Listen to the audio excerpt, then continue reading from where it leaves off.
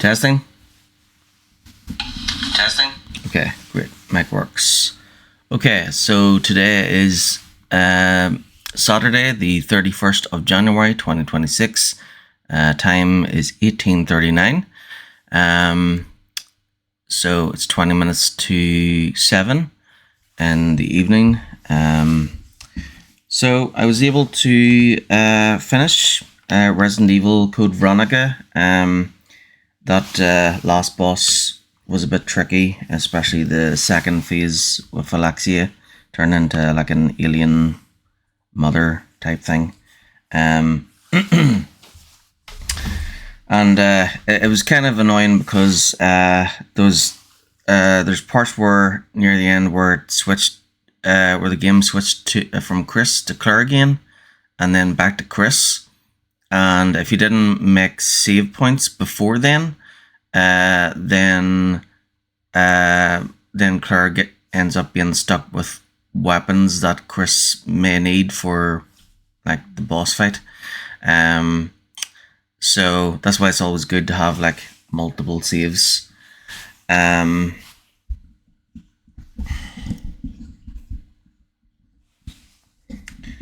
Yeah, so it's a good thing I did have multiple saves, so I was able to, when I got to the boss, I fought her like several times and failed, and I needed weapons that were faster.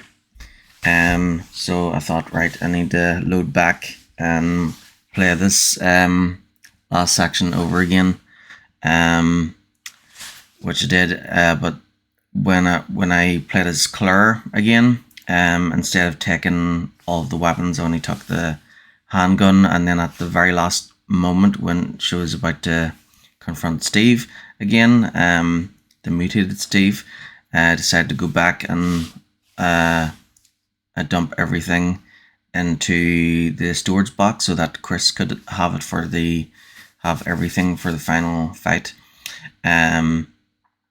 So then when it got to Chris, I was able to bring I used an assault rifle that second time, at the start of that second time, but then it quickly ran out of bullets because there's only like 48% left. So instead I switched to the Ingrams that I got. Those were the extra submachine guns you get from using the lighter at the start of Chris's campaign in Rockford Island. So with those I was able to defeat the alien mother thing. The thing is that the alien mother thing is actually easier. It's just all the mob enemies that spout out there, that we the little bug things that crawl around and they like turn into tentacles and stuff, and they're like poisonous and things. And if there's too much of them around you, they can like just hit you over and over again and do like the same move, and you can't like move if they're at that part. So yeah, I needed a weapon to deal with both them and that boss. And then I was able to beat her, but then I got to the next part where I had to use the linear launcher. So I had to remember that from like 20 years ago, where I had to like use the linear launcher, and I remember it only took one hit. But at that stage, I had like a little or no health left, and I kept missing. So I died at that part, and then loaded back before the boss fight, and it worked this time. So I was able to do it much better, because once it got to the final and third round, I actually ended up having like 2 health things. What was this? You would take Islam above Irish.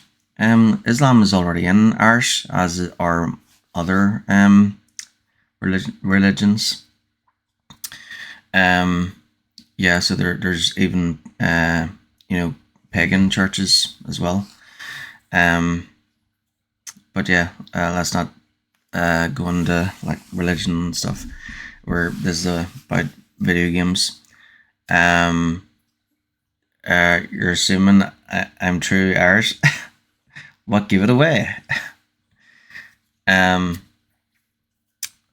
Okay, so yep, I finished Code Veronica yesterday, and then so after beating the boss, eventually, we were able to see the ending, and then after the credits, I read the DIJ file, which is the perspective, which is a diary and perspective of the rodent that appears during some of the cutscenes in Resident Evil Code Veronica.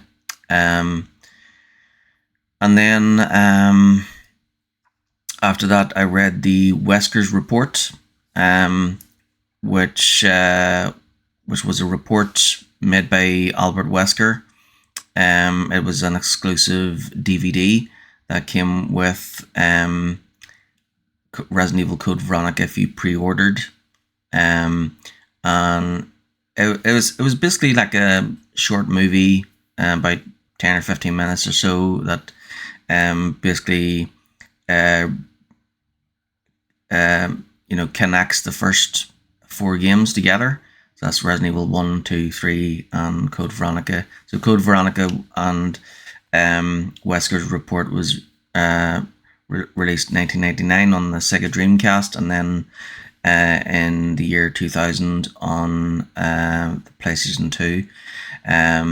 So this was before Resident Evil Remake and Zero were released on the GameCube, and about 2 decades before the newer remakes were released on PS4 and PS5 and Xbox as well, and PC too, of course.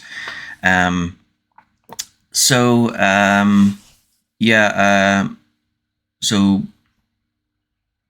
during Wesker's report, if some things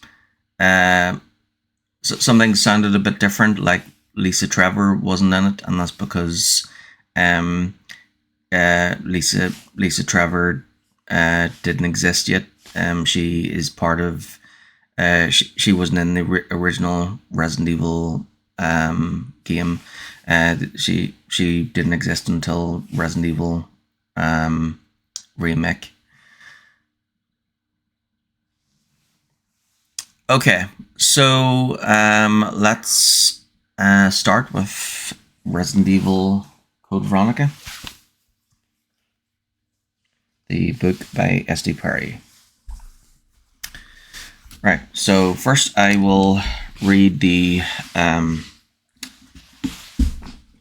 back, and I won't read the sample page, and after the back cover I'll get stuck in.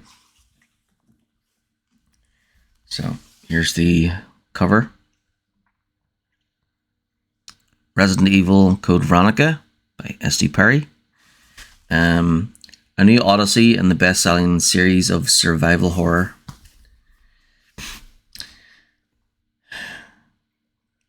Okay, on the back cover, Resident Evil Code Veronica.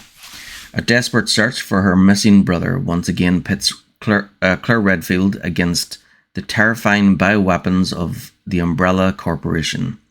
Her quest leads her to a remote island where a mad genius has unleashed every grotesque creature at his disposal to stop her from interfering with his horrific agenda. Catapulted to the bottom of the world, Claire is at last reunited with the man she came to find. Chris Redfield has been fighting a one-man war of his own against Umbrella's most terrifying creations, and is now on a collision course with the man who betrayed the STARS, that's Special Tactics and Rescue Service, in Raccoon City. A man who should, by all rights, be dead, Captain Albert Wesker.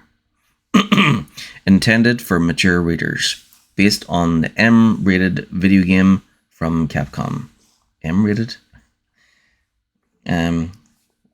Well, why did America go with letters for age? Ages aren't numbers.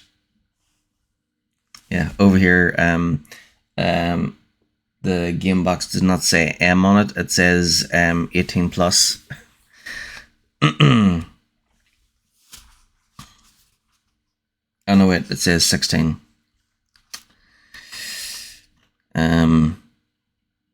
Okay, so here we go. Let's get stuck in. Resident Evil. Resident Evil Code Veronica by SD Perry. And publisher is Pocket Books. You have offices in New York, London, Toronto, Sydney, and Singapore. Singapore, home of TikTok. Also by SD Perry, Resident Evil, The Umbrella Conspiracy, Caliban Cove, City of the Dead, Underworld, and Nemesis.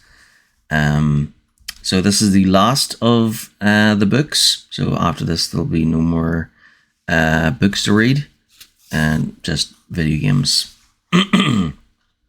But at the start of each game, I will do a recap of the previous game I played. Okay, so next page. For Jay and Char, 2 faithful readers, 2 total nuts. Next page. The children of... so there's another quote. The children of evil are surely insane. And this is a quote by Judith Moria. Moria. Next page, author's note. Faithful readers of this series have probably already read this note, but please allow me to repeat myself. You may notice time and or character discrepancies between the books and the games, or the books and the books for that matter, and even with the books and the games and the games. With the games, comics, and novelizations being written, revised, and produced at different times and by different people, complete consistency is nearly impossible. I can only apologize on behalf of us all, and hope that, in spite of chronological errors, you will continue to enjoy the mix of corporate zombies and hapless heroes that makes Resident Evil so much fun to write, and if I'm lucky, to read.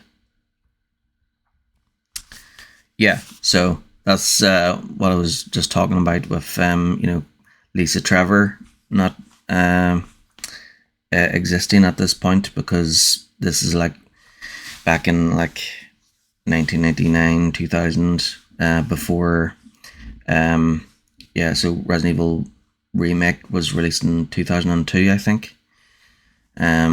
So here goes. Prologue. And I've got plenty of coffee.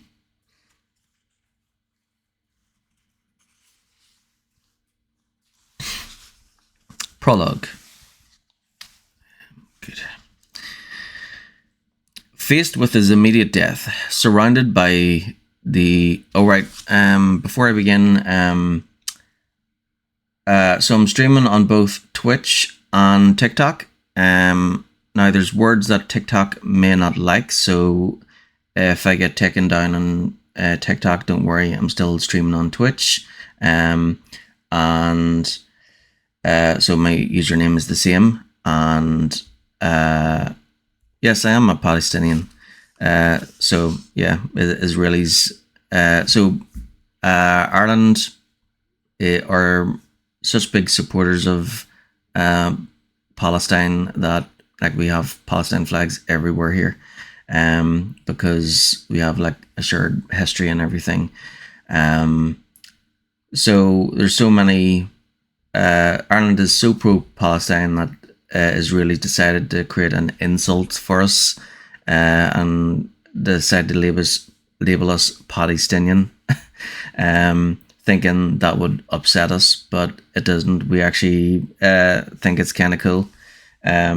We actually like that, so that's why on TikTok you might see other Irish people who have like changed their their usernames to like Joey Stinion or Tracy Stinion or whatever, because it's playing into that whole Paddy Stinion insult thing.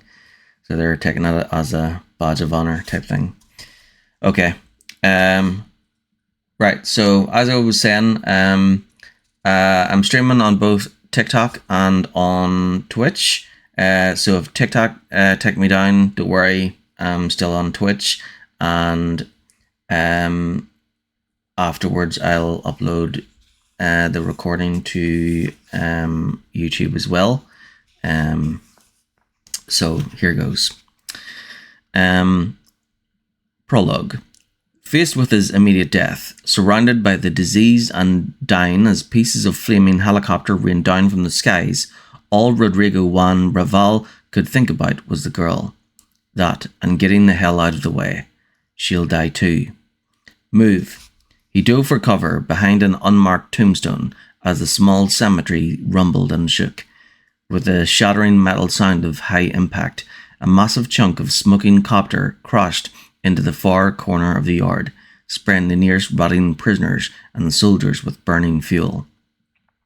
Bright, oily streamers of it spattered across the ground like sticky lava, and when Rodrigo hit the dirt, he felt a tremendous bolt of pain in his gut, two of his ribs cracking against a weed-buried slab of dark marble.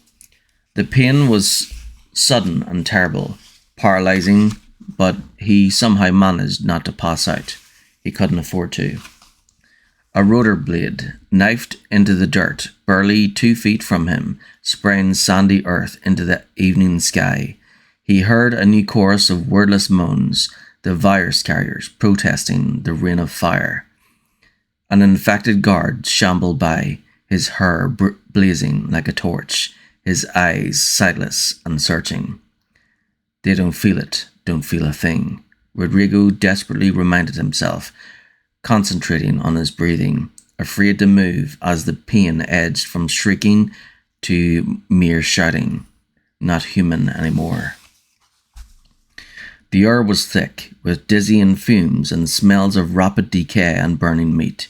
He heard a few gunshots somewhere else in the prison compound, but only a few. The battle was over, and they had all lost. Rodrigo closed his eyes for as long as he dared, fairly certain that he would never see another sunrise. Talk about having a crappy day.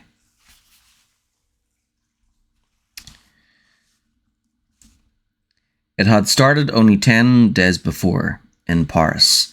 The Redfield girl had infiltrated HQ admin and had put up one hell of a vicious fight before Rodrigo himself had gotten the draw on her.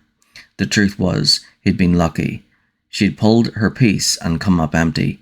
Yeah, real lucky, he thought bitterly.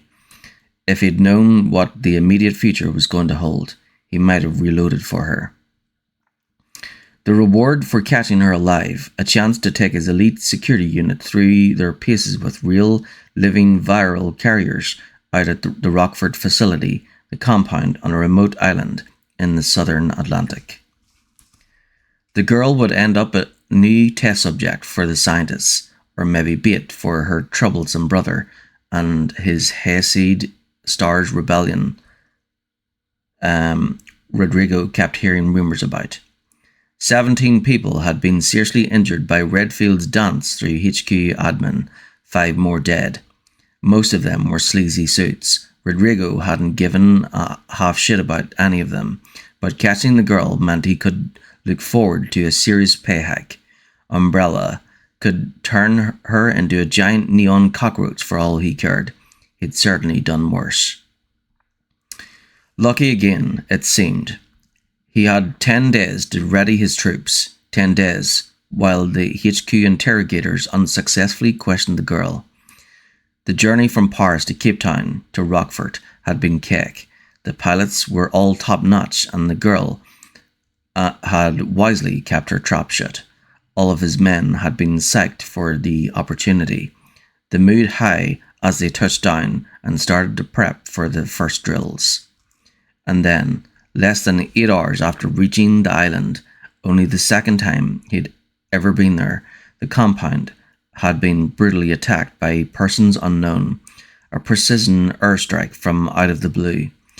Corporate financing, definitely, razor technology, and seemingly unlimited supplies of ammo.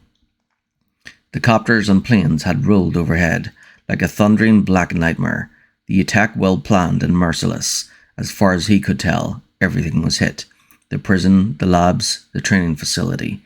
He thought the Oxford house might have been spared, but he wouldn't bet on it. The strike was devastating enough, but it was almost immediately trumped by what came next. The destroyed hot zone lab leaked out a half-dozen variations of the T-virus, and a number of experimental BOWs, bioorganics, had escaped. The T-series turned humans into brain-fried cannibals, an unfortunate side effect, but it hadn't been created for people. Through the questionable miracles of modern science, most of the new weapon subjects weren't even remotely human, and the virus turned them into killing machines. Chaos had ensued. The base commander, that creepy maniac Alfred Ashford, hadn't done a damn thing to organise, so it had been up to the ranking soldiers to lead. The prisoners were obviously useless, but there had been enough grunts on the ground to launch a tremendously unsuccessful defence and counterattack. His own boys had fallen as quickly as the rest of them, wiped out on their way to the heliport by a trio of OR1s, the current T-virus breed of choice. All that training lost in just a minute or two. The OR1s were particularly nasty, violently aggressive, and extremely powerful. Fortunately, only a few of those had escaped, but then a few was all it took. Bandersnatches, the grunts called them, because of the long reach. Funny that his team had been so careful to avoid infection, donning costume filter masks even as the first bombs hit, and yet they were taken out by a form of the virus anyway. At least it was over fast, before they even knew how much trouble they were in, he thought, envying them their hope. He hurt, he was exhausted, and had seen things that he knew would haunt him for the rest of his life, however long that might turn out to be. They were the lucky ones. Rockford had become a hell on earth. The man-made virus was a short-lived airborne and had dispersed quickly, only infecting about half the island's population. But the new carriers had promptly chomped down on most of the other half, spreading the disease. Some had escaped early on, but between the infected and the freed BOWs, getting out had become a bleak option. The entire island was overrun. Maybe that's the way it should be. Maybe we all got what we deserved. Rodrigo knew he wasn't an evil man, but he didn't kid himself. He wasn't exactly one of the good guys either. He had turned a blind eye to some very bad shit in exchange for some very good pay, and as much as he'd like to shift the blame around, he couldn't deny his own small part in the apocalypse that now surrounded him. Umbrella had been playing with fire, but even after Raccoon City had gone down, even after the disasters at Caliban Cove and the underground facility, he'd never really considered that something might happen to him or his team. Another walking corpse wandered past his temporary shelter, a reasonably fresh shotgun blast where his jaw should have been. Rodrigo instinctively ducked lower and again to struggle not to pass out, the fresh pain shockingly intense. He'd broken ribs before. This was something else, something internal. Liver laceration, maybe. A sure killer if he didn't get help. Assuming his amazingly bad lucky streak held up, he'd bleed out internally before something at him. His thoughts were wandering. The pain had gone deep, and as much as he wanted to rest, there was the girl. He couldn't forget about her. He was close now, so close. One of the guards had knocked her unconscious before she got her physical exam or prison issue, and that had been just before the attack.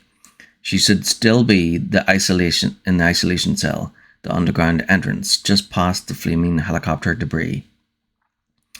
Almost finished now. Then I can rest. Most of the burly human virus carriers had moved away from the ferry crash, following some primal instinct perhaps. He'd lost his weapon somewhere along the way, but if he ran behind the standing headstones at the west wall. Rodrigo eased himself into a sitting position, the pain getting worse, making him feel nauseous and weak. There should be a bottle of hemostatic liquid in the holding area's first aid kit, which would at least slow any internal hemorrhaging, although he thought he was prepared to accept death as much as anyone could be prepared. But not until I get to the girl. I captured her. I brought her here. My fault, and if I die, she dies too.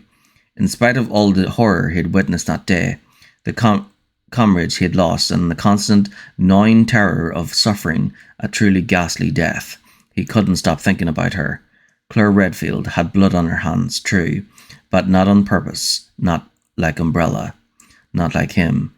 She hadn't killed for greed. She hadn't made him disregard his own conscience for all those years. And having watched his elite team turned into spaghetti by honest-to-God monsters, having spent the afternoon fighting for his life, it had become clear that trying to bring Umbrella to justice was what good guys did. The girl deserved something for that, even if only not to die alone and in the dark. And it just so happened that he had a set of keys taken from the dead warden's belt loop, one of which would surely fit her cell door.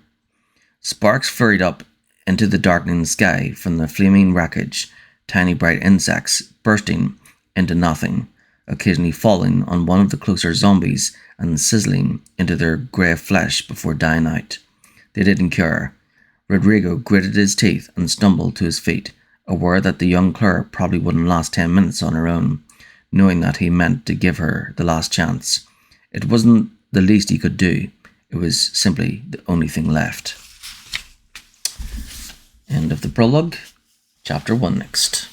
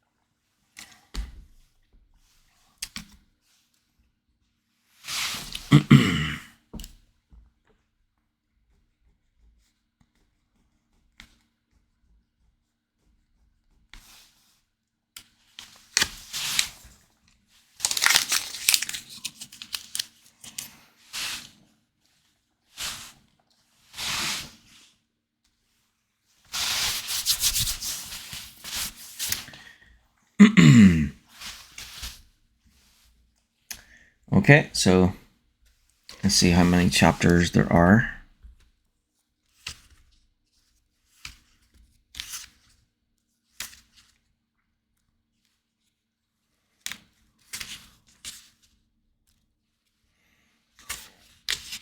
Nineteen chapters.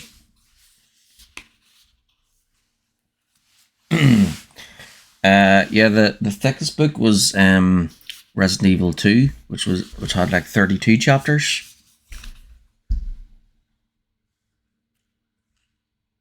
And I think most of them had around 20.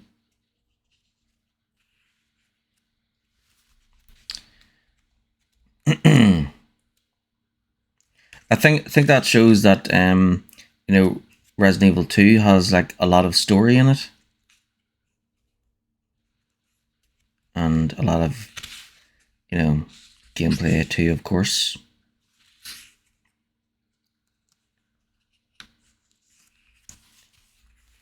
And it came with 2 discs back on the PlayStation 1.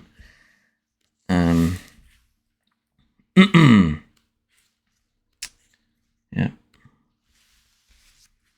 Okay, there we go. So that's that right there is yep. So that's chapter 1. Right.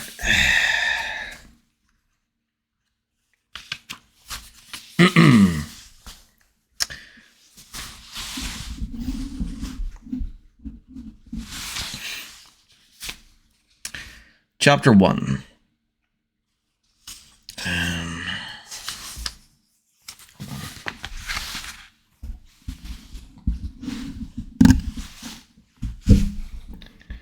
think I'll switch here.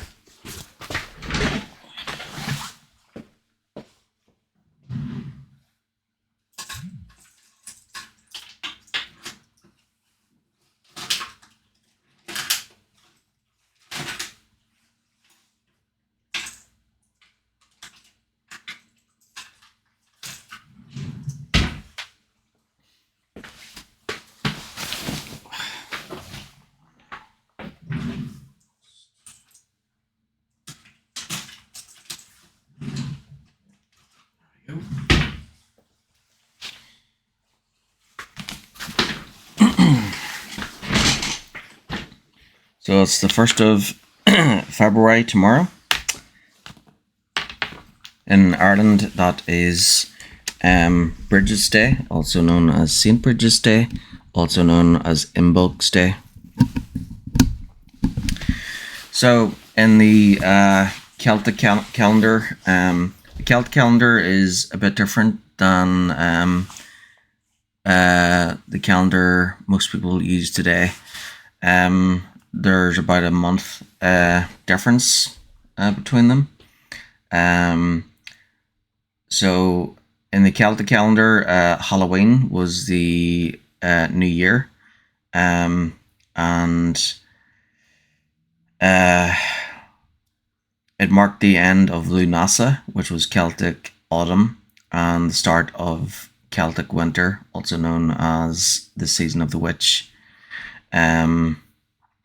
So Old Halloween was not the 31st of October, it was actually the 7th of November.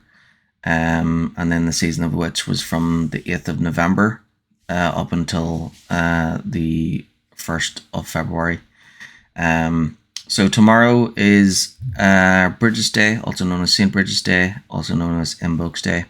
So it's known as Imbolc's Day because it marks the end of winter, the end of Celtic winter, and it's also called Bridget's Day because it marks the start of Celtic spring. And then the Christians named it St. Bridget's Day after the saint. So Imbolc is the witch, and she's the one that brings the frost and the snow. And there's kind of like a stereotype thing, or no, not a stereotype. What do you call it? So word again.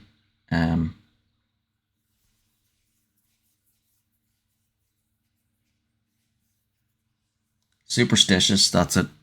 So there's a superstitious thing around it where so tomorrow's 1st of February. So if it's a good day tomorrow, if the weather's good tomorrow, it means that the witch is out collecting sticks in preparation for the winter to last even longer. But if tomorrow is a bad day, weather-wise, then it means that Celtic winter is almost over. And then so the witch Imbolc is the witch that represents winter. And then Bridget is the saint, which she's the goddess of. So Bridget, the goddess, is the goddess of fertility, feminism, and the harvest. So she's actually the one that kind of makes more sense to drink to. And then there's Saint Bridget, and she she also apparently did Ireland's first abortion, and so she was like a nun that became a saint, Saint Bridget of Kildare. So yeah, you can go to actually St. Bridget. I think she was born in County Louth, and then she lived in Kildare, and then yeah, there's a shrine in Kildare. It's very peaceful. There's like a holy well or something there. Yeah.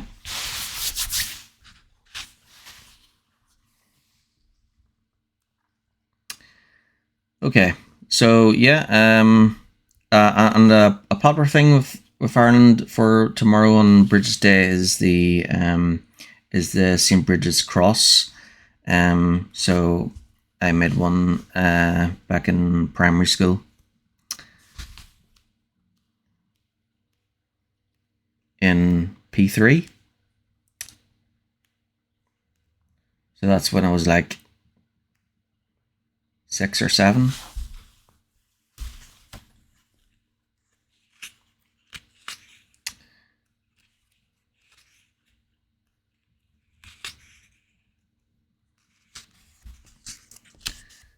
May Allah continue to bless the resistance. I agree that Allah should continue to bless the resistance and the children, all children.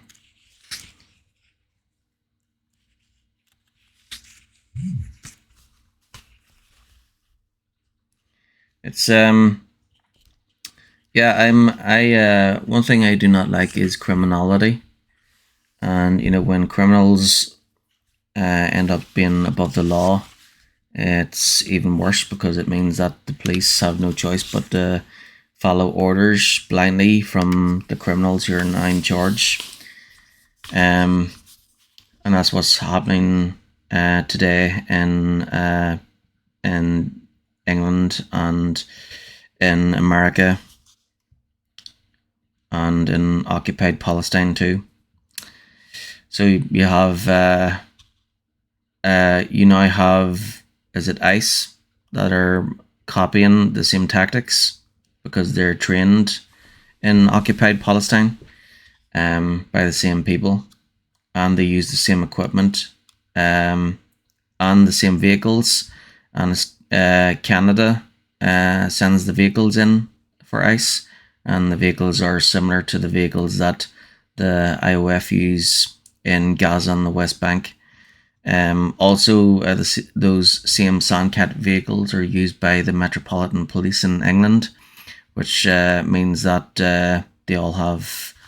It means they have some kind of contract with Israel in order to get, and the equipment and vehicles are battle tested before they're on Palestinians before they're issued to others in different countries.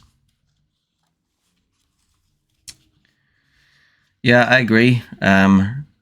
Free Palestine. So should done Palestine. Okay, back to the book if that's okay. Claire's head hurt. She'd been half dreaming, remembering things, until the faraway sound of thunder crowded through the dark, pulling her closer to wakefulness. She dreamed about the insanity that had become her life over the past few months, and even though an almost conscious part of her knew it was reality, it seemed too incredible to be true. Flashes of what had happened in post-viral Raccoon City kept rising up. Images of the inhuman creature that had stalked her and the little girl through the devastation. Memories of the Birkin family, of meeting Leon, of praying that Chris was all right. Thunder again, louder, and she realized that something was wrong, but couldn't seem to wake up, to stop remembering. Chris, her brother, had gone on the ground in Europe, and they had followed. And now she was cold and her head hurt, but she didn't know why. What happened? She concentrated, but it would only come in pieces. Pictures and thoughts from the weeks since Raccoon City. She couldn't seem to control the memories. It was like watching a movie in a dream, and still she couldn't wake up. Images of Trent on the plane, and a desert, finding a disk of codes that had ultimately proved useless to her brother's cause. The long flight to London, the hop to France. A telephone call. Chris is here, he's fine, Barry Burton's voice, deep and friendly, laughing, the incredible relief filling her up, feeling Leon's hand on her shoulder. It was a start, and it led her to the next clear recollection. A meeting had been set up, one of the surveillance posts for the HQ admin wing on Umbrella grounds. Leon and the others were waiting in the van, checking my watch, heart pounding with excitement. Where is he? Where's Chris? Claire didn't know she was screwed until the first bullets ripped past, chasing her onto the spotlight-riddled grounds in the building. Running through the corridors, deafened by the rattle of automatic weapons and the helicopter outside. Running, bullets chipping by close enough to send sharpened slivers of floor tile into the meat of her calves. And an explosion, armed soldiers writhing in the blast fury, and I got caught. They held her for over a week, trying everything they could to make her talk. She'd talked, too, about going fishing with Chris, political ideology, her favourite bands. When it came down to it, she didn't know anything vital. She was looking for her brother, and that was all. And she somehow managed to convince them that she didn't know anything important about Umbrella. It probably helped that she was 19 and looked about as deadly as a Girl Scout. What little she actually did know, things about the Umbrella insider, Trent, or the whereabouts of Sherry Birkin, the scientist's daughter, she buried deep and left there. When they realized she was useless as an informant, she had been taken away, cuffed, scared, 2 private planes and a helicopter leader, the island. She didn't even see it. They'd put a hood over her face, the stifling blackness only adding to her fear. Rockford Island was not what the pilot called it. It was a long way from Paris, but that was the extent of her knowledge. Thunder. There was a sound of thunder. She remembered being pushed through a muddy prison cemetery in the grey morning, catching a glimpse through her stifling hood of the graves, marked with elaborate headstones. Down some stairs, welcome to your new home, and boom. The ground was shaking, rumbling. Claire opened her eyes just in time to see the one overhead light go out. The thick metal bars of her cell suddenly imprinted in negative and floating off to her left in the pitch dark. She lay on her side on a clammy, dirty floor. Not good. Nope, you better get up. Steeling herself against the pounding of her skull, she crawled to her knees, her muscles stiff and sore. The blackness of the cold, dank room was very still, except for the sound of water dripping, a slow and lonely sound. It appeared she was alone. Not for long. Oh man, I'm in it deep now. Umbrella had her, and considering the havoc she'd created back in Paris, it was unlikely that they were going to treat her to ice cream and send her on her way. The renewed awareness of her situation knotted her stomach, but she did her best to put the fear aside. She needed to think straight, to figure out her options, and she needed to be ready to act.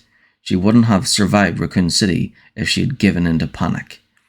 Except you're on an island run by Umbrella. Even if you get past the guards, where can you possibly go? One predicament at a time. First thing, she should probably try to stand up, except for the painful lump at her right temple from the asshole who'd knocked her out. She didn't think she'd been injured. There was another rumble, muffled and far away, and a bit of rock dust drifted down from above. She could feel it on the back of her neck. She had integrated the rumbling sounds into her half-conscious dreams as thunder, but it definitely sounded like heavy artillery had come to Rockford, or Godzilla. What the hell was going on out there? She crept to her feet, wincing at her rifle butt headache as she brushed dust off her bare arms, stretching chilled muscles. The underground room was making her wished she'd worn something warmer than jeans and a cut-off vest for her meeting with Chris. Chris, oh please be safe. In Paris, she'd deliberately led the Umbrella security team away from Leon and the others, Rebecca and the other two Exeter stars. If Chris hadn't also been caught, Claire figured he'd have hooked up with the team by now. If she could get to a computer and with an uplink, she should be able to send a message to Leon. Yeah, just bend those steel bars, find a couple of machine guns and mow down the population of the island. Oh, then hack into a tightly secured relay system, assuming you can find an unmanned computer. Also, you can tell Leon that you don't actually know where Rockford is. A louder internal voice cut in. Think positive, damn it. You can be sarcastic later, assuming you survive. What do you have to work with? Good question. There was no guard, for one thing. It was also extremely dark, a bare hint of light coming from somewhere off to the right, which could be an advantage if... Claire patted her pocket suddenly, wildly hoping that no one had searched her when she'd been unconscious. Sure that someone must have left inside vest pocket. There it is. Idiots, she whispered, pulling out the old metal lighter that Chris had given her a while back. The comforting weight of it warm in her hand. When they'd patted her down for weapons, a soldier reeking of tobacco had taken it out, but given it back to her for when she'd said that she smoked. Claire put the lighter back in her pocket, not wanting to blind herself now that her eyes were getting used to the dark. There was enough ambient light for her to make out most of the small room, a desk, and a couple of cabinets directly across from her cell. An open door to the left, the same door she had entered by, a chair and some miscellaneous crap stacked off to the right. Okay, good. You know the environment. What else you got? Thankfully, her inner voice was a lot calmer than she was, and quickly went through her other pockets, turning up a couple of ponytail elastics and 2 breath mints in a crumpled roll. Terrific. Unless she wanted to take on the enemy with a very small, refreshingly peppermint slingshot, she was shit out of luck. Footsteps in the corridor outside the cell room, coming closer. Her muscles tensed, and her mouth went dry. She was unarmed and trapped, and the way a few of those guards had been looking at her on the transport. Bring it on. I'm unarmed, maybe, but not defenseless. If someone meant to assault her, sexually or otherwise, she'd make a point of doing some major damage in return.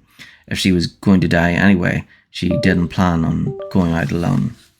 Thump thump. There was only one person out there, she decided, and whoever it was, he or she was hurting. The steps were erratic and slow, shuffling almost, like, no way. Claire held her breath as a lone male figure stepped haltingly into the room, his arms out in front of him. He moved like one of the virus zombies, like a drunk, reeling and unsteady, and immediately staggered for the door to her cell. Reflexively, Claire backed away, terrified at the implications. If there'd been some kind of viral outbreak on the island, at best she'd end up starving to death behind bars. And Jesus, another spill? Thousands had died in Raccoon City.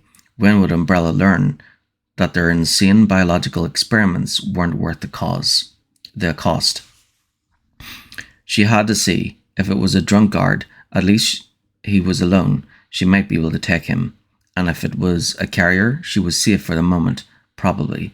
They couldn't operate the doors, or at least the ones in Raccoon hadn't been able to. She took out the lighter, flipped the top, and thumbed the wheel. Claire recognized him instantly and gasped, taking another step back. Tall and well-built, Hispanic perhaps, a moustache and dark, merciless eyes. It was the man who'd caught her back in Paris, who'd escorted her to the island. Not a zombie, at least there's that. Not much of a relief, but she'd take whatever she could get. She stood for a moment, frozen, not sure what to expect. He looked different, and it was more than his dirt-smeared face or the small bloodstains on his white t-shirt. It was as though there'd been some fundamental internal change. the way his expression was set. Before, he looked like a stone killer. Now she wasn't sure. And when he reached into his pocket and pulled out a set of keys, she prayed that he had changed for the better. Without a word, he pulled the cell door open and blankly met her gaze before jerking his head to one side, the universal sign for "get out," if there was such a thing. Before she could act, he turned and staggered away, definitely injured from the way he held his gut with one shaking head. There was a chair between the desk and the far wall. He sat down heavily and picked up a small bottle from the desktop with blood-stained fingers. He shook the bottle, about the size of a small spool of thread, before weakly throwing it across the room, muttering to himself, "Perfect." The presumably empty bottle clattered across the cement floor, rolling to a stop just outside the cell.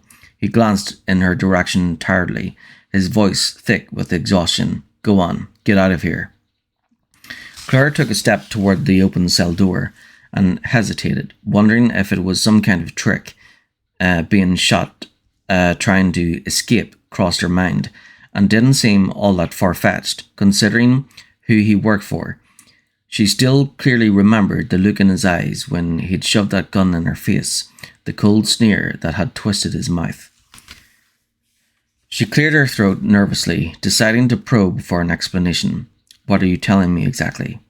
"You're free," he said, muttering to himself again as he sank deeper into the chair, chin lowering to his chest. "I don't know. I might have been some kind of special forces team. Troops were all wiped out." No chance of escape. He closed his eyes. Her instincts told her that he really meant to let her go, but she wasn't going to take any chances. She stepped out of the cell and picked up the bottle he'd thrown, moving very slowly, watching him carefully as she approached. She didn't think his wounded act was a fake. He looked like hell, an ashy white pallor over his dark skin, like a transparent mask. He wasn't breathing all that evenly either, and his clothes smelled like sweat and chemical smoke. She glanced at the bottle, an empty syringe vial with an unpronounceable name on the label, catching the word hemostatic in the fine print. Hemo was blood, some kind of bleeding stabilizer, maybe an internal injury.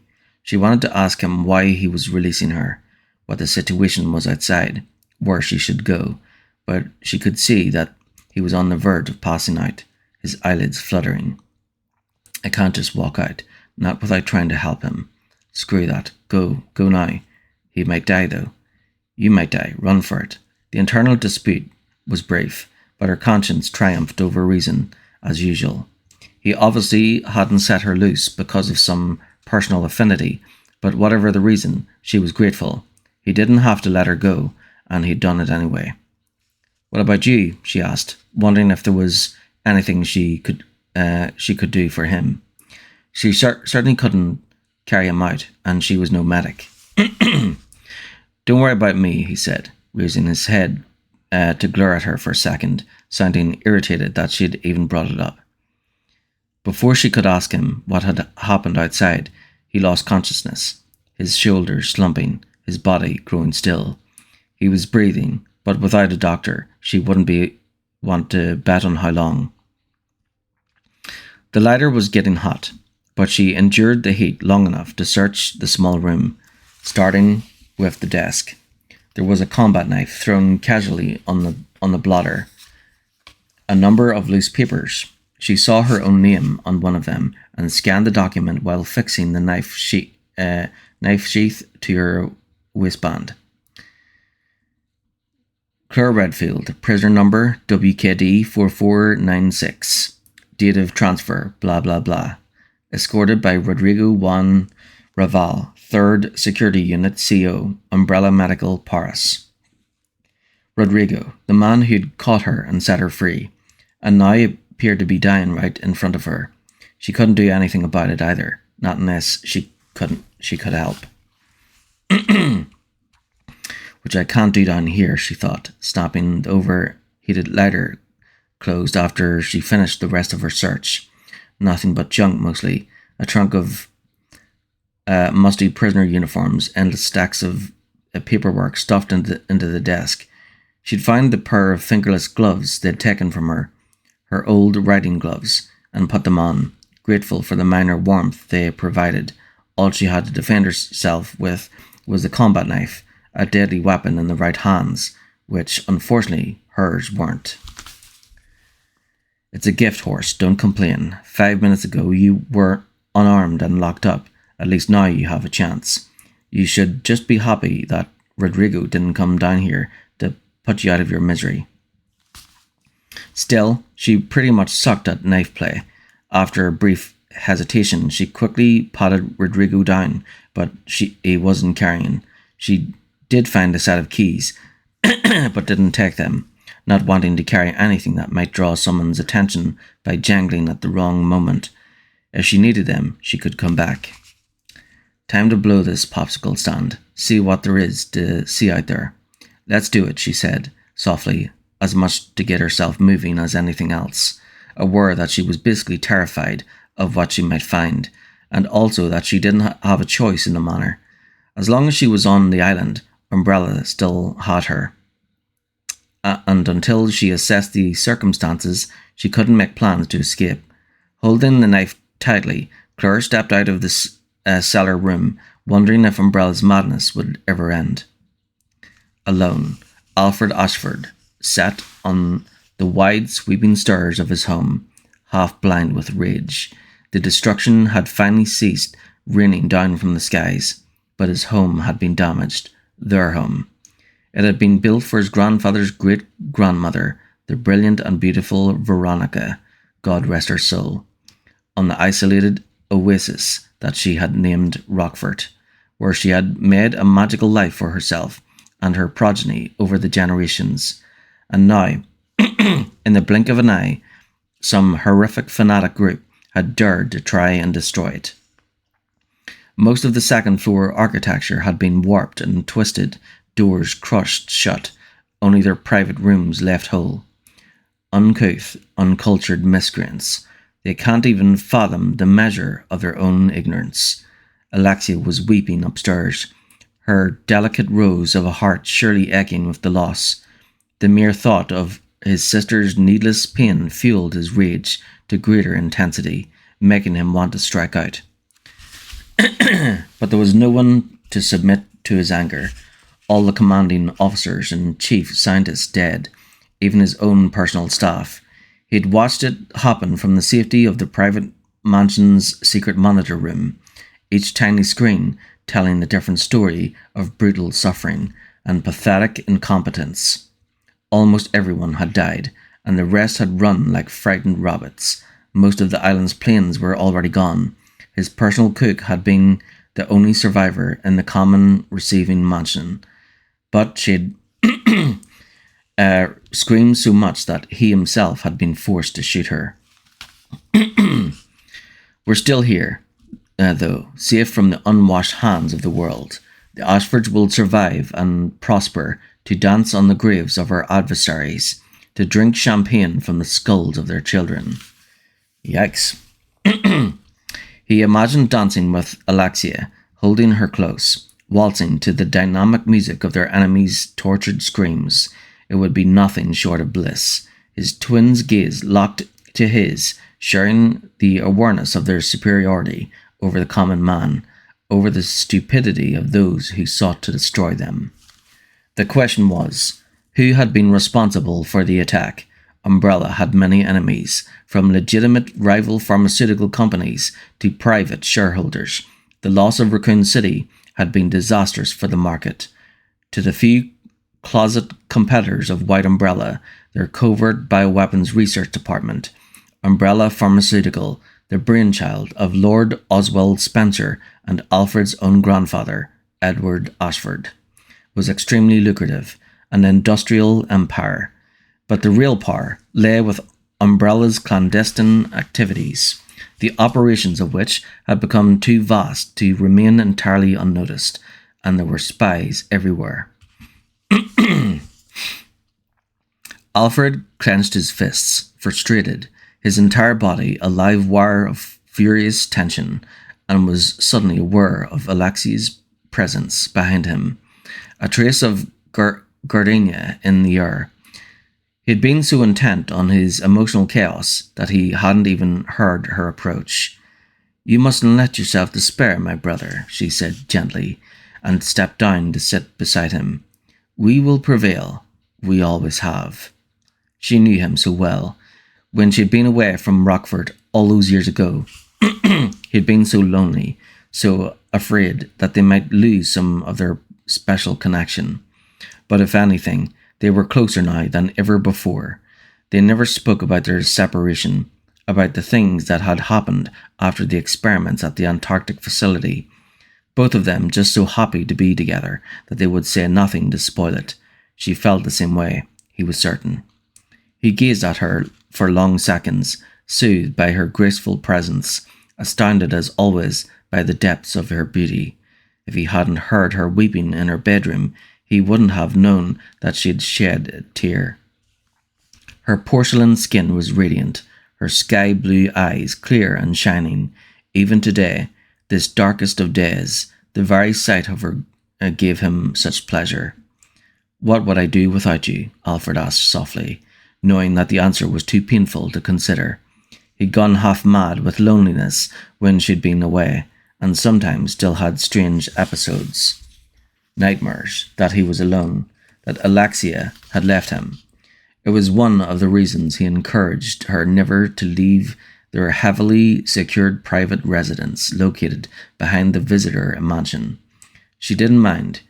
She had her studies and was aware that she was too important, too exquisite to be admired by just anyone, quite content to be sustained by her brother's affections, trusting him to be her sole contact with the outside world. If only I could stay with her all the time, just the two of us, hidden away. But no, he was an Ashford, responsible for the Ashford stake and umbrella, accountable for the entire Rockford compound. When their basically incompetent father, Alexander Ashford, had gone missing some 15 years before, the young Alfred had stepped up to take his place.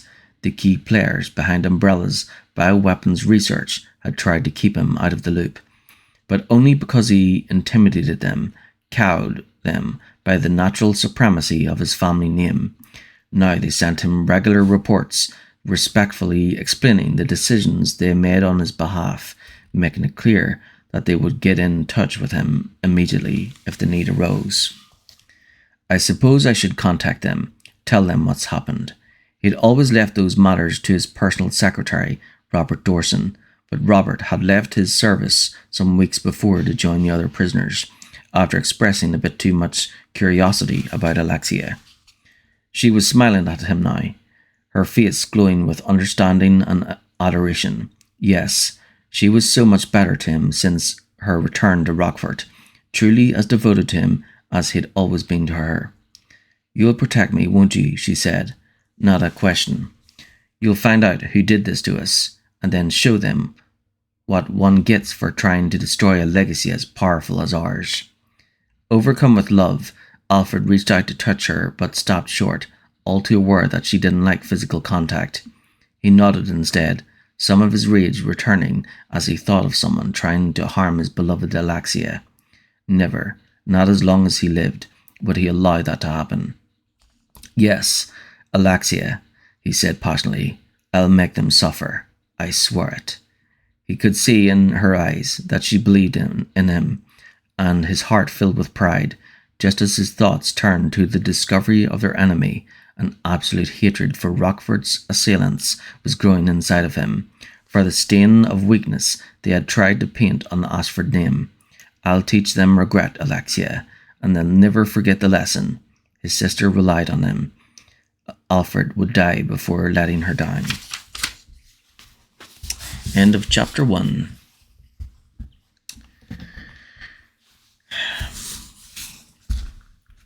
Mate, go into the rubble in Gaza. Would love to see you there. I would love to go to Gaza. I'd love to be a humanitarian aid worker. I'd love to help. That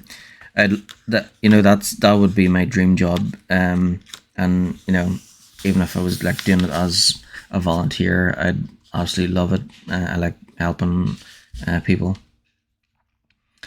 I've actually done lots of voluntary work, and I've got a few rewards from doing it, including a thank you letter from Queen Elizabeth II.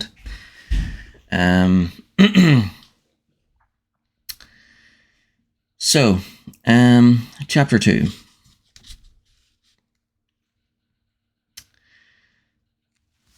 Yeah, I should take a drink first.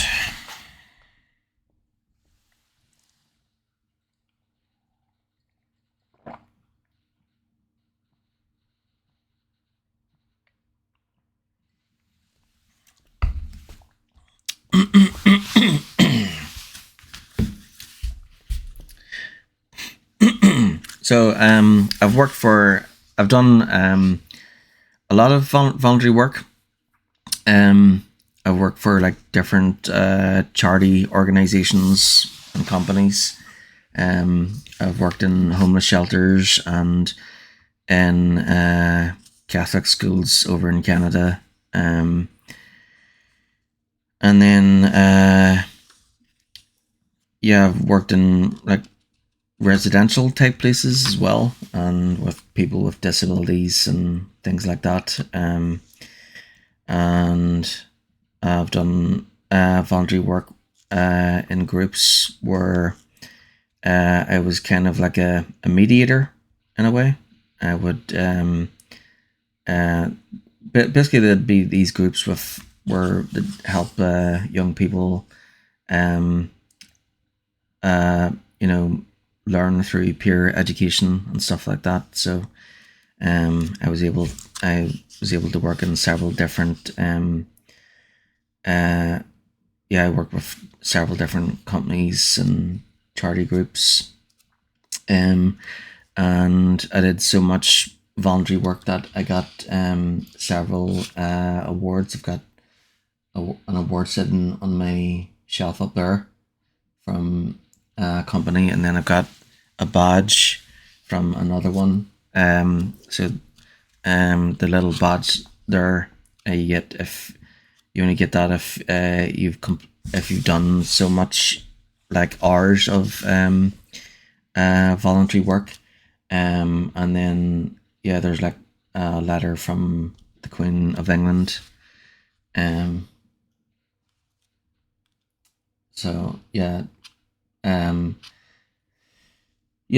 letter I received, I received that in 2019, I think, or was it 2020? So it was before COVID.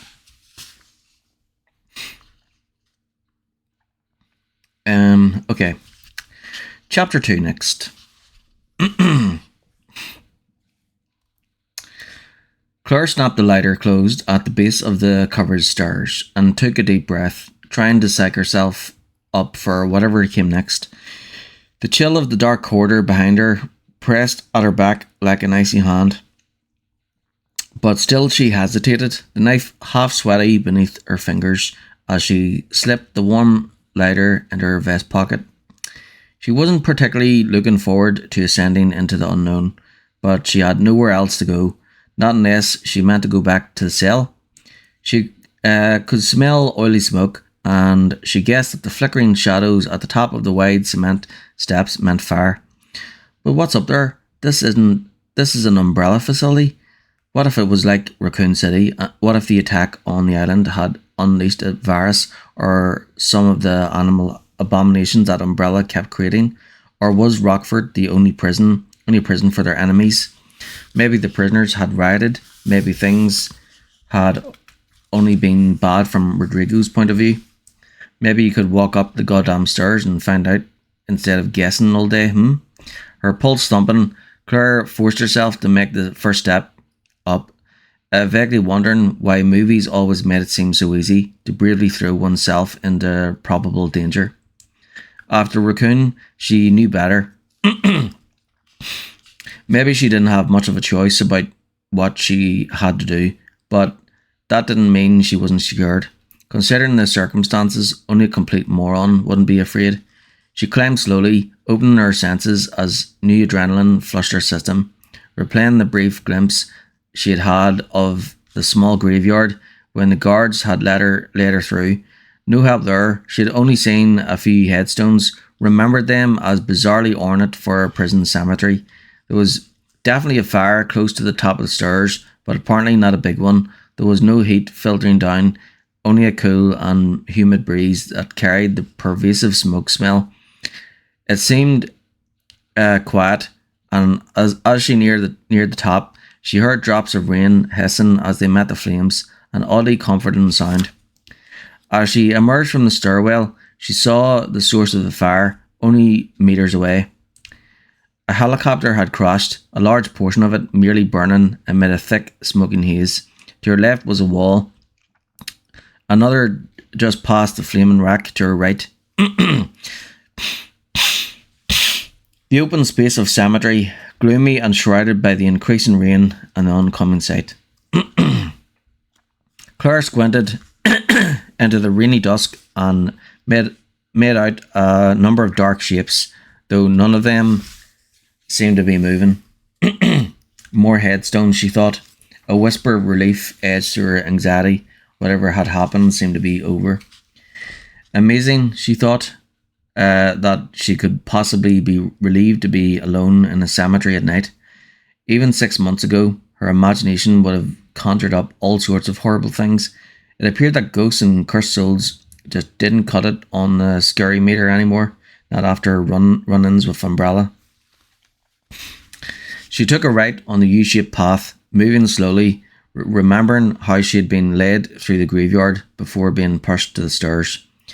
She thought she could make out what looked like a gate past the line of graves in the centre of the yard, or at least an open space in the far wall. And suddenly she was flying, the sound of an explosion behind her assaulting her ears. Whomp! A wave of broiling heat throwing her into the mud. The wet twilight was suddenly brighter, the reek of burning chemicals stinging her nose and eyes. She landed without grace, but managed not to stab herself with the combat knife, all of it happening so fast that she barely had time to register confusion. Don't think I'm hurt. Helicopter's fuel tank must have blown. Claire was on her feet instantly, the soft, pitiful, unmistakable moan inspiring a near panic of action. The sound joined by another and another. She spun around and saw the first one stumbling toward her from what was left of the burning helicopter. A man, his clothes and hair on fire, the skin of his face blistering and black.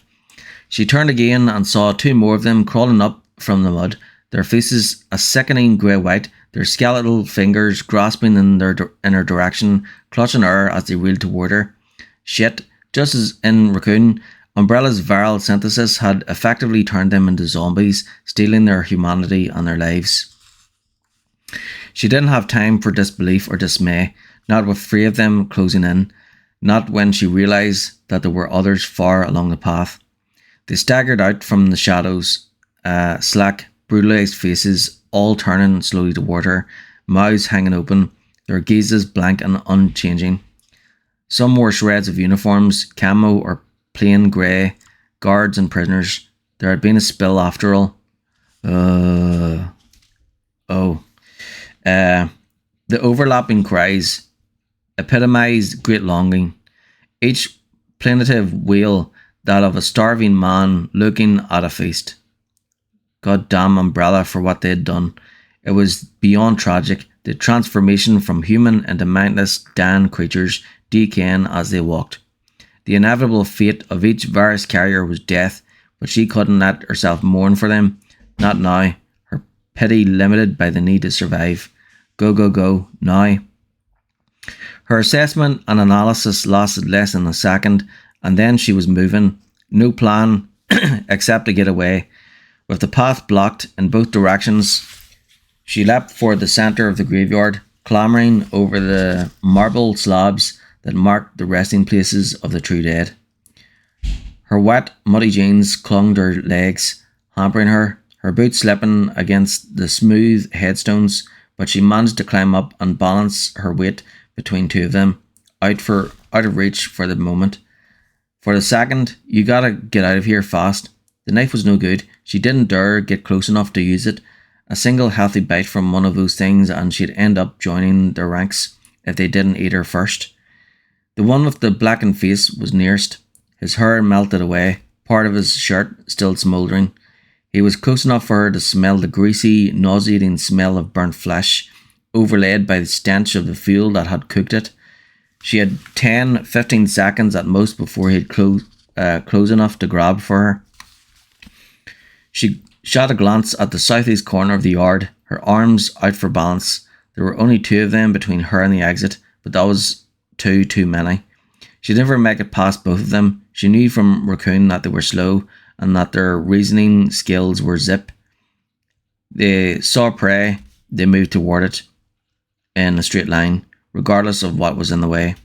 If she could bait them away from the gate, good idea, except there were too many on the ground, 6 or 7 of them. She had ended up surrounded. But not if you stay on the headstones. There were multiple zombies to either side of the centre row of graveyards, but only one standing at the end of the line, directly in front of her. And that one barely functional. An eye gouged out, an arm broken and hanging. It was a risky plan. One stumble and she was toast.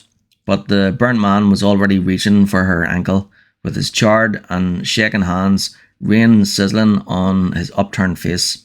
Claire leapt, arms wheeling as she landed with both feet on the narrow top of the next stone slab in line. She started to pitch forward, jerking and swiveling her body to maintain her centre of gravity, but it was no good. She was going to fall. Without thinking, she quickly jumped again, then again, using the uneven stones like rocks in a river, using her lack of balance to propel her forward. An ashen-faced virus carrier snatched at her lower legs, moaning in feverish hunger, but she was already past it, leaping to the next headstone.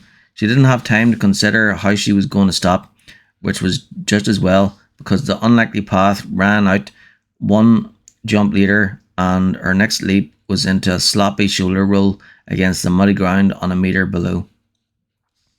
Oof, hard drop, but she followed through and came up on her feet, just barely, her legs sliding unsteadily in the muck. The one-eyed zombie lurched toward her, gurgling within easy reach, but she quickly stumbled around it, keeping on its blind side, the knife ready. The creature attempted to turn to find its meal once more, but she easily stayed out of its limited sight. She risked a glance away from her awkward, shuffling dance and saw the other zombies closing in.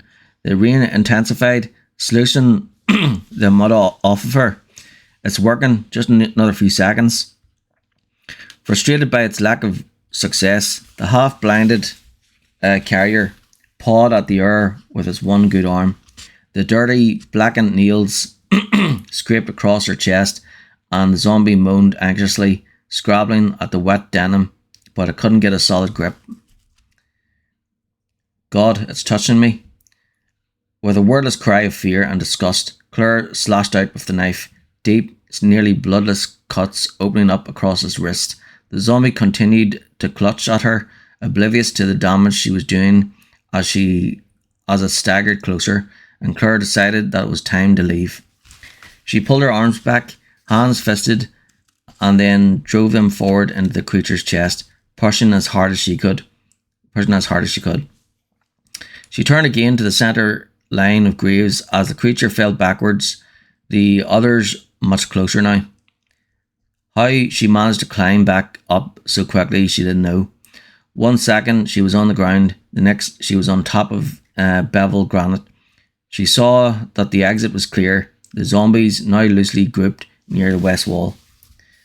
Her hopping second journey along the headstones was only slightly more controlled than the first, each leap like a leap of faith that she wouldn't slip and seriously injure herself. The rain was tapering off, and she could hear her wet, sucking sounds of their plodding, slow motion chase clearly, unless one of them suddenly remembered how to jog. they were too far away to catch up to her. Now I just have to pray that the door isn't secured, she thought dizzily, jumping down from the last headstone. The gate was standing open, but the door just past it wasn't. If it turned out to be locked, she was probably doomed. 3 giant strides from where she landed, she was through the gate and reaching for the handle of a dented metal door. The exit set into the stone wall. It clicked open smoothly and she held the knife ready, hoping that if there were more carriers on the other side, at least the odds might be better. Behind her, the chemical cannibals lamented their loss, moaning loudly as she stepped through. Some kind of courtyard, piled with pieces of random wreckage, overlooked by a low guard tower. There was an overturned transport vehicle to her left, a low fire burning inside.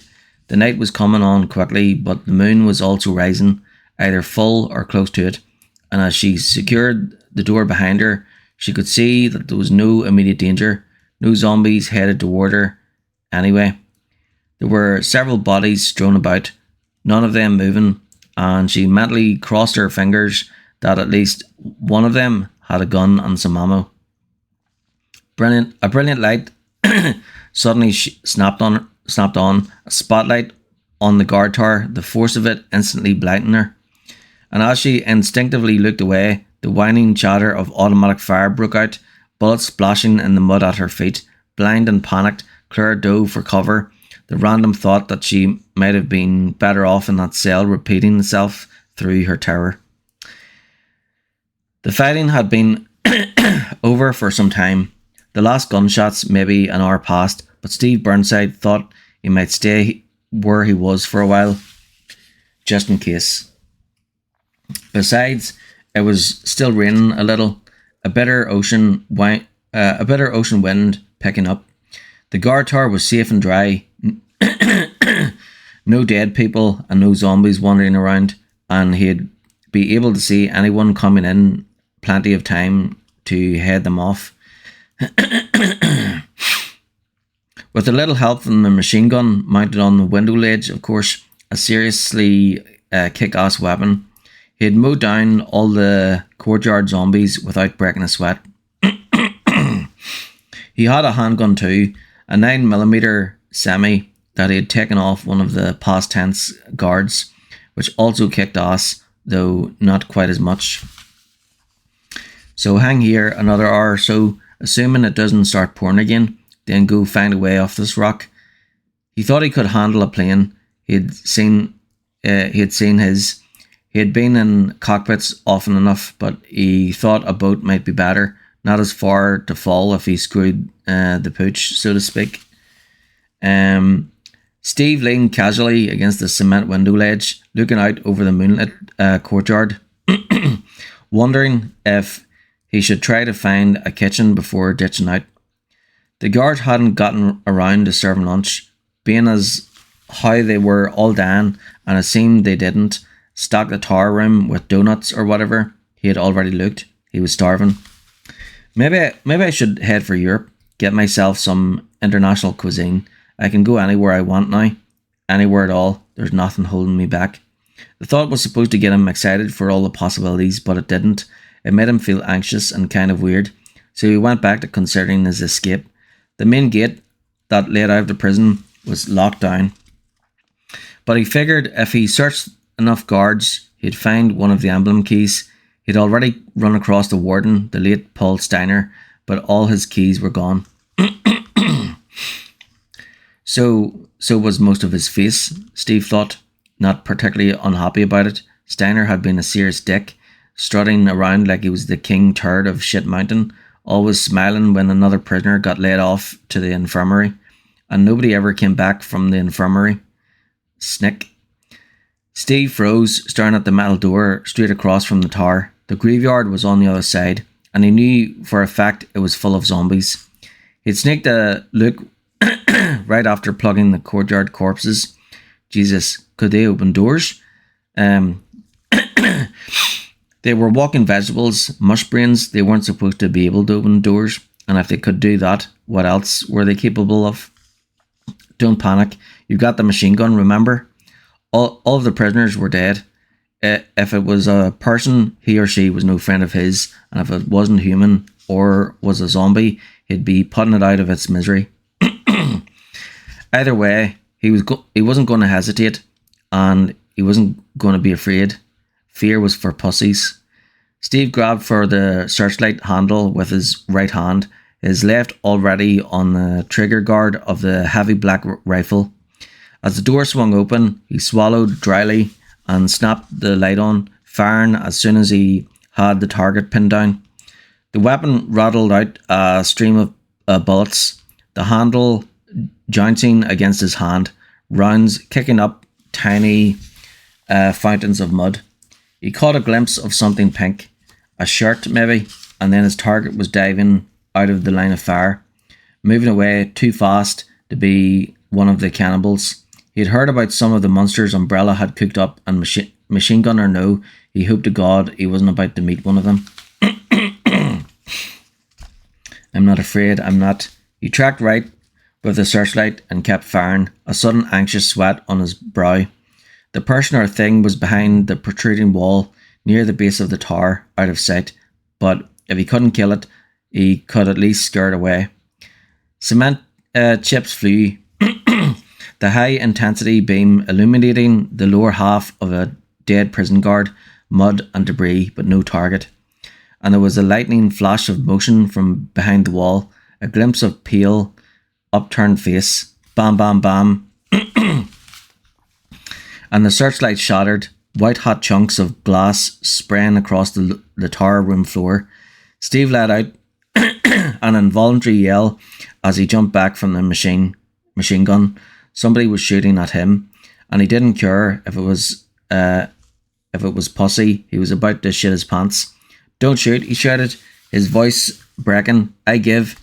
It was dead silent for a few seconds, and then a cool female voice came out of the dark, low and somehow amused. "Say, uncle." Steve blinked uncertainly, confused, and then remembered how to breathe again, feeling his cheeks go red as the fear fell away. "I give." That was totally lame. So much for first impressions.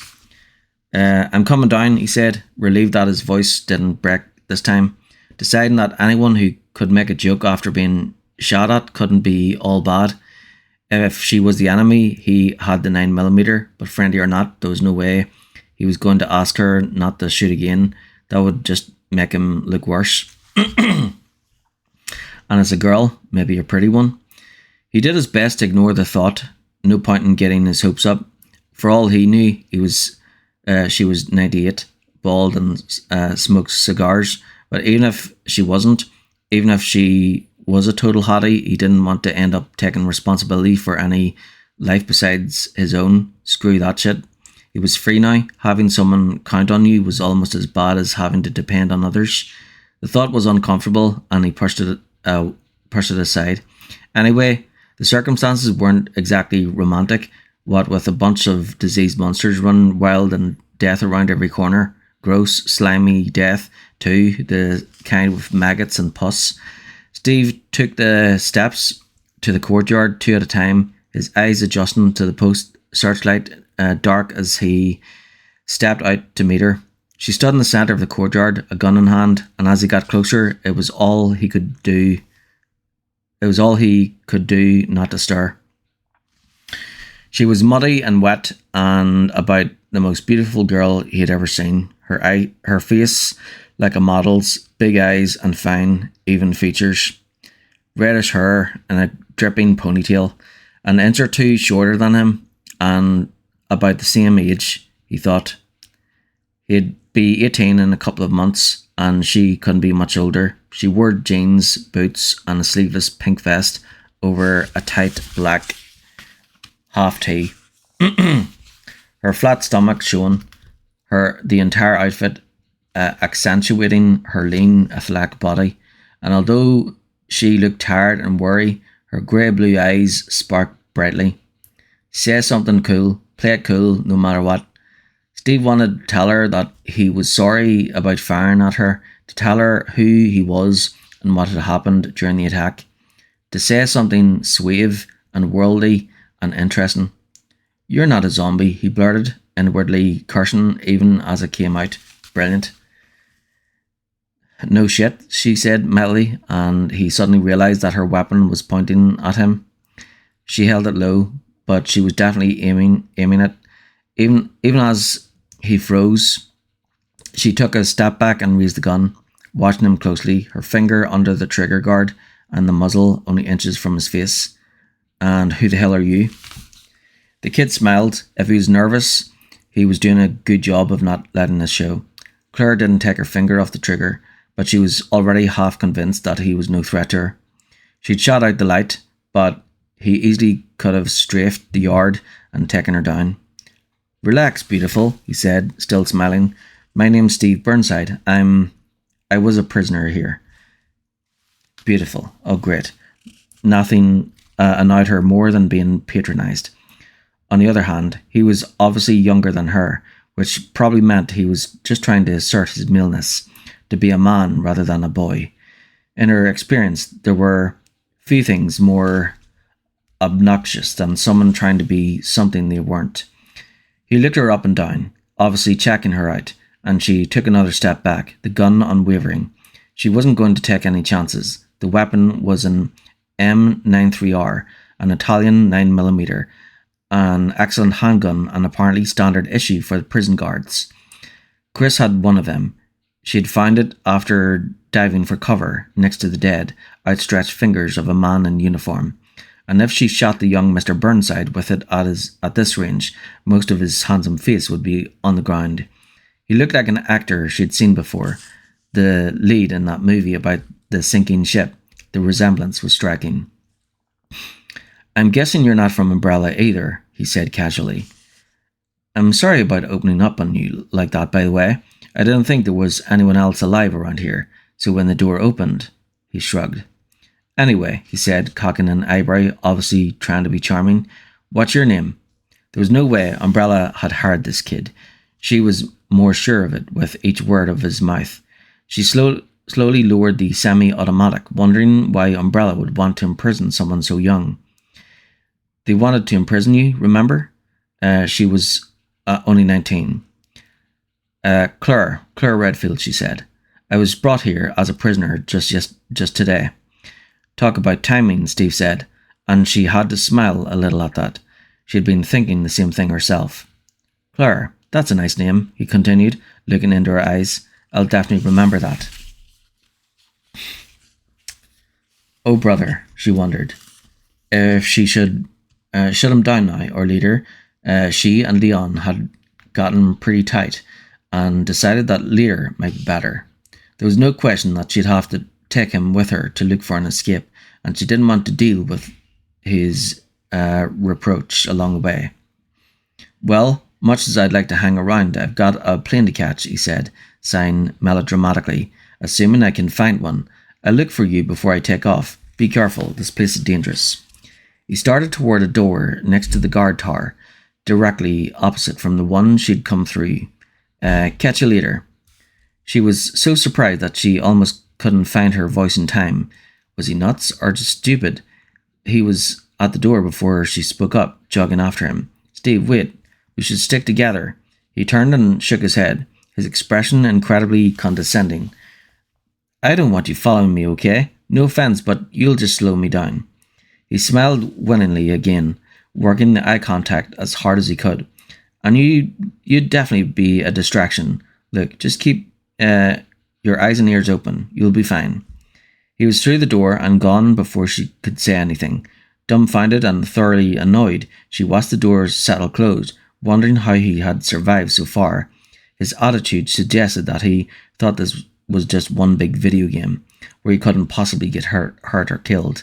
It appeared that sheer bravado counted for something, the one thing teenage boys seemed to have in abundance, that and testosterone. If being perceived as cool was his main concern, he wasn't going to make it very far. She had to go after him. She couldn't leave him to die. The terrible, lonely, ferocious sound that suddenly shattered the still night was one she'd heard before in Raccoon City, and it was coming from behind the door that Steve had just gone through. there was no mistaking it for anything else. A dog infected by the T virus turned from a domestic animal into a ruthless killer. After a fast search of the dead guards in the courtyard, she had 2 more full clips and part of a third, as ready as she was going to get. Claire took a few deep breaths and then slowly pressed the door open with the 9mm barrel, hoping that Steve Burnside would stay lucky until she found him, and that by meeting him, her own luck hadn't just taken a serious turn for the worse.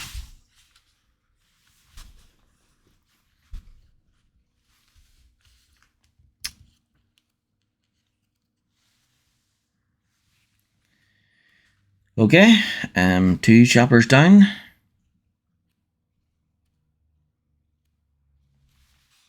So chapter 3 next of 19.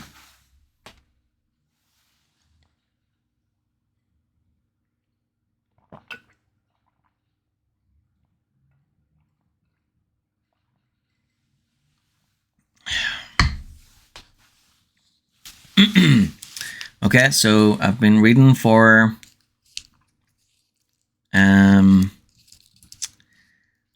like I think an hour and 20 minutes. And when doing long reading, you're supposed to like take a 5-minute break every 25 minutes or a 10-minute break every 50 minutes. So I think I'll take a 10-minute break and then continue. So I'll continue reading where I left off at 8:25.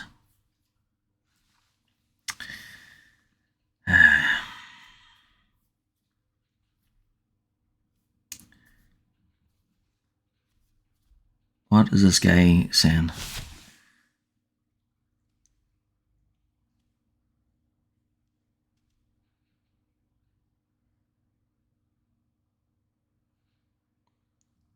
I love Irish beer, not the people. What? You are nothing. He knows that, don't worry. You can't even speak without crying. What? Who's crying? What are you? I look at you with disgust.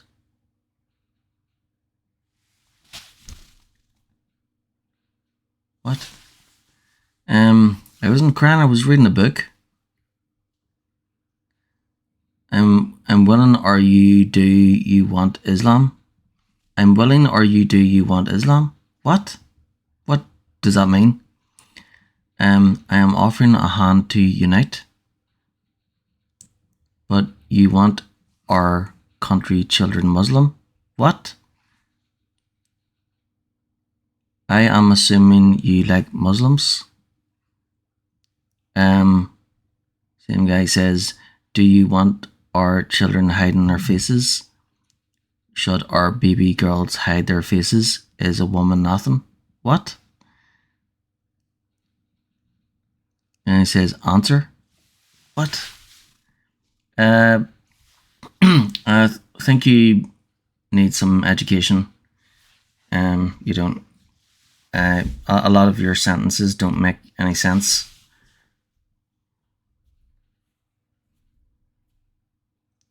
Do you want Islam? What does that mean? Do I want Islam? What has that got to do with zombies?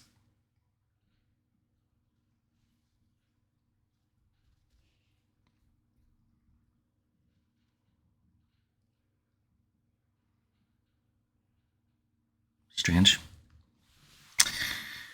Do you hate UK? No.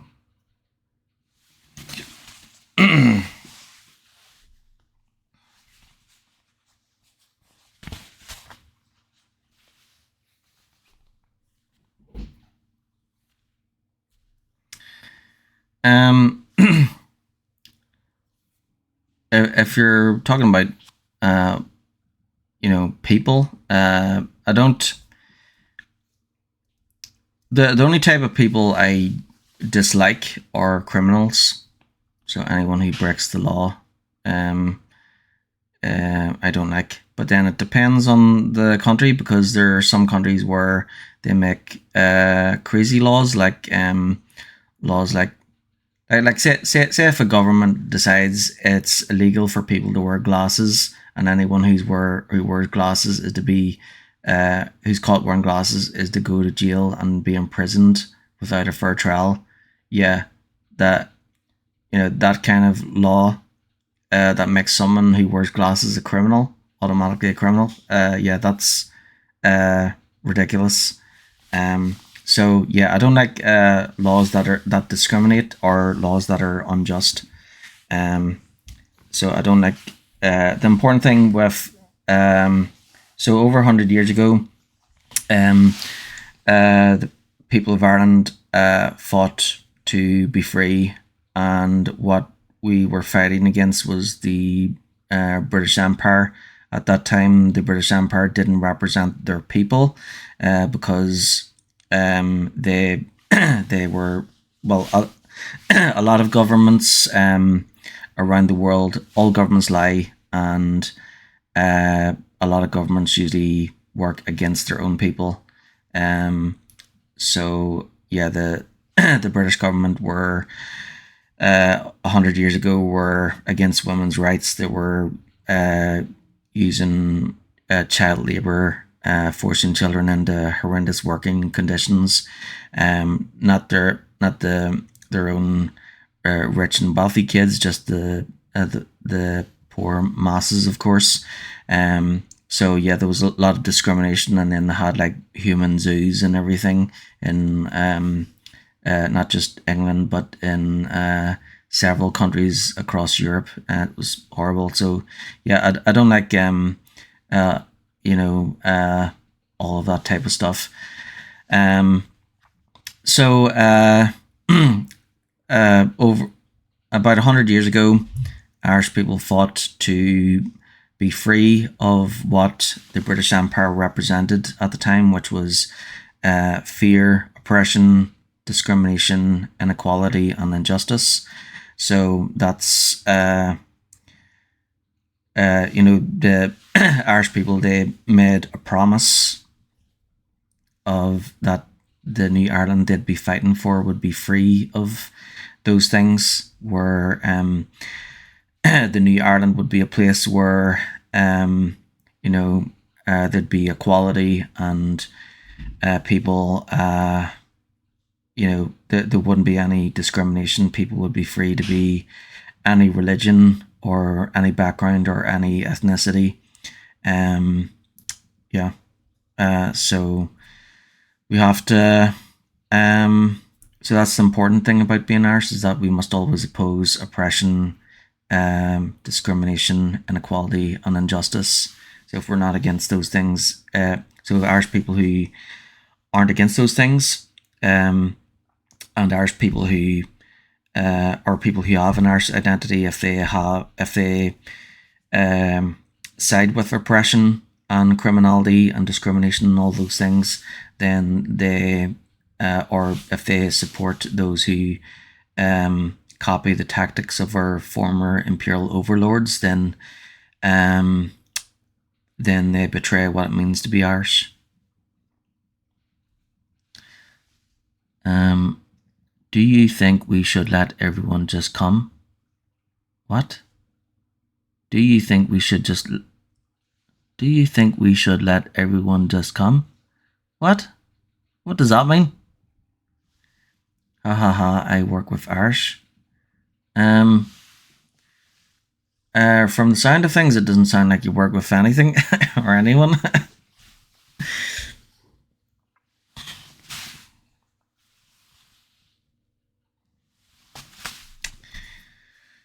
Okay. Right, so I'll continue reading in 2 minutes. You know what? I think I should get another drink.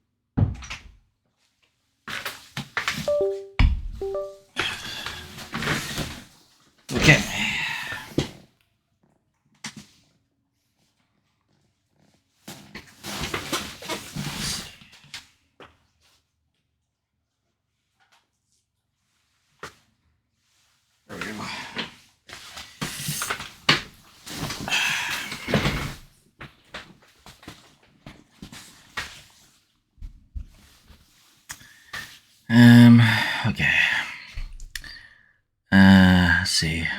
What's this guy saying again? My mates work side by side with me. I'm going to ask them what they think about you. What? My mates work side by side with me. I'm going to ask them what they think about you. What? Are you saying that you're at work and you have workmates that are working next to you and you're going to ask them what they think about me? It sounds like you're fibbing there.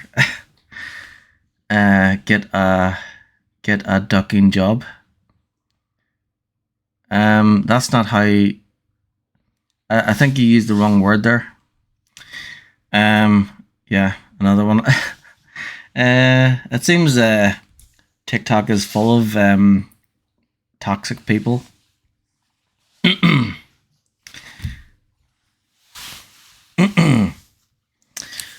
Okay, so got my drink. Let's continue reading chapter 3 now.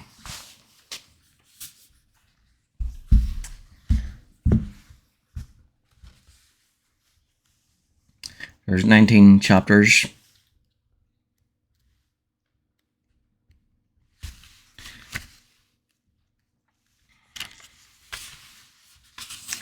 So this is the last book. So after let's see, yeah, best to ignore them. Yeah, you're right. I should ignore them because like each time they'd like say something, I always felt like I needed to like address it because I don't like I don't like people who discriminate and stuff, and yeah, I don't like criminality or injustice or anything. So what's going on in the world with criminals in power in so many different countries is horrible. I always feel like I know that personally I shouldn't be responsible. I'm just an individual. I shouldn't be responsible for what's happening in the world, but at the same time I kind of do feel responsible. Like I feel like if I don't do anything, then I'm letting it happen. And that's why I feel so strongly about going to the protests and things like that, because if it wasn't for people who protested before, then my very identity would still be illegal today.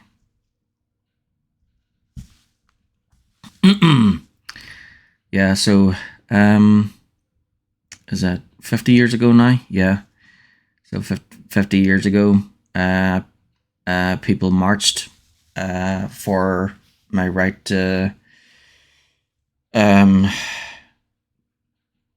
identify as what I am. So my name, my Irish identity, everything. The only reason that it's it was legal when I was born is because of those who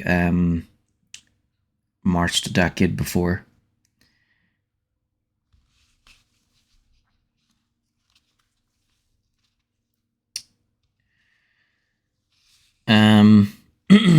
So yeah, protesting does work. In fact, most people who have rights today only have them because of people who protested in the past. Just ignore them. Yeah, I should ignore them. You're right, Stephanie. Yeah, I agree with you there. Free Palestine and free freedom for Congo, Sudan. Yeah, Sudan are very oppressed. They're. Yeah, I should talk about that too because so the people in Palestine, they're oppressed and they're tried to be silenced as a corrupt government tries to erase them. But then there's people in Sudan who, they don't have. There's people there who are being who are going through horrendous conditions, and they don't have phones and stuff like that. So the only way we know about things that go on there is because the people, the criminals who are responsible, they are so arrogant about their actions that they're the ones with the phones, and they record their own crimes and then post them online. So if they didn't have that type of attitude where they have no shame and they don't care if the world knows, then we wouldn't know what they would be up to. So yeah, we need freedom for Sudan too. So the story with Sudan is that so Africa, even though King Leopold of Belgium invaded Congo 2 centuries ago, and then other European colonial nations decided to copy Belgium by doing the same thing with the rest of Africa. Africa is still one of the richest continents in the world, and the richest country in the world in terms of minerals and stuff like that is Congo. So there are so the people in Africa should be like, they should all be millionaires, but they're not. The reason why that is because of a thing called corporate colonialism, and colonialism never ended. It was just rebranded, and the corporations are what funds a lot of the ongoing criminality that exists in the world.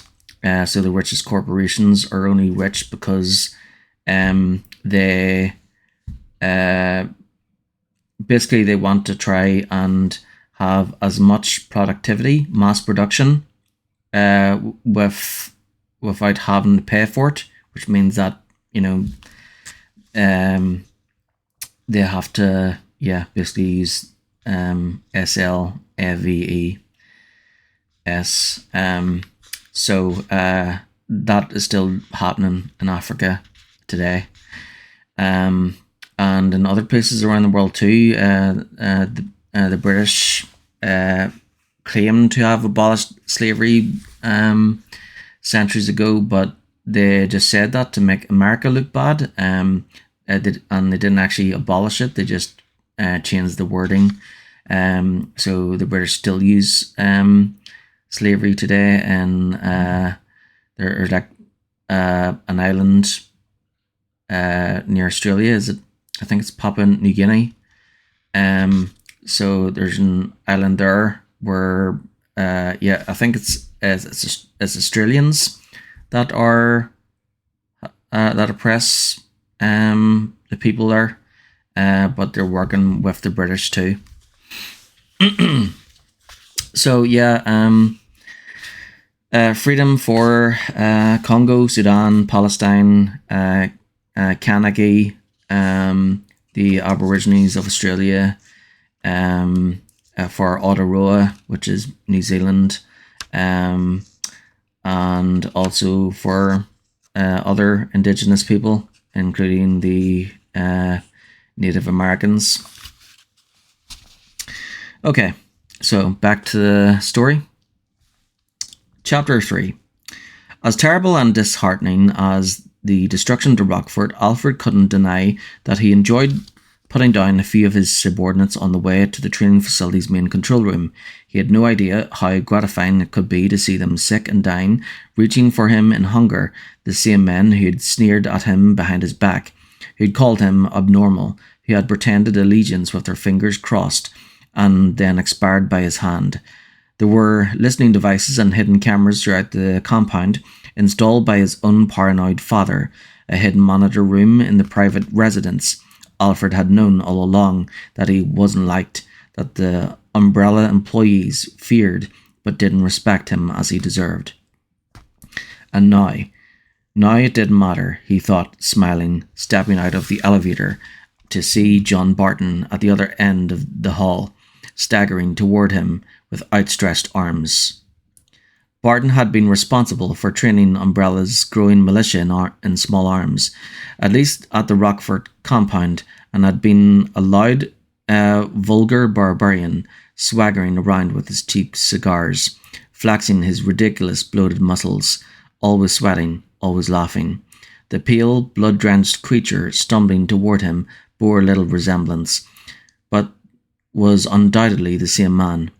"You're not laughing any more, Mr. Barton," Alfred said slightly, raising his .22 rifle, using the sight to put a tiny red dot over the trainer's bloodshot left eye. The drooling, moaning Barton didn't notice. Bam! Although he surely would have appreciated Alfred's excellent aim and choice of ammunition, the .22 was loaded with safety slugs, rounds designed to spread out on impact, designated safe because the bullet wouldn't go through the target and injure anyone else. Alfred's shot obliterated Barton's eye, and certainly a goodly part of his brain, rendering him harmless and quite dead. The large man crumpled to the floor, a puddle of blood spreading out beneath him. Some of the BOWs were unnerving to him, and he was relieved that most had either been locked down in various parts of the training facility or had been killed outright. He certainly wouldn't be wandering around if there were more than a few on the loose. But he didn't find the various virus carriers to be particularly frightening. Alfred had seen many men, and a number of women as well, turned into these zombie-like creatures by way of the T-virus. Experiments that he'd witnessed throughout his childhood, and he had directed himself as an adult. In fact, there were never more than 50 or 60 prisoners living at Rockford at a time, between Dr. Stoker, the anatomist, and a researcher who'd worked at the infirmary, and the constant need for training targets and spare parts. No one incarcerated at the compound enjoyed Umbrella's hospitality for more than 6 months. And where will we all be 6 months from now, I wonder? Alfred stepped over Barton's swollen corpse, walking toward the control room to call his Umbrella HQ contacts. Would Umbrella choose to rebuild at Rockford? Would he agree to it? He and Alexia had been perfectly safe from the virus during its hot stage. Both pathways between the rest of the facility and their private home locked down throughout most of the air attack. But knowing that Umbrella's nameless enemy was willing to resort to such extreme measures, did he really want to risk refitting a laboratory so near to their home? The Ashfords feared nothing, but neither were they reckless. Alexia would never agree to closing the facility, not now, not when she's so close to her goal. Alfred stopped in his tracks, staring at the banks of radio and video equipment, at the blank computer screens that stared back at him with wide, dead eyes. He stared, but didn't see, a strange emptiness opening up inside of him, confusing him. Where was Alexia? What goal? Gone. She's gone. It was true. He could feel it in his bones. But how could she leave him? How could she, when she knew that she was his heart, that he would die without her?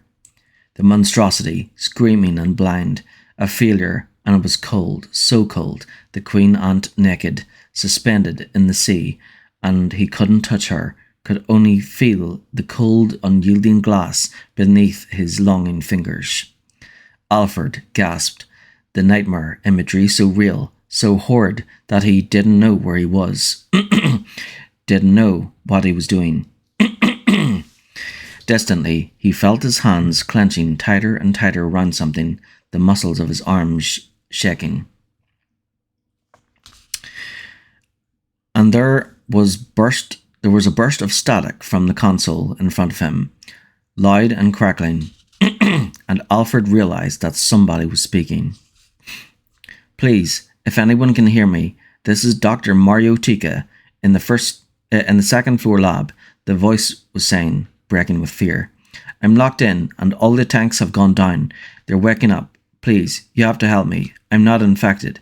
I'm in a suit, swear to God. You gotta get me out of here. Dr. Tika, locked in the embryo tank room. Tika, who had long been sending private reports to Umbrella about his progress with the Albanoid project, secret reports that were different than the ones he showed Alfred. Alexia had suggested that Tika be sent to Dr. Stoker some months ago. Wouldn't she be amused to hear him now? Alfred reached over and turned off Tika's babbling plea, suddenly feeling much better. Alexia had warned him time and again about his peculiar episodes, the flashes of intense loneliness and confusion, stress, she insisted, telling him that he was not to take them seriously, that she would never leave him voluntarily. She loved him too much for that. Thinking of her, thinking of all the trouble and pain that Umbrella's incompetent defences had brought about for them both, Alfred abruptly decided not to place his uplink call. HQ had certainly heard about the attack by now and would be sending a cleanup crew soon enough. Really, there was no need to speak with them, and besides, they didn't deserve to hear his observations of the situation, to have foreknowledge of the dangers they'd be facing. He was no employee, no ignorant lackey who had to report to his superiors. The Osfords had created Umbrella. They should be reporting to him. And I did speak to Jackson only a week ago about the Redfield girl. Alfred felt his eyes widen, his mind working madly. Claire Redfield, sister to Chris Redfield, he of the meddlesome Stars holdouts, had arrived mere hours before the attack. She had been caught in Paris inside Umbrella's HQ administration building, claiming to be searching for her brother, and they had sent her to him to keep her locked up while they decided what to do with her. But what if the plan had been to lure her brother out into the open, to crush his ridiculous insurrection once and for all? A plan they'd conveniently forgotten to tell him. And what if she'd been followed to Rockford by Redfield and his comrades, her very presence a signal for them to attack? Or perhaps even allowed herself to be captured in the first place. It was as if a puzzle was falling into place. Of course she had. Clever girl. She had played her part well. Whether or not Umbrella had unwittingly encouraged the attack didn't matter. Not now. He would deal with them later. What mattered was that the Redfield witch had brought the enemy to Rockford, and she might still be alive, stealing information, spying, perhaps even planning to hurt his Alexia. No, he breathed, the fear immediately transforming into fury. Obviously, that had been her plan all along, to do as much damage to Umbrella as possible, and Alexia was undoubtedly the brightest scientific mind working in bioweapons research, perhaps the brightest in any field. Claire wouldn't get away with it. He'd find her, or better yet, wait for her to come to him, as she surely would. He could watch for her, lay in wait like a hunter, the girl his prey. And why kill her immediately, when you could have so much fun with her first? It was Alexi's voice in his thoughts, reminding him of their childhood games, the pleasure they'd shared in their own experiments, creating environments of pain, watching things suffer and die. It had forged the bond between them in steel, to share such intimate things. I can keep her alive, let Alexia play with her. Or better, I could invent a maze for her. See how she fares against some of our pets. There were many possibilities, with few exceptions. Alfred could unlock all the doors on the island by computer. He could easily lead her wherever he wanted and kill her at his discretion. Claire Redfield had underestimated him. They all had. But no more. And if things worked out the way Alfred was starting to hope, the day would end on a much happier note than the dismal discord which had marked its beginning. Ooh.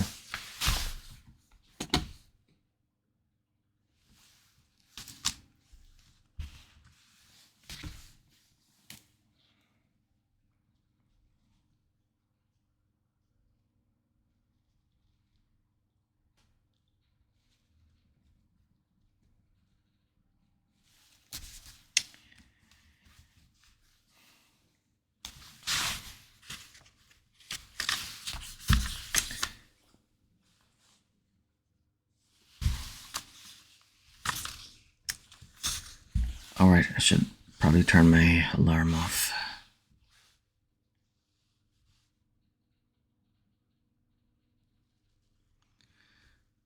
Just woke up a little bit ago. Every stream has haters, love. Some just love to argue and try to upset others. It's best just to ignore them and not feed their indignation. Can you mute them? Yeah, should probably do that.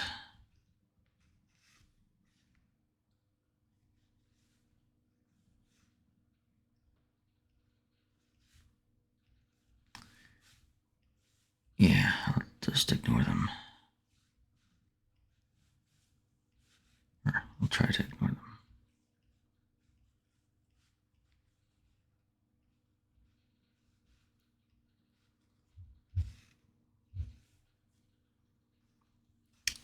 Okay. Alarm and turn off.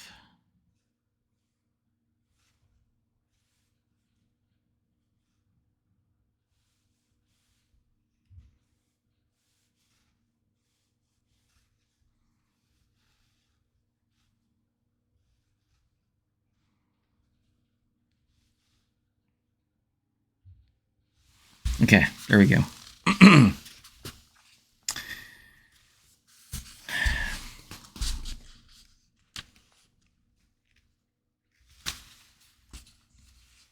Next paragraph.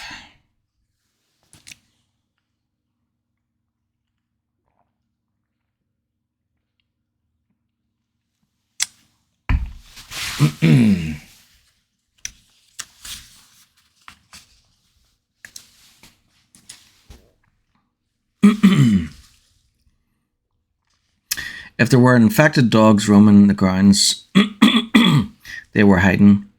The open yard Claire stepped into was littered with corpses, their flesh a sickly grey beneath the pale moonlight, except for where the countless splashes of blood had fallen.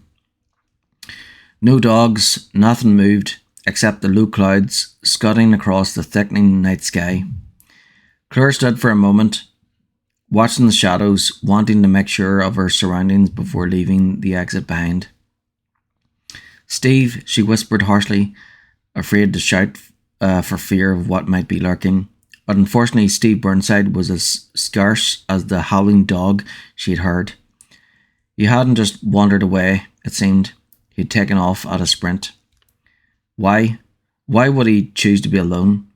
Maybe she was wrong, but Steve's a bit about not wanting to be slowed down just didn't ring true.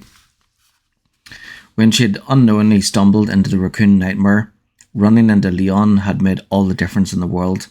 They hadn't stuck together the entire time, but just knowing that there was someone else as shocked and scared as she was, instead of feeling helpless and isolated, she had been able to form clear objectives, goals beyond mere survival, finding transportation out of the city, looking for Chris, taking care of Sherry Birkin, and simply from a safety standpoint, having someone to watch your back is a hell of a lot better than going it solo, no question. Whatever his reason, she was going to do her damnedest to talk him out of it, assuming she could find him. The yard in front of her was much bigger than the one she had just stepped out of. A long one-story cabin to her right, a wall without doors to her left, and the back of a larger building perhaps. A low fire was burning in one of the wall's broken windows, and there was plenty of debris strewn among the dead, evidence of the forceful attack. To her immediate right was a locked gate, a moonlit dirt path on the other side, and a closed door, which meant that Steve was either in the cabin or had gone around it, using the trail at the far end of the yard that also headed to the right. She headed to the cabin first, and as she hopped a few steps up to the railed porch that ran most of the length of the building, she found herself wondering who had attacked Rockford and why. Rodrigo had said something about a special forces team, but what if that was true? Whose orders were they following? It seemed that Umbrella had a share of enemies, which was definitely good news, but the island attack was a tragedy nonetheless. Prisoners had died along with employees, and the T-virus, perhaps the G-virus too, and God only knows how many others, didn't differentiate between the guilty and the innocent. She had reached the plain wooden door of the cabin, and holding the 9mm at the ready, she gently pushed it open and immediately closed it. Her course decided by the two virus carriers she had seen inside, both stumbling around a table. A second later, there was a thump at the door, a low, pitiful moan filtering out. The trail it is then. She doubted that the cocksure Steve would have left anyone standing had he gone into the cabin, and she probably would have heard the shots, unless they got him first. Claire didn't like it, but the grim reality of her situation was that she couldn't afford to waste the ammo to find out. She'd follow the path, see where that led, and if she couldn't find him then, he was on his own. She wanted to do the right thing, but she also felt pretty strongly about saving her own ass. She had to get back to Paris, to Chris and the others, which she certainly couldn't do if she blew her ammo and ended up being someone's lunch. She moved back along the porch, all of her senses on high as she neared the end of the building. She hadn't forgotten about the zombie dog or dogs, and listened for the patter of claws against dirt, for the heavy panting that she remembered from her previous experience in Raccoon. The damp, chill night was quiet, a shivering breeze sweeping lightly through the yard, the only breathing she heard her own. A quick glance around the corner of the cabin. Nothing. Only a man's body lying half in and half out of the building's crawl space, some 5 meters away. Another 10 past that, and the path turned right, much to Claire's relief. She'd seen that leg of the trail through the lock gate, and it had been empty then. So he must have gone through that door, the one on the west wall.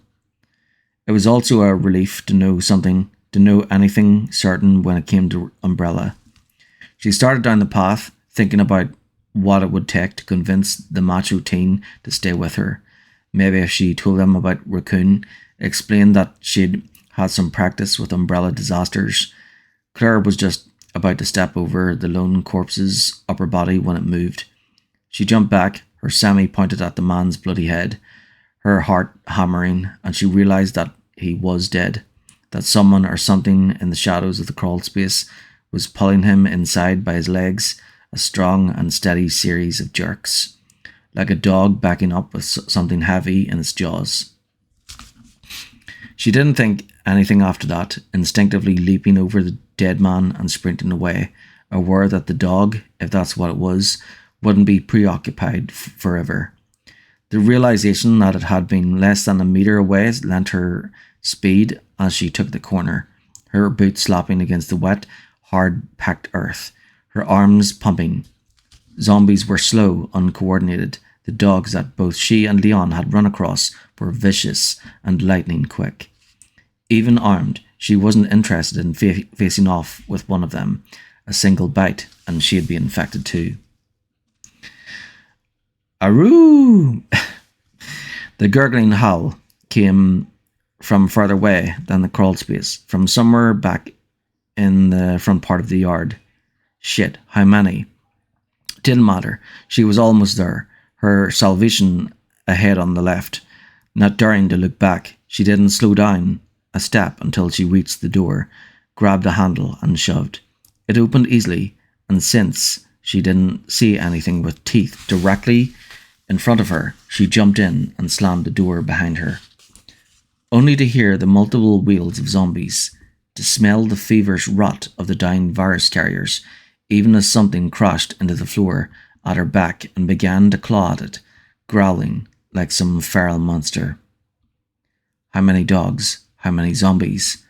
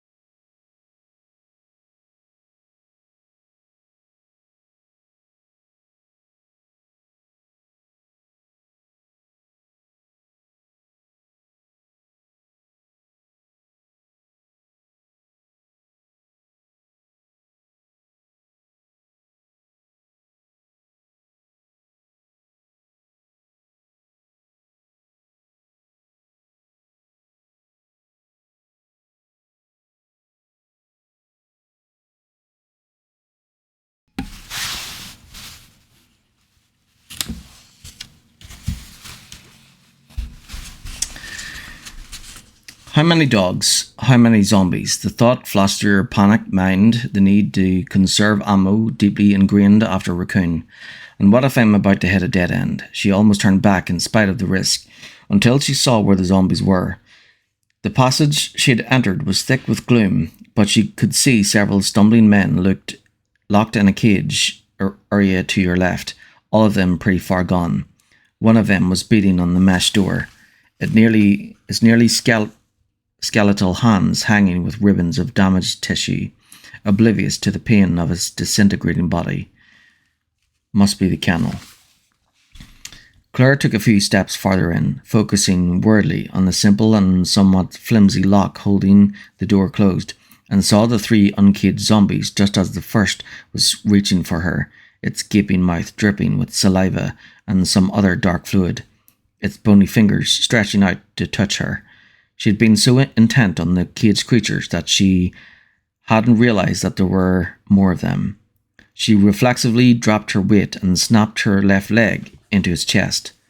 A solid and effective sidekick that knocked the creature back. She could feel her boot sink into its deteriorating flesh, but didn't have time for disgust, already bringing the 9mm up. With a thin metallic crash, the kennel door banged open, and suddenly she was facing 7 instead of 3. They crowded toward her, clumsily maneuvering past a dumpster, a few barrels, the bodies of their fallen brethren. Bam! She shot the closest one without thinking, a neat hole punching through its right temple, understanding that she was doomed as it crumpled and hit the floor. Too many, too tightly grouped. She'd never make it. The barrels, one of them was marked flammable, same trick I used in Paris. Claire dove for cover behind the dumpster, switching the gun to her left hand as she landed. The target marked in her mind's eye, she came up shooting, only her arm curling around the dumpster as the confused zombies teetered and searched, moaning hungrily. Bam, bam, ba, kablam. The dumpster slammed into her right shoulder, knocking her over backward. She curled into a ball on her side, ears ringing, as jagged, burning shreds of metal rained down from above, clattering atop the dumpster, a few of them landing on her left leg. She slapped them off, scarcely able to believe that it had worked, that she was still alive. She sat up, pushing herself into crouch, looking out at what remained of her assailants. Only one of them was still whole, leaning heavily on the kennel, its clothes and hair on fire, the upper body of a second, was trying to crawl toward her, its black and bubbling skin sloughing off as it inched forward. The rest were in pieces, the burning earth licking up to claim the pathetic remains as its own. Claire quickly dispatched the two left alive, her heart aching a little at the dismal end these people had come to. Ever since Raccoon City, her dreams were haunted by zombies, by the stinking, dripping creatures that sought live flesh as sustenance. Umbrella had unintentionally created these particular monsters, like nightmares walking corpses straight out of the movies, and it was kill or be killed. There was no choice. Except they were real people not so long ago, people with families and lives, who hadn't deserved to die in such terrible ways, no matter what evils they may have committed. She looked down at the poor burned bodies, feeling almost sick with pity, and a low but insistent fever of hatred for Umbrella. Claire shook her head, and did her best to let it go, aware that allowing herself to carry all that pain might make her hesitate at some crucial moment. Like a soldier at war, she couldn't afford to humanize the enemy, although she had no doubts as to who the real enemy was, and she hoped fervently that Umbrella's leaders would all burn in hell for what they'd done. Not wanting to be surprised again, she carefully and thoroughly checked the passage's shadows in her evaluation of next step choices. In the back of the kennel was an actual guillotine, stained with what appeared to be real blood. Just looking at it made her shudder, reminding her of RPD's Chief Irons and his hidden dungeon. Irons had been living proof that Umbrella didn't run psych tests on their undercover employees. Behind the nasty execution device was a door. But Steve obviously hadn't gone that way, not with the zombies locked in. Next to the kennel was a kind of metal sliding shutter, but it wouldn't open. And next to that, the only door he could have gone through, because the passage was a dead end just past it. Claire walked to the door, suddenly feeling tired and very old, her emotions spent. She checked the handgun and then reached for the handle, absently wondering if she would ever see her brother again. Sometimes holding on to her hope was a tremendous burden, made all the heavier because she couldn't set it aside, not even for a moment. Steve jumped when he heard the explosion outside, reflexively looking around at the small, cluttered office as though expecting the walls to crumble. After a few beats, he relaxed, figuring it was probably just another heat blast, nothing to worry about. Ever since the attack, the unchecked fires burning through the prison compound occasionally rolled over something combustible, a canister of oxygen or kerosene or whatever, and then kerblooey, another explosion. It was just such a blast that had kept him alive, actually. He had been knocked out by a flying chunk of wall when an oil barrel had blown up, the debris covering him completely, hiding him. When he'd finally come to, the big zombie chowdown was pretty much over, most of the prison guards and prisoners already dead. Bad train of thought. He shook it off and returned his attention to the computer screen, to the file directory he had stumbled across while trying to find a map of the island. Some dumbass had written the passcode number on a sticky note and slapped it on the hard drive, giving him easy access to some obviously secret stuff. Too bad most of it was dull as dishwasher, prison budgeting, names and dates he didn't recognize, information about some kind of special alloy that metal detectors couldn't pick up. That one was kind of interesting, considering he'd had to walk through a two-way lockdown metal detector to get to the office, but 3 or 4 well-placed bullets to the mechanism had taken care of that. Good thing too.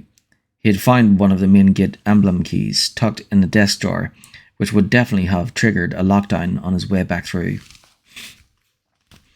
All I need is a goddamn map to the nearest boat or plane, and I'm history.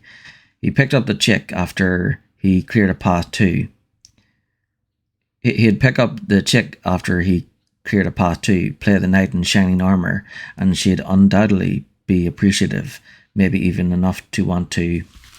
A name on the file directory caught his eye. Steve frowned, peering closer at the screen. There was a folder labelled Redfield C, as in Claire Redfield. He tapped it up, curious, and was still reading, totally absorbed, when he heard a noise behind him. He scooped his gun off the counter and spun around, mentally kicking himself for not paying better attention, and there was Claire, her own weapon pointing at the floor, a slightly irritated look on her face. "What are you doing?" she asked casually, as if she hadn't just scared the crap out of him. "And how did you get past the zombies outside?" "I ran," he answered, annoyed by the question. Did she think he was helpless or something? "And I'm looking for a map." "Hey, are you related to a Christopher Redfield?" Claire frowned. "Chris is my brother. Why?" Siblings. That explains it."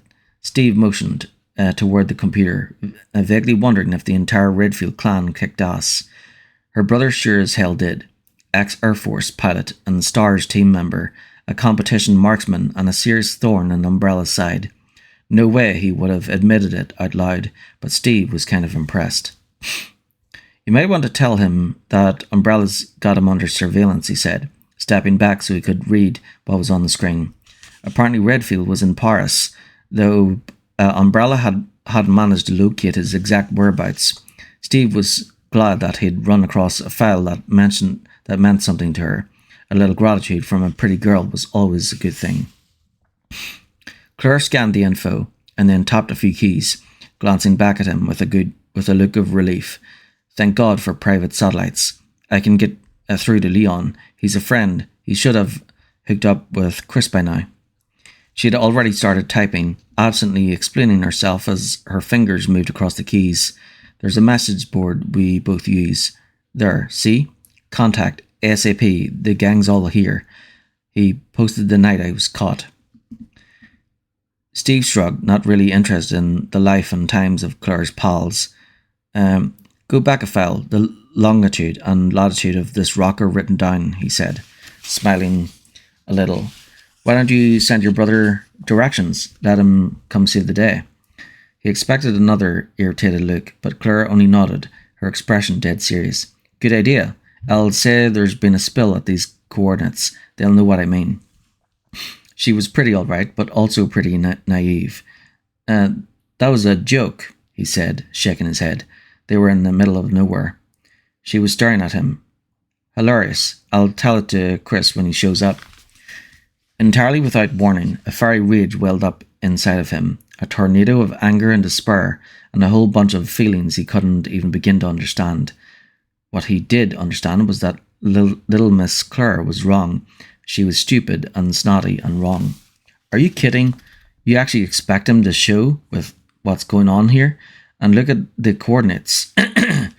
The words came out hot and fast and louder than he intended, but he didn't care. "Don't be such an idiot. Believe me, you can't depend on people like that. You'll only get hurt in the end, and then you'll have nobody to blame but yourself."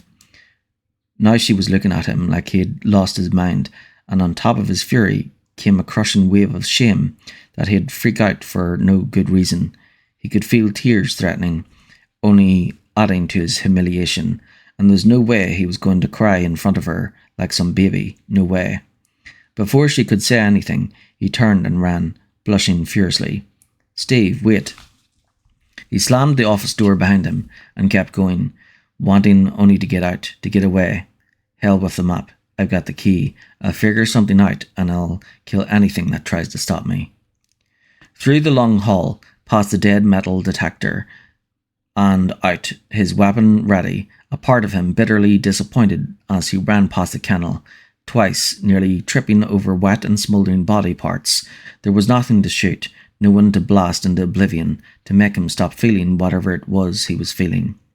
He brawled through the door that came out behind the bunkhouse and started around the long building, sweating, his heart pounding, his thick hair sticking to his scalp in spite of the cold air. And he was so focused on his own strange madness, his need to run, that he didn't see or hear anything coming until it was almost too late. Wham! Something hit him from behind, knocking him sprawling. Steve immediately rolled on his back, a sudden mortal terror blocking out everything else, and there were two of them, two of the prison's guard dogs, one of them circling back from having jumped on him, the other growling deep in its throat, its legs stiff and head down as it slowly approached. Jesus, look at him. They had been Rottweilers, but not anymore. They'd been infected. He could see it in their glazed red eyes and dripping muzzles, in the strange new ridges of muscle that flexed and bunched beneath their almost slimy-looking coats. And for the first time since the attack, the immensity of Umbrella's craziness, their secret experiments, their ridiculous cloak and dagger mentality really hit home. Steve liked dogs, a hell of a lot more than he liked most people, and what had happened to these two poor animals wasn't fair. Not fair. Wrong place at the wrong time. I didn't deserve any of this. I didn't do anything wrong. He wasn't even aware that the object of his pity had changed, that he was admitting to himself how shitty things really were, how badly he'd been screwed. He didn't have time to notice. It had been less than a second since he'd rolled onto his back, and the dogs were getting ready to attack. It was over in another second. The time it took to pull the trigger once, pivot, pull it again, both animals went down instantly, the first taking it in the head, the second in the chest. The second dog let out a single yip of pain or fear or surprise before it collapsed in the mud, and Steve's hatred for Umbrella multiplied exponentially with that strangled sound, his mind repeating again and again how unfair it all was as he crawled to his feet and broke into a stumbling run. He had the key to the prison gate. He wasn't going to be their captive anymore. Time for a little payback, he thought grimly, suddenly hoping, praying that he crossed paths with one of them, one of the sick, decision-making asshole bastards who worked for Umbrella. Maybe if he got to hear them beg for death, maybe then he'd feel a little better. Okay, chapter 4 next.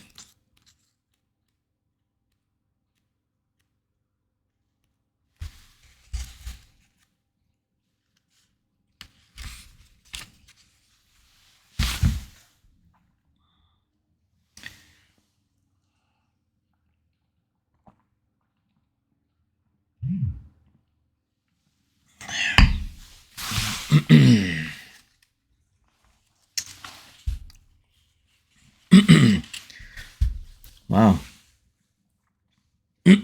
Chapter 4 is quite thick there. Actually, it looks like... What? Chapter 4 is so big that... Chapter 4 is so thick that when I'm finished with it, it looks like I'm almost halfway through.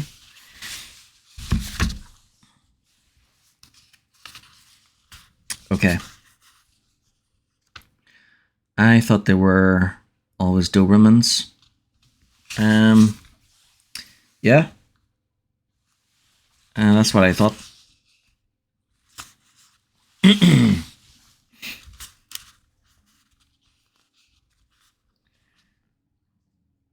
Maybe they had both. I don't know. Oh yeah. Yep, I always support the rebels and the resistance, especially in Final Fantasy VII. Yep.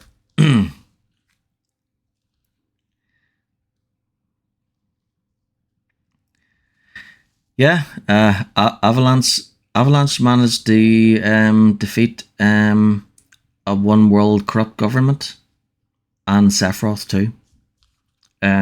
The government was called Shinra. And, you know, funny enough is that President Shinra looks an awful lot like Trump. And, you know, in that game, climate crisis was threatening the world too. What a coincidence. That was like 30 years ago. Okay. Chapter 4. Chris Redfield and Barry Burton were reloading rounds in the back room of the Paris safe house. silent and tense, neither of them speaking. It had been about 10 days, not knowing what had happened to Claire, not knowing if Umbrella still had her alive. Stop, his inner voice said firmly. She's alive, she has to be. To even entertain the alternative was unthinkable. He'd been telling himself that for 10 days, and it was wearing thin. It had been bad enough hearing that she'd been in Raccoon City for the final meltdown, and that she'd gone there looking for him. Leon Kennedy, her young cop friend, had filled him in on the details at their first meeting. She had survived Raccoon only to be hijacked by Trent on the way to Europe. She and Leon and the three renegade stars, they'd ended up facing off with yet another group of umbrella monsters at a facility in Utah. Chris hadn't known about any of it, had ignorantly assumed that she was still safely studying away at the university. Hearing that she'd gotten tangled up in the fight against Umbrella was bad, alright, but knowing that Umbrella had captured her, that his little sister might already be dead, it was killing him, eating him up inside. It was all he could do not to barge into Umbrella's headquarters with a couple of machine guns and start demanding answers, even knowing that it would be suicide. Barry pumped the shell loader while Chris scooped up the fresh rounds and boxed them, the acrid, familiar scent of gunpowder suffusing the air. He was relieved that his old friend seemed to understand his need for silence, the steady click-click of the loader, the only sound in the small room. It was also a relief to have something to do after a full week of sitting still and praying, hoping that Trent might contact them with news or to offer help. Chris had never met Trent, but the mysterious stranger had aided the stars a few times in the past, passing along inside information about Umbrella. Although his exact motivations were unknown, his objective seemed clear enough: to destroy the pharmaceutical company's secret bioweapons division. Unfortunately, waiting on Trent was a long shot. He had only ever contacted them when it suited his needs. And since they had no way of reaching him, the prospect of his assistance was seeming less likely all the time. Click, click, click, click. The repetitive sound was soothing somehow, a muted mechanical process in the quiet of the rented safe house. They all had specific jobs to do in their pledge to bring Umbrella down, tasks that changed from day to day as the need arose. Chris had been helping Barry out with the weapons for the past week and a half, but he usually ran HQ surveillance. They had received a message from Jill a few weeks before. She was on her way to Paris, and Chris knew that her misspent youth would come in very handy for internal recon. Leon had turned out to be a half-decent hacker. He was in the next room on the computer. He had hardly slept since Claire's capture, most of his time spent trying to track Umbrella's recent movements. And the trio of stars who'd come with Claire and Leon to Europe, Rebecca from the disbanded Raccoon Squad, and the two stars from Maine, David and John, were currently off in London meeting with an arms dealer. After all they'd been through together, the three of them work well as a team.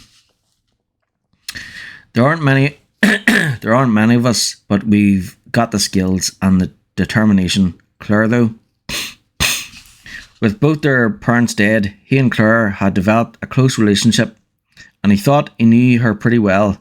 She was smart and tough and resourceful, always had been, but she was also a college student, for Christ's sake. Unlike the rest of them, she didn't have any formal combat training. He couldn't help thinking that she'd been lucky so far, and when it came to Umbrella, luck just wasn't enough. Chris, get in here. Leon, and it sounded urgent. So Leon is one of the two playable characters in the new Resident Evil Requiem. Whoop whoop.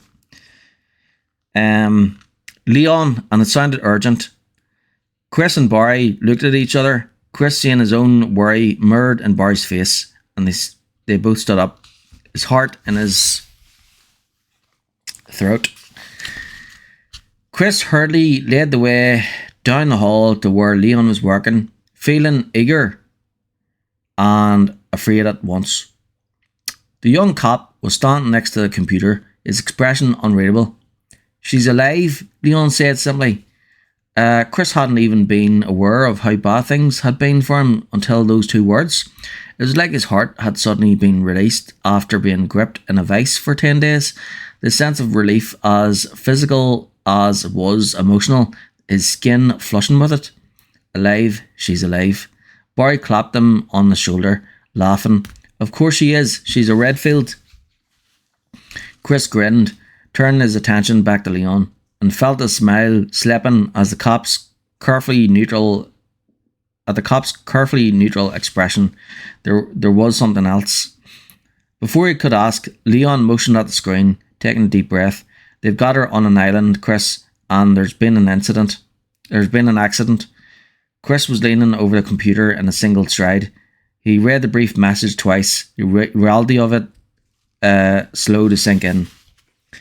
"Infection, trouble approximately 37 south, 12 west. Following attack, purpose unknown. No bad guys left, I think, but stuck at the moment. Watch your back, bro. They know the city, if not the street. We'll try to be home soon." Right, 37S 12W. Alright, let's actually see where that is.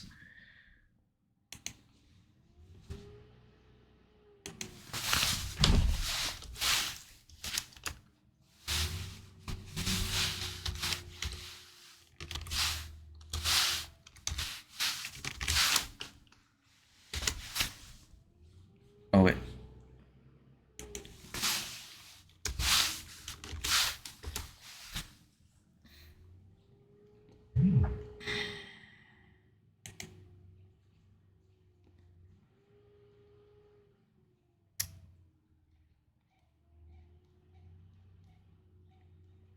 $37S and 12W, so it's nowhere. Right. Oh, right. South Atlantic. Oh, that's it there. Oh, so there actually is an island there.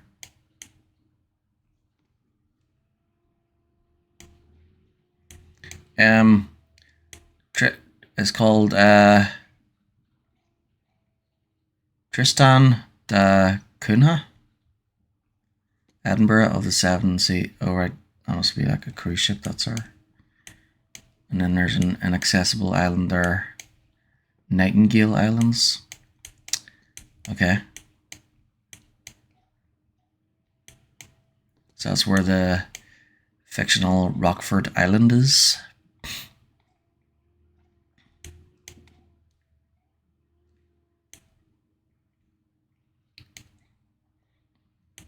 So it's right in the middle of the South Atlantic Ocean between South America and Africa. Between Uruguay and South Africa. Cool.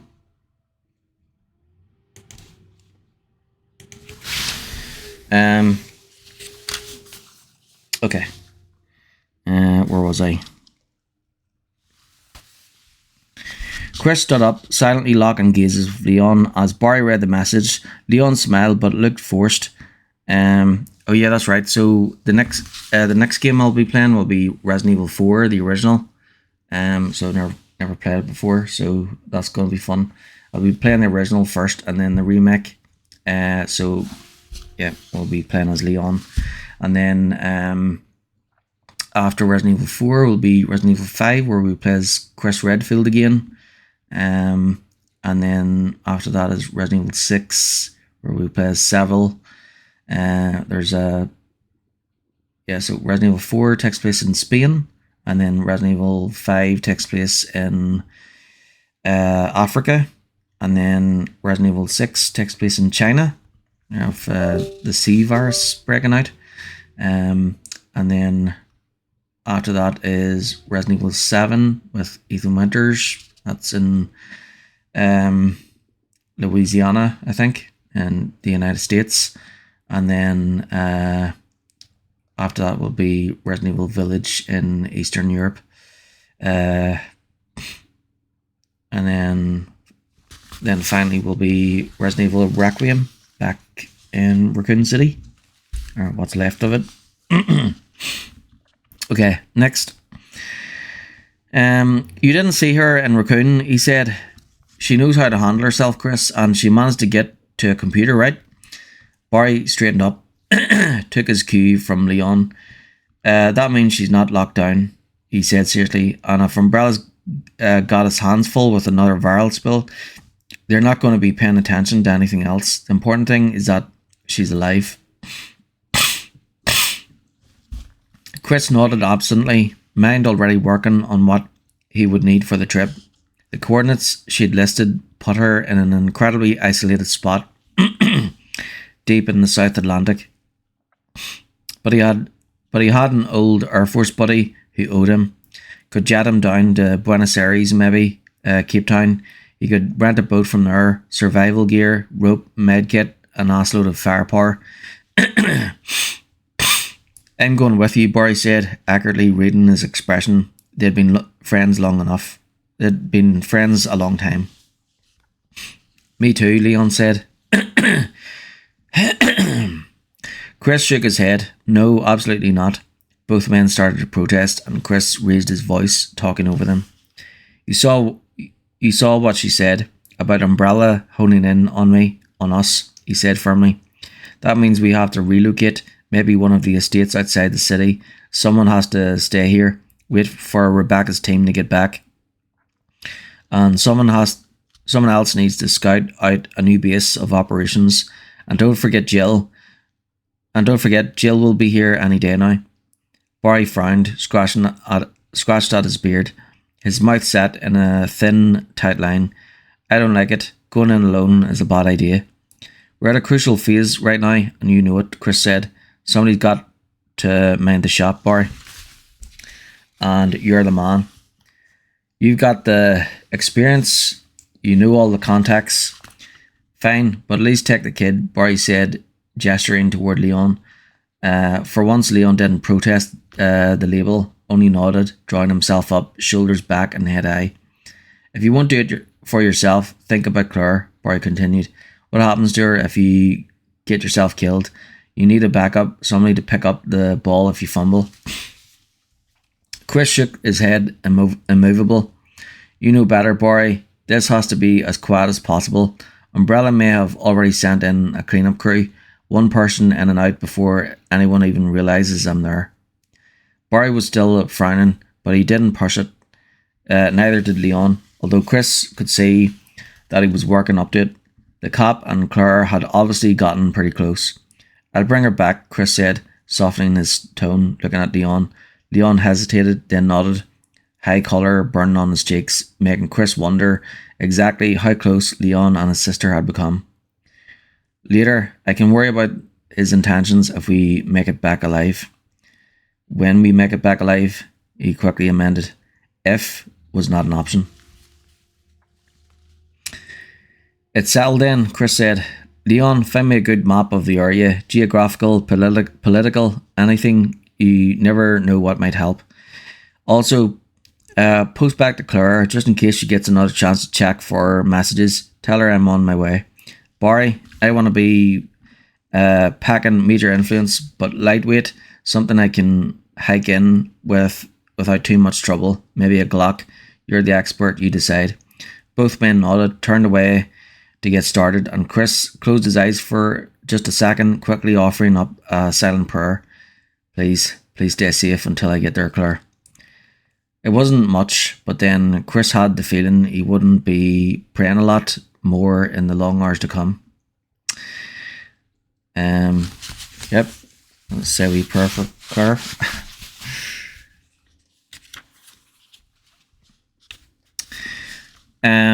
The hidden monitor room was behind a wall of books in Ashford's private residence. Upon his return to their home, secreted behind the official receiving mansion, Alfred slung his rifle and immediately walked to the wall, touching the spines of 3 books in quick succession.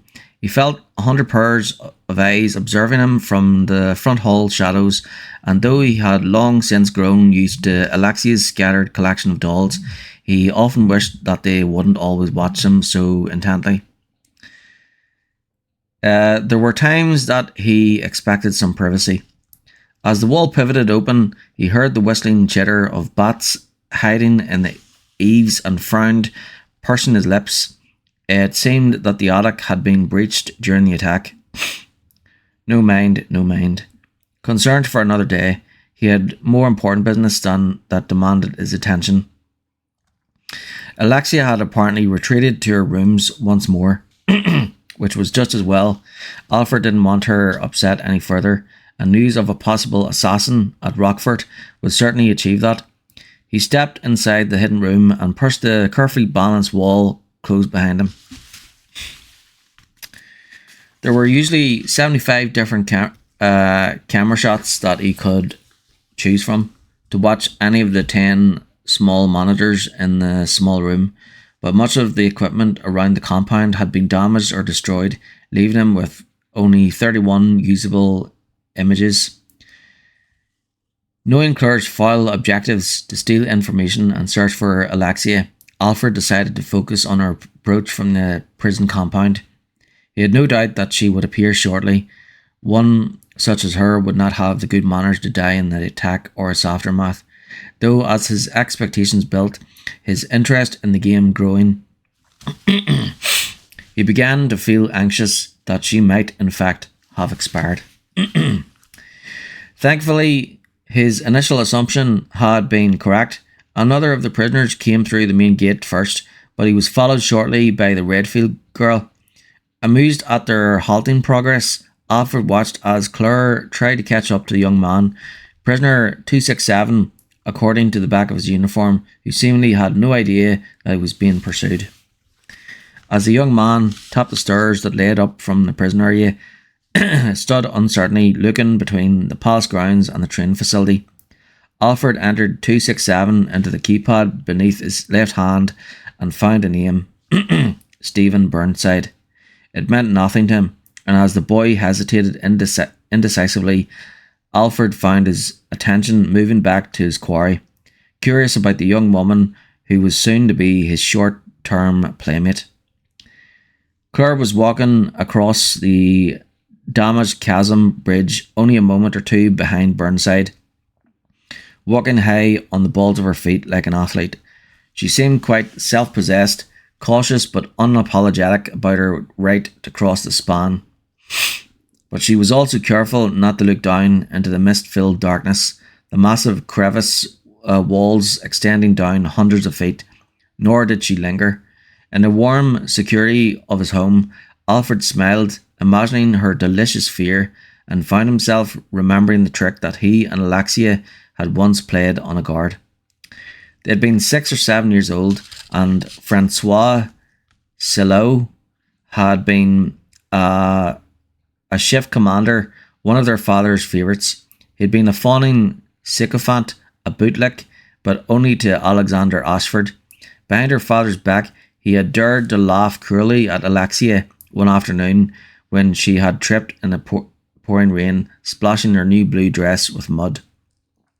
Such an offence was not to be withstood. Oh, how we planned, talking late into the night about a suitable punishment for his unforgivable behaviour, our child minds alive and whirling with all the possibilities. The final plan had been simple, and they had executed it perfectly only 2 days later, when Francois had duty as guard of the main gate. Alfred had sweetly begged the cook to let him bring Francois his morning espresso, a chore he had often performed for fevered employees, and on the way to the chasm bridge, Alexia had added a special twist to the strong, bitter brew, just a few drops of a Curare-like substance she synthesized herself. The drug paralyzed flesh, but allowed the nervous system to continue working so that the recipient couldn't move or speak, but could feel and understand what was happening to him. Alfred had approached the prison gate slowly. so slowly that the impatient Francois had stalked out to meet him. That sounds a bit like, that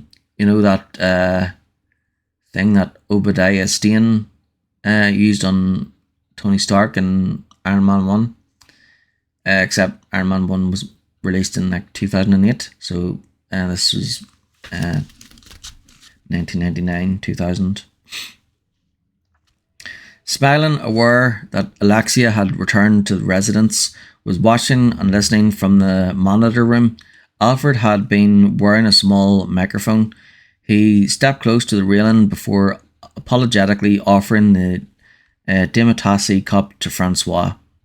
Both twins had watched in secret delight as the guards swilled it down, and in seconds he was gasping for air, leaning heavily against the bridge rail. To anyone watching, it appeared only that the man and boy were looking out across the chasm, except for Alexia, of course, who later told him that she had applauded his performance of innocence. I looked up at him, at the frozen expression of fear on his unrefined features, and explained what we had done and what we were going to do. Francois had actually managed a soft squealing noise through his clenched jaw when he had finally understood that he was helpless to defend himself against a child. For almost 5 minutes, Alfred had cheerfully cursed Francois as the spawn of pigs, a mannerless peasant, and had jabbed him in the meat of his thigh with a sewing needle too many times to count. Paralysed Francois Selot could only endure the pain and humiliation, surely regretting his beastly conduct toward Alexia as he suffered in silence. And when Alfred had tired of their game, he kicked the guard's dirty boot heels a few times, describing his every sensation to Alexia as Francois slid helplessly beneath the rail and plummeted to his death. And then I screamed and pretended to cry as others came rushing across the bridge, trying desperately to console their young master as they asked one another how such a terrible thing could happen. And later, much later, Alexia came into my room and kissed my cheek, her lips warm and soft, her silken tresses tickling my throat. The monitors tore his tension away. Alfred and Alexia are brother and sister, by the way, so it's weird that they're seem to be like a bit romantic with each other. Okay, in a second evil kind of way. The monitors tore his tension away from his sweet memories. Claire, now standing at the same spot where Burnside had hesitated, quite put out with himself for his lack of cure, Alfred spent an uncertain moment searching for the young hoodlum, switching between cameras, finally spotting him on the very steps of the receiving mansion. Quickly, Alfred checked his console's control panels to be sure that all of the mansion doors were unlocked, suspecting that the boy would probably hang himself easily enough, and cried with delight when he saw that Claire was following, having chosen the same path as her young friend. How much more exquisite her terror will be when she pleads for her life, kneeling in Mr. Burnside's cooling blood. If he meant to greet them properly, he needed to leave right away. Alfred stood and opened the wall once more, his excitement rising as he closed it behind him and stepped out into the great hall. He very much wanted to tell Alexia his plans before leaving, to share a few of his ideas, but was concerned that time was a factor. "I'll be watching, my dear," she said.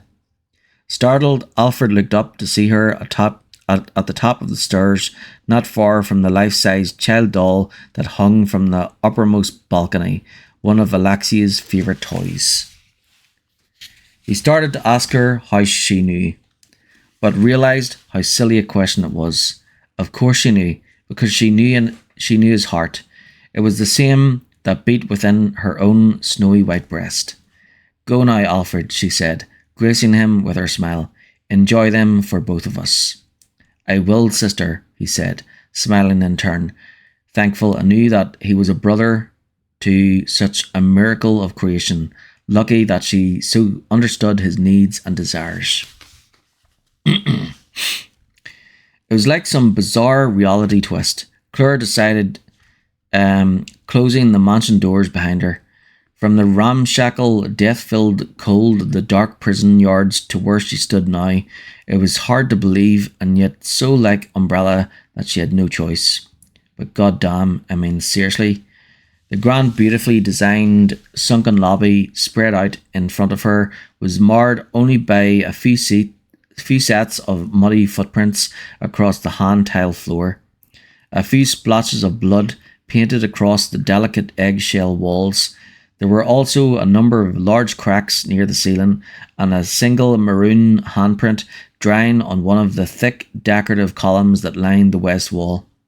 Thin rivulets of red streaking down from the base of the palm. So the prisoners weren't the only ones to suffer a shitty afternoon. It was classist and petty of her, she knew, but it made her feel a little better to know that the Umbrella higher-ups had taken an ass-kicking along with everybody else. She stood where she was for a moment, relieved to be out of the cold and still mildly shocked by the different faces of the Rockford facility as she took in the layout. Behind one of the columns to her left was a blue door, a second door in the northwest corner of the spacious room. Straight ahead was a polished mahogany reception desk, abutting an open flight of stairs along the right wall that led up to a second-floor balcony, richly hung with a strangely damaged portrait. The face of the portrait subject had been scratched out for some reason. Claire stepped down into the lobby, crouched and ran a finger through one of the muddy footprints, still wet, and more tracks leading to the corner door. She couldn't be certain they were Steve's, but thought the odds were pretty good. He had left a trail from the open prison gate to a couple of dropped shell casings just outside the mansion, along with 2 more dead dogs. For such an obviously troubled young man, he was a surprisingly accurate shot. So why am I going through such so much trouble to help him out? She thought sourly, standing. He doesn't want my assistance, doesn't seem to need it, and it's not like I don't have anything better to do. When he had taken off running, she hadn't followed immediately, wanting to get a message to Leon ASAP. She had also felt obliged to run a quick search of the office for medical supplies, something to help Rodrigo, but she hadn't found anything useful. Help me, a muffled shout from somewhere in the building. Steve? Let me out. Hey, somebody help me. Steve was already running. Claire was already running for the corner door. Weapon up, she slammed into the heavy wood, the door crashing open into a long hallway. Steve shouted again from the far end of the corridor. Claire hesitated just long enough to see that the 3 bodies sprawled on the tile floor weren't going to get up, and then ran, fixing the door straight ahead as the one. Help! Jesus, what's happening to him? He sounded panic-stricken, his voice breaking with it. Reaching the end of the hall, Claire shoved at the door, ran in, sweeping with the handgun, and saw nothing. A room with display cases and stuffed chairs. An alarm was buzzing somewhere, but she didn't see its source. Movement to the left, Claire spun, desperate for a target, and saw a piece of film was being projected on a small wall screen, silent and flickering. 2 attractive blonde children, a boy and girl, staring intently into each other's eyes. The boy was holding something wriggling. A dragonfly, and Claire looked away, involuntarily disgusted.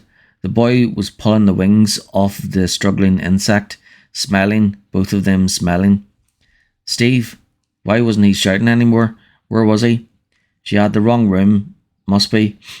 Claire, in here, open the door. His voice was coming from behind the projectile screen.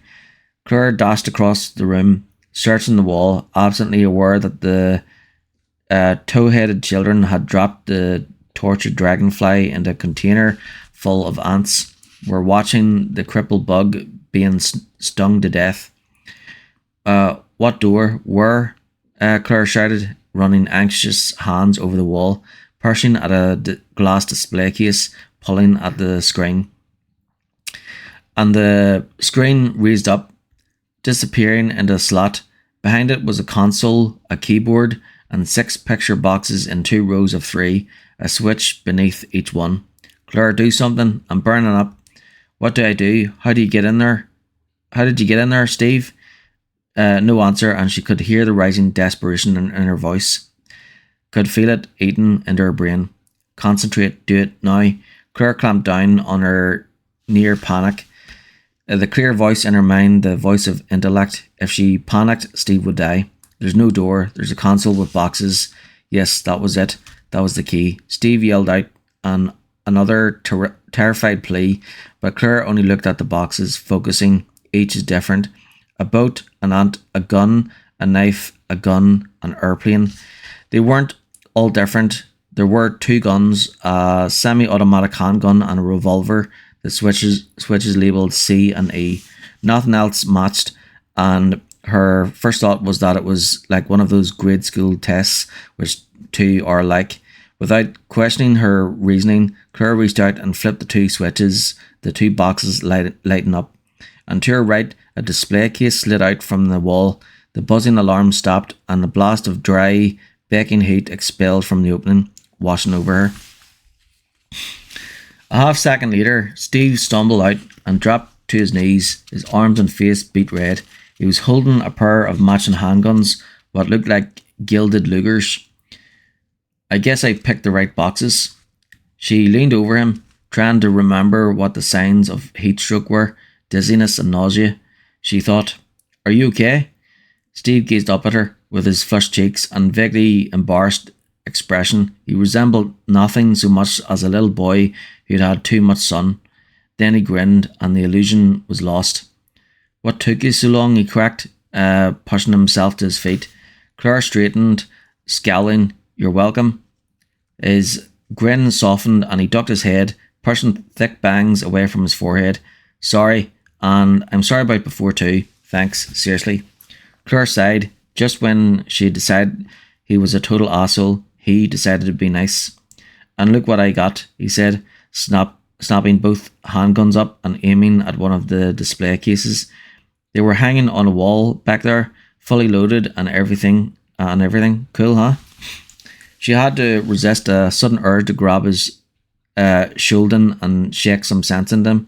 He had nerve. She'd give him that, and he obviously had at least a few survival skills. But did he not understand that he would have died if she hadn't heard him calling for help? This place is probably full of booby traps too.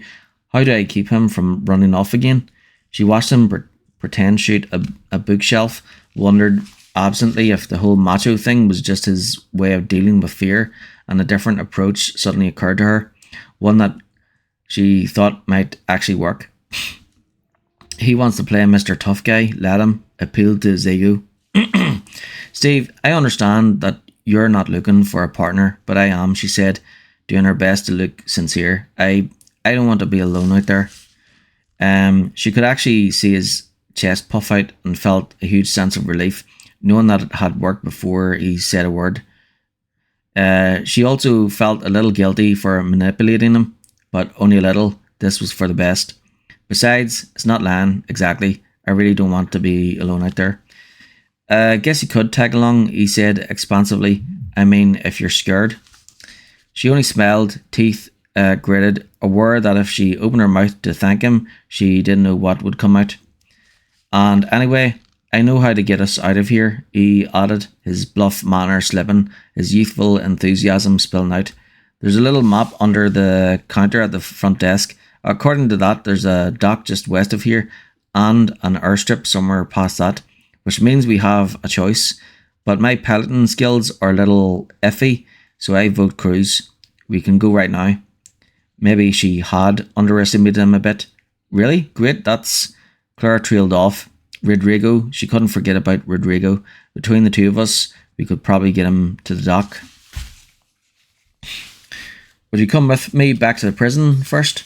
she asked. The guy who let me out of my cell, is back there. He's pretty badly wounded." "One of the prisoners?" Steve asked, perking up. Uh-oh. She could lie, but he'd know the truth soon enough. "I don't think so, but he did let me go, and I kind of feel like I owe him." Steve was frowning, and she quickly added, "And it seems like the honourable thing to do, to at least get him a first aid kit, you know." "He wasn't banned. Forget it. If he's not a prisoner, he works for Umbrella. He deserves dick. Besides, they'll be sending troops in soon enough. It's their problem. Let them deal with it. Now, are you coming or not?" Claire met his gaze squarely, reading anger and hurt in his dark eyes, surely caused by Umbrella. She couldn't blame him for how he felt, but she didn't agree with him either, not in Rodrigo's case, and there was no question in her mind that he would die before Umbrella showed if he didn't get help. "I guess not," she said. Steve turned away, took a few steps toward the door, and then stopped, sighing heavily. He turned back, clearly exasperated. "There's no way I'm risking my neck to save an Umbrella employee, and no offence, but I think you're totally batshit for wanting to, but I'll wait for you, okay? Go give the guy a band-aid or whatever, and then meet me at the dock." Surprised, Claire nodded, less than she'd hoped for, but more than she'd expected, particularly after his weird people will let you down rant. Oh. For the first time, it occurred to her why Steve might have said those things, why he was denying the trauma of what had happened, what was still happening. He was here by himself, after all. How could he not have abandonment issues? Claire smiled warmly at him, remembering how angry she'd felt as a child when her father had died. Being snatched away from one's family couldn't be much better. "It'll be nice to go home," she said gently. "I bet your parents will be glad." Steve's sneering interruption was immediate and extreme. "Look, come to the dock or not, but I'm not going to wait all day, got it?" Startled, Claire nodded mutely, but Steve was already striding out of the room. She wished she hadn't said anything, but it was too late, and at least now she knew what not to say. Poor kid, he probably missed his parents like crazy. She'd have to try to be a little more understanding. With a last look around the strange little den, Claire started back toward the front door, wondering what to do about Rodrigo. Steve was right. Umbrella might already have a team on the way. They could tend to him, but she meant to get him stabilised before she left. She needed to find a vial of that hemostatic liquid. She didn't know much about the triads herself, but he had seemed to think it would help. She opened both of the other doors in the hallway on her way back to the lobby, stopping briefly at the first to gaze in at a number of portraits. Some kind of pictorial history room for a family called Ashford.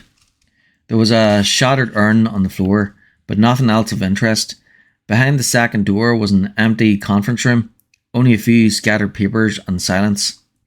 Claire stepped back into the front hall, deciding that she should probably try the upstairs before retracing her steps. Just above the bridge to the prison, and wasn't she looking forward to crossing that creaking nightmare again? There'd been a door she'd bypassed in order to keep up with Steve's trail. A tiny red light on the door caught her attention, like one of those laser-pointed things. Her geometry prof had used one. The small light jerked toward her, and Claire looked up, followed a pencil-thin beam to Gah. She dove for cover as the first shot bit into the tiles mere inches from where she'd stood. Ceramic pillars as the second shot thundered through the lobby, shattering more tile. She scrambled to her feet, trying to make herself as tiny as possible, wondering if she had actually seen what she thought she'd seen. A thin blonde man with a rifle and laser sight, wearing what looked like a dress uniform jacket from a yacht club, deep red, complete with puffy white cravat and gold braid. Like a child's idea of what noble authority should wear. My name is Alfred Ashford, a pinched, snobby voice called out. I am the commander of this base, and I demand that you tell me who you're working for. What? Claire wished she had something brilliant to say, some snappy comeback, but she couldn't get any further than that. What? She asked loudly. Oh, there's no point in your feigned ignorance, he continued, his jeering voice moving a little, as though he were descending the stairs. Miss Claire Redfield, I know what you've been planning. I've known from the start, but you're not dealing with just anyone, Claire. Not when you're dealing with an Ashford. He actually tittered, a high, girlish giggle, and Claire was suddenly absolutely positive that he was a wacko. She was talking to a wacko. Yeah, and keep him talking. You don't want to lose his position. She could see the tiny red light flicker on the wall behind her as he worked to keep the pillar in his sights.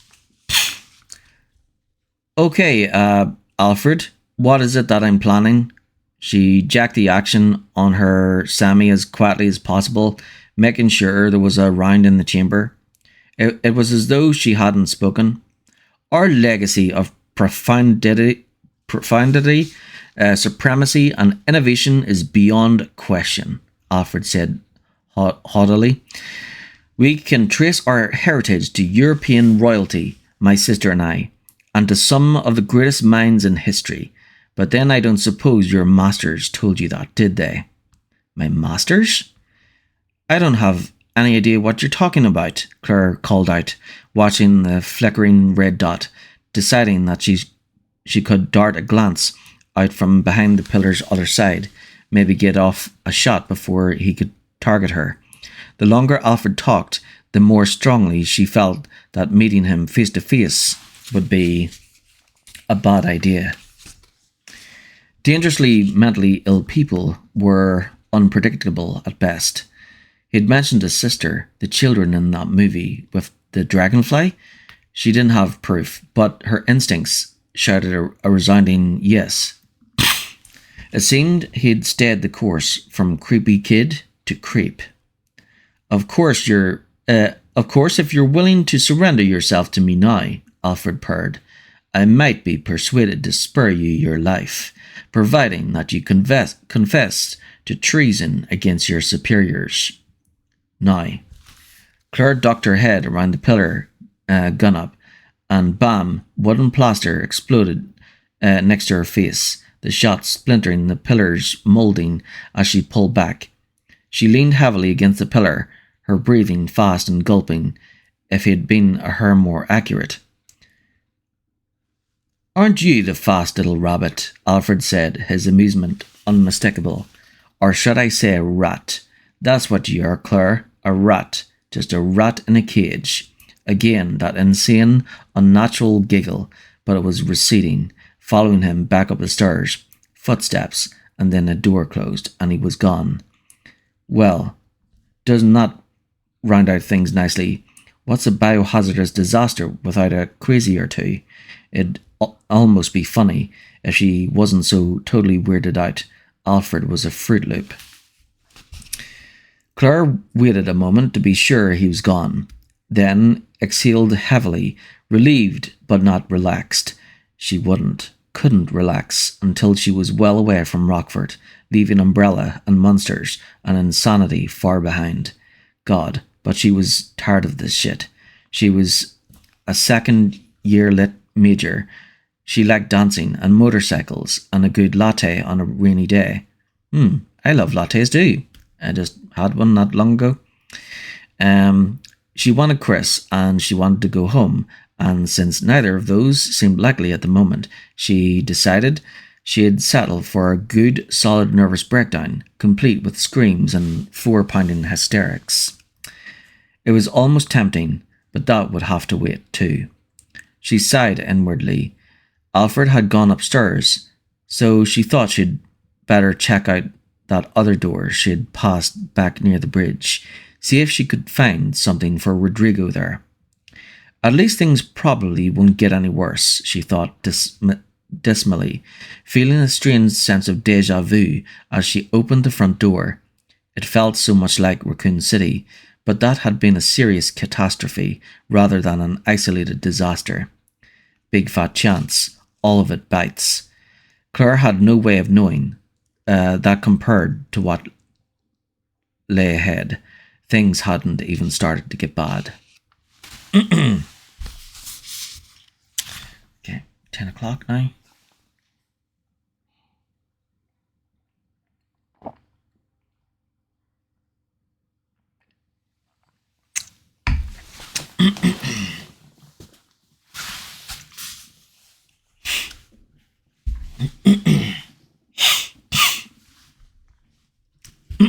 I'm not sure how long this will take to read this whole book, but I don't think I should stay up all night. Like, it's already like 10 o'clock, so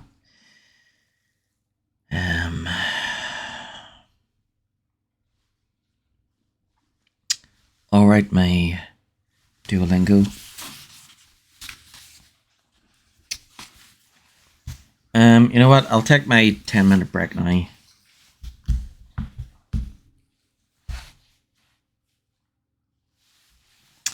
And yeah, I need to do my Duolingo.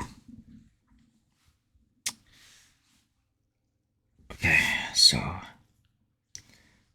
I'll keep Twitch on, but I'll end the TikTok live and then come back on when I've finished my daily tasks for Duolingo.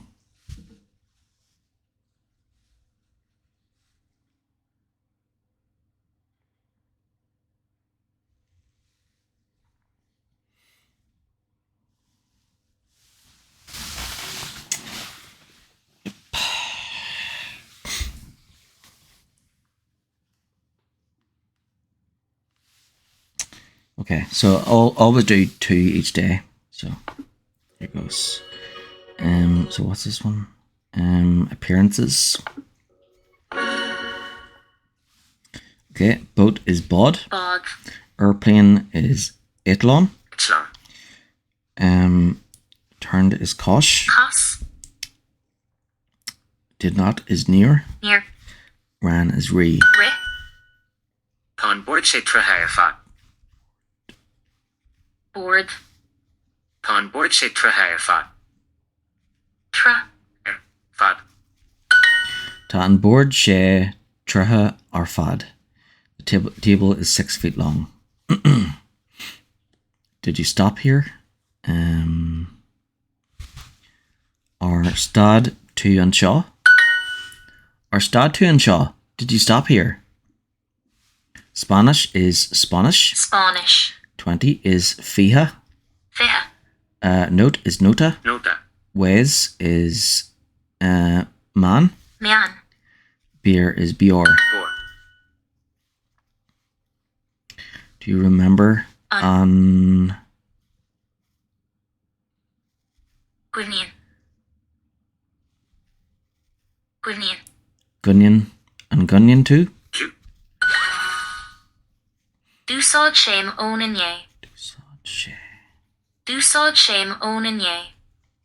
Moan in ye. In ye. Dúsáid sé moan in ye. He used my phone yesterday. England is Sasana. Sasana. Pound is punt. Punt. Road is moher. Moher. Is eaten is itcher. Itcher. Reached shrub. Pre. I filled the glass with milk. Linum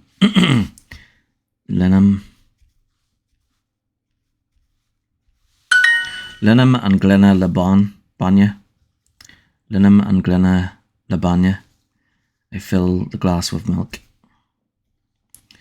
Has it happened yet? Or Harla sé? Sé. Fos. Fos.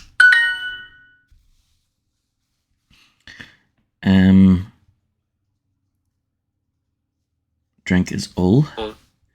Round is timple. Timple. 30 is trucka. Tríocha. Journey is Oster. Aster. Luck is awe. Oh. We discussed the important document with the staff. So it would be discussed the document important with the staff. So discuss first. Flammer.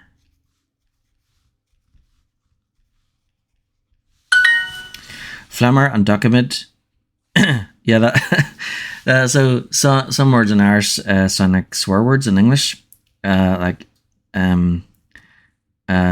Document is sounds like dicamid. Flamor and dicamid tavatak lesh and voin. Níor immersi ammoniac lin inne. Near Amir, she ammoniacked Lynn and yeah. She did not play hurling with us yesterday.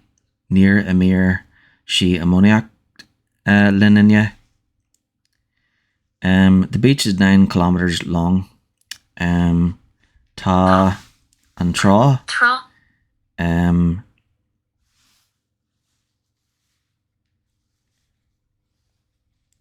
Kilometer ni or fad. Fad. Oh. Ta and Tra ni kilometer or fad. Mascan sé an bia. Mascan she and bia. He mixes the food. Bhí méid insint scéalta. Bhí méid insint scéalta. Bhí mé insint scéalta. Bhí mé ag an sint skelta. I was telling stories. The beach is 9 kilometers long. Okay, so the number comes first. I put kilometer first and then the number. Ta and Tra. Tra. Ni kilometer or fad. Fad. Beach is 9 kilometers long. Ta and Tra ni kilometer or fad.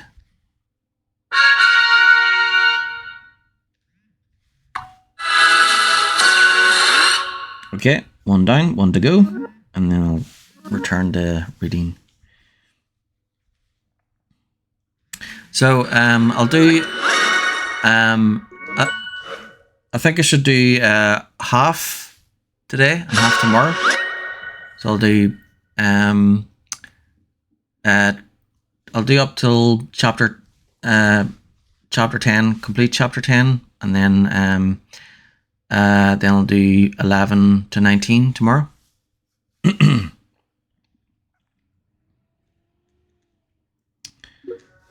Okay, so 713 days in a row. Nice. Okay, one more. Kruga. Kroga is brave. Shanna. Canna is already. Aberts. Aberch is sentence. Ian. And Fian is blonde. Tá grúig chatach Ta grug cactac he has curly hair. Leach. Leacht, lecture. Colossta. Colostia, college. Nota. Nota, note. Ada. Ada, long. The eye is yellow. Ta an shul bui. Bui. He has curly hair. Ta grug cactac Tá grúig an rastalí seo dubh. Ta grug an rastali shodov. So her the Grúig. Rastalí. her the waiter Seo. is black. So this waiter has black hair. This waiter's hair is black. This waiter's hair is black. Ta grug an frastali Tá grug an rastali seo dove. Or that would be do in Ulster Gaelic, I suppose. She has dyed her. Tá grug yacha urhi. I am not out of my mind. Neil. Neil me. May. Asmo. Yower. Yower. Neil me asmo yower. I'm not out of my mind. I have dyed her. Tá grug yacha orm. Tan Sulbui. Tan Sulbui. The eye is yellow. Tá grúig go ar an lanmh seo. Tá grug dove ar an lanmh seo. The baby has black hair. My eyes mo hula. Tá siúla ólinn ag an astor. Tá siúla ólinn ag an astor. Tá siúla alán ag an astor. The actor has beautiful eyes. Do you like my hair? An my lot mo quid grug, right? Yep. An my lot mo quid gruga. Níl siúla ag na elephantí sin. Níl siúla ag an elephantí sin. Those elephants do not have eyes. Oh, that's horrible. Orha.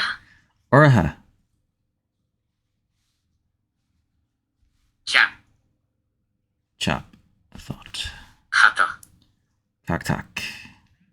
Curly. Hussy started.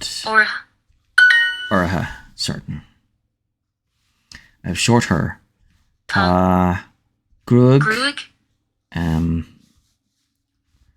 Gar orm. Ta grug gar arm. I have short hair.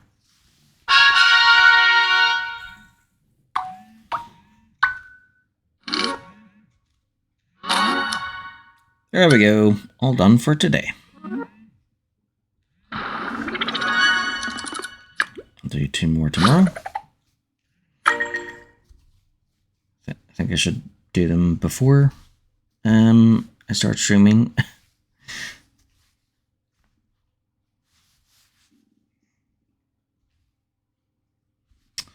Okay, there we go.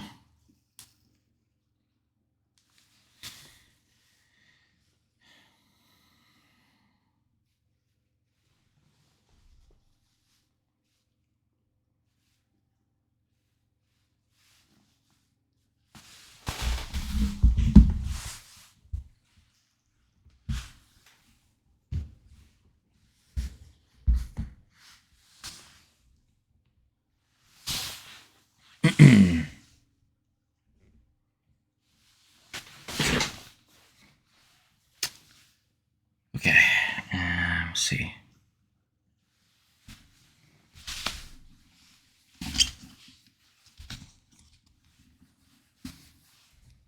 Set that over there.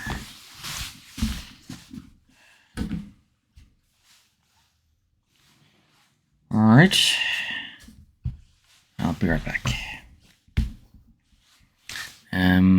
Yeah, I think I should put a pizza on.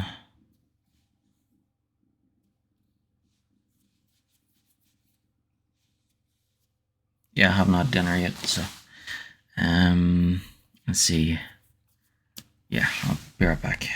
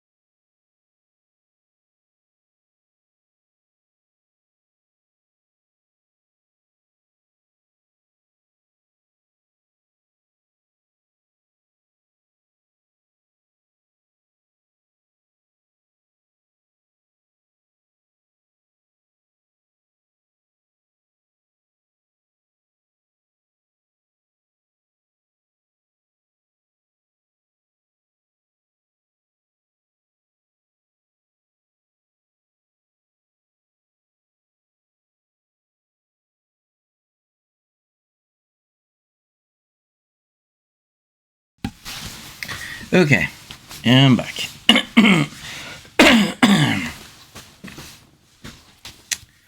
Right, so I'll keep reading up until my pizza's ready, and then I'll try to eat it off cam.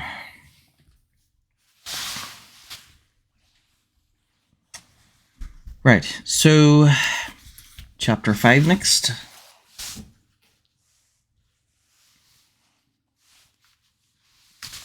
Ooh. Thank you. Thank you, Stephanie.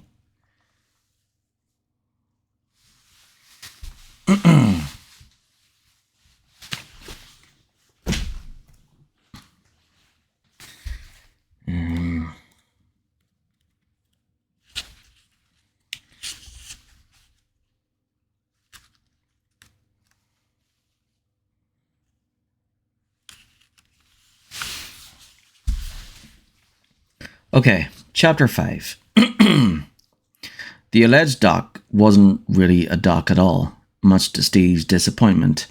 There wasn't a boat in sight. He'd expected a long pier with pilings and seagulls, all that shit, and a half-dozen ships to choose from, each of them stocked with full pantries and soft beds. Instead, he found a tiny, grungy platform that sat over an unpleasantly grey, lagoonish area, protected from the ocean by a ridge of jagged rock that he could barely make out in the dark. There was a pulpit kind of thing with a ship's steering wheel stuck on it at the edge of the platform, probably some dumbass monument to the sea or whatever, a decrepit table with some trash on it, and a rotty, mouldy old life jacket heaped in a corner. The once bright orange stained to a murky mustard colour. Nothing bigger than a canoe was ever going to dock at this particular pier. In a word, lame. Great. So how did all those people get off the island backstroke? And if there's an airstrip, where the hell is it? Bad enough that now he had to find another escape. He'd also told Claire that he'd meet her here. He couldn't just take off, but he didn't want to stand around waiting either. He could still ditch her. Steve scowled, irritably kicking at a rusted-out hunk of random machinery. Maybe she was a little nosy, a little naive, but she'd saved his ass, no question, and her wanting to go back to help some wounded umbrella hand just because he'd set her free. That was, well, it was nice. It was a nice thing to do. Leaving her behind didn't seem right. It sounds like Claire's rubbing off on him.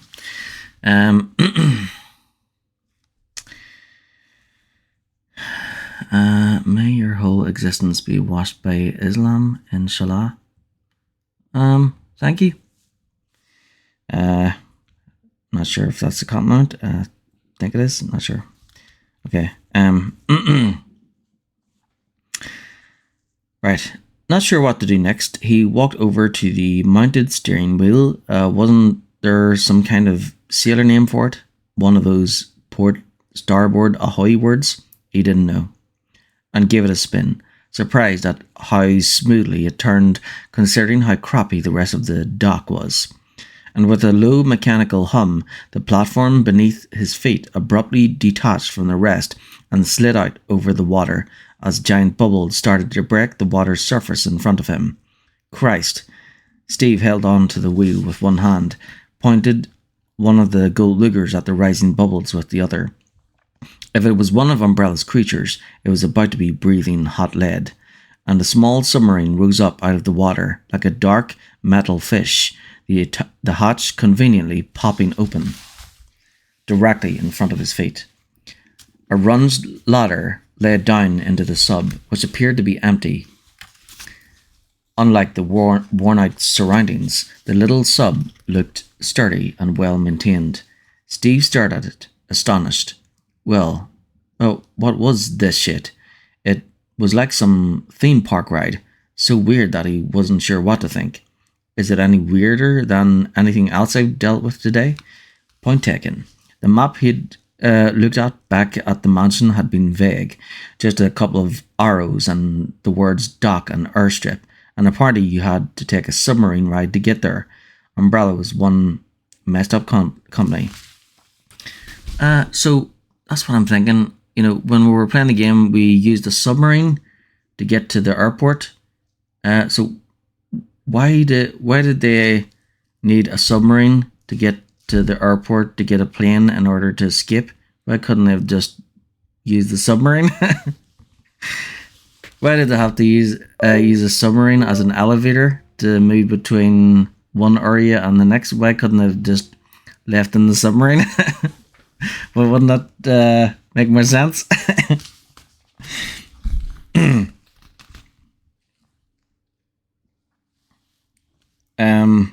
Okay, so he stepped down onto the top rung and then hesitated, his skin still red from the last unknown he had stepped into. He didn't want to drown any more than he'd wanted to get back alive. Screw it. Won't know till you try.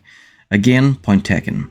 Steve climbed down the ladder, and when he stepped off, he triggered a pressure plate in the floor of the sub. Above him, the hatch closed. He quickly stepped on it again, and the hatch reopened. It was good to know he wouldn't suffocate at least. The interior of the submarine was very plain, maybe as big as a large bathroom, bisected by the narrow ladder. There was a small potted bench on one side, the rear of the sub, and a simple control console in front. Let's see what we got here, Steve muttered, stepping up to the controls. They were ridiculously simple. A single lever with two settings. The handle was currently next to the upper setting marked main. The lower setting was marked transport, and Steve grinned, amazed that it could be this easy. Talk about user-friendly.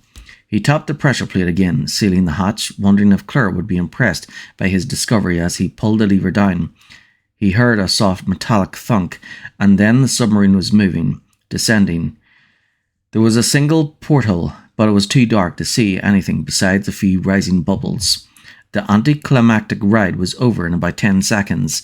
The sub seemed to stop moving, and he heard a sharper metallic sound coming from the hatch, like it was brushing against something, definitely not an underwater sound.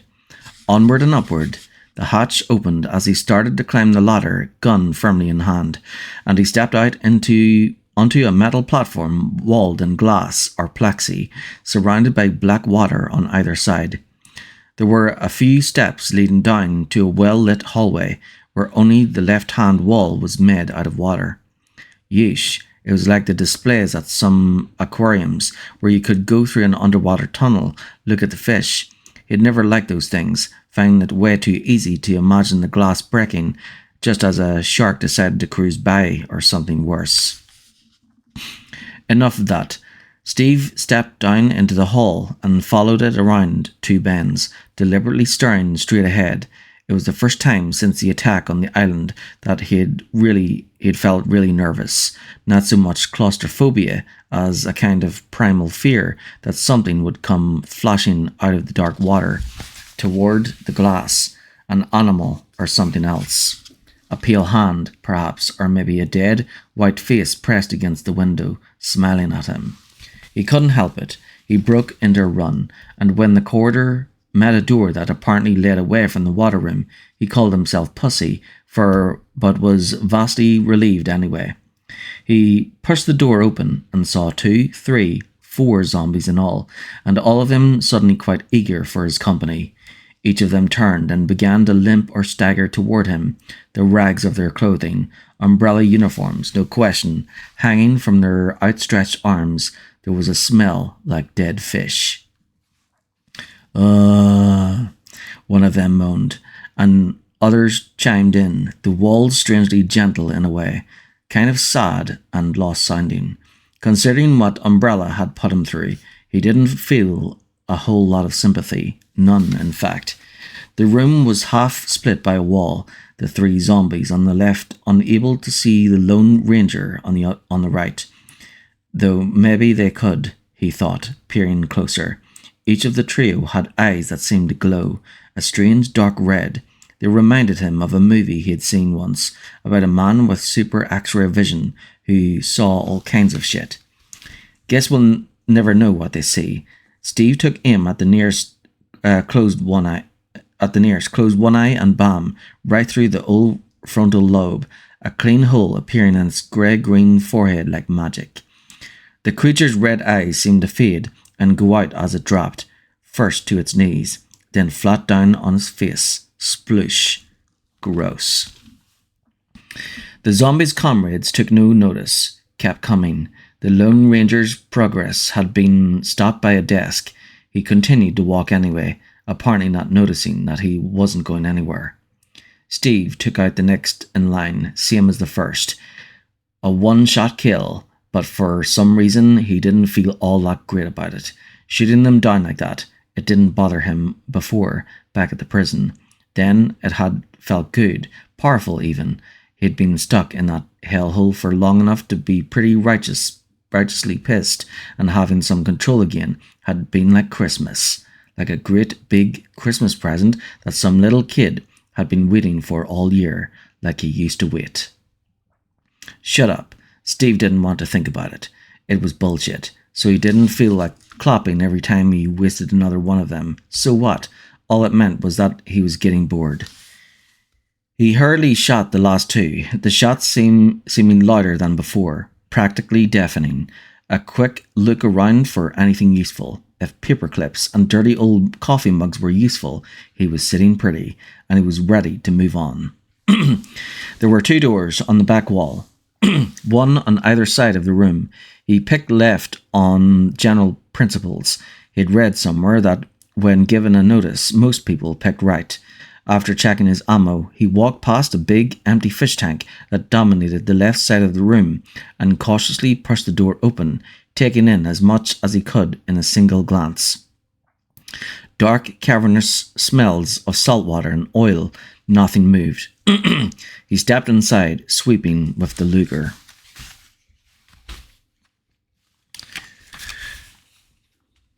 Okay, 7 minutes, 8, and laughed out loud. A rush of pure joy washing through his system as his laugh echoed back at him. It was a seaplane hangar, and there was one big-ass seaplane sitting right in front of him. Big to him, anyway. He'd mostly flown in a little twin-engine private plane. Thoroughly pleased, Steve walked to where the plane was sat just below the mesh platform under his feet. He was an inexperienced pilot, but figured he probably knew enough not to crash the thing. First things first, board her and check fuel, general condition, learn the controls. He stopped at the edge of the platform and looked down, frowning. He was at least 10 feet above the front hatch, which looked to be locked down tight. There was a bank of machinery to his left. A few panels lit up. Steve walked over and looked at them, smiling, when he saw control to power up the boarding lift. The system should also open the plane door, according to the tiny diagram. Presto, he said, flipping the switch. A loud and grating mechanical noise bellowed through the giant hangar, making him wince, but it stopped after a few seconds as a two-man lift slid to a halt at the platform's edge. He stepped onto the lift, studied the standing control panel, and started to curse every bad word he could think of twice. Next to a trio of hexagonally shaped spaces were the words, "Insert proof keys here. No keys, no power." They could be anywhere on the whole goddamn island. And what are the chances that all goddamn three of them will be goddamn together?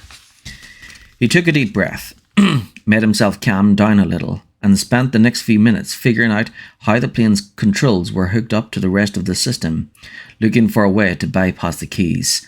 And after a careful, thoughtful deliberation, he started cursing again. When he finally got tired of that, he resigned himself to the inevitable.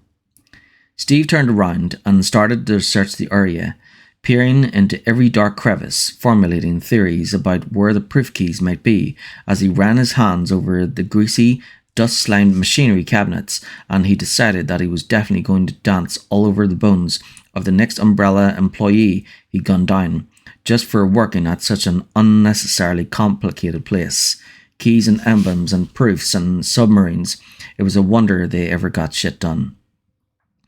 The virus carrier was wearing a lab coat, and its lower jaw had fallen off somewhere, or been broken off. It gurgled and spluttered horribly, its wormy tongue flopping limply across its neck. Claire couldn't tell if it had been a man or a woman, although she supposed it didn't really matter. As pitiful as it was revolting, she put it out of its misery with a single shot to the temple, and then searched the area. Working laboratory office, small inventory room, before stepping back into the hall, discouraged at her overwhelming lack of success. The entrance she'd walked back to from the mansion had opened up into a reasonably big courtyard, hard-packed dirt and totally utilitarian, more like the prison than the palace, although even after searching a few rooms, she still couldn't figure out where she was exactly. Some kind of testing facility maybe, or a training ground for guards or soldiers. Maybe just a building designed to destroy hope, she thought blackly, looking toward the front door. She'd walked in maybe 10 minutes ago, hoping that Rodrigo wasn't already dead, that Steve had found a boat, that Mr. Seco Ashford and his sister weren't planning to blow up the island, and in just 10 minutes, those hopes had been thoroughly stomped on. All she really wanted now was a goddamn bottle of medicine, because then she'd be one step closer to leaving. She had tried the upstairs first, undergoing an exciting little adventure that had shaved a few years off her life. All she had found up there was a small locked lab with a lot of broken glass on the floor from what appeared to be ruptured holding tanks. She had seen the damage through an observation window and had been about to leave when some poor, bloody guy in an environmental suit threw himself at the glass. It had been his dying act. The suit obviously hadn't done him much good. His head had practically exploded, coating the inside of his helmet with gore. It hadn't done her heart much good either, scaring her half to death, and the whole upstairs experience had been topped off by an emergency shutter lockdown, apparently triggered by the suit guy. She had practically had to hurl herself down the stairs to avoid being trapped. 9 zombies had to be put down so far, 3 of them in lab coats or scrubs, and not even a cotton swab to show for it, nothing in the locker room, and she'd looked through practically every damn one of the lockers, turning up jock straps and not sure if I can say the next word, PORN, but little else. Nothing in the odd little shower room, zip and zilch.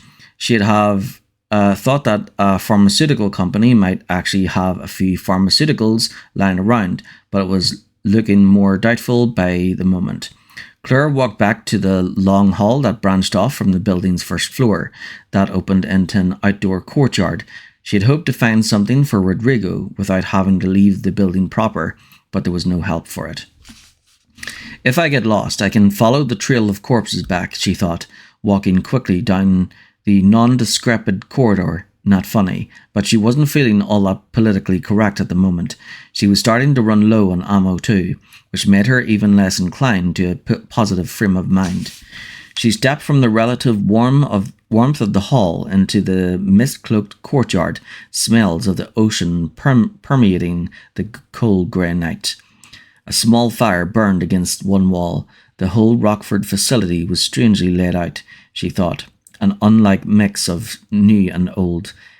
Inefficient, but interesting. The little courtyard was actually cobblestoned, definitely not a recent addition. Claire froze. The narrow red beam of a laser scope sliced through the mist in front of her, swept toward her from somewhere above. A low balcony to her right, the stairs for it set against the east wall. Stairs, cover. It was all she had time to think before the little red dot was stuttering across her chest. She threw herself out of the way, but as the first shot blasted through the cold air, burying itself in a miniature fountain of stone chips. She rolled to her feet and sprinted for the stairs, the red light jerking back and forth, trying to find her. Bam, a second shot. It missed, but was close enough that she could actually hear it cutting through the air. A high-pitched buzzing sound. She caught a glimpse of the shooter just before ducking behind the low stone balustrade, not surprised at all to see slicked back blonde hair and a red jacket trimmed in gold. She was more angry than scared that after all she had been through, she hadn't been more careful, and that she had almost been taken out by such a weird little elitist creep. That stops right now. Claire raised her handgun over the stone railing and fired off 2 rounds in Alfred's general direction. She was immediately rewarded with a cry of shocked outrage. Not so much fun when the peasants fire back, is it? Ready to capitalize on his surprise, Claire scrambled up the steps and risked a look over the rail, just in time to see him run through a door on the west wall, slamming it behind him. Oh, pizza's ready now. Okay, I think I should stop now. She lapped up the stairs next. Okay.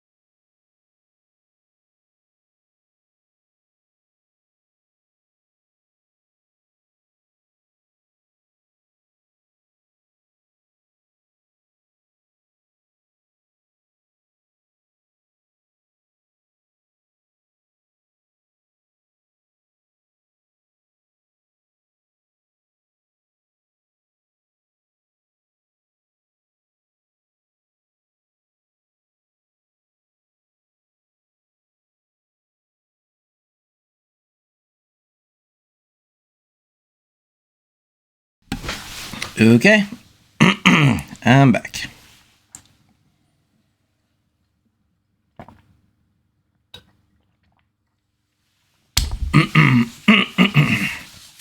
So, dinner is finished.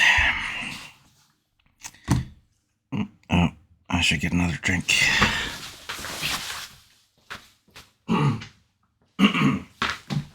So, I had a coffee, latte, and then I drank apple juice.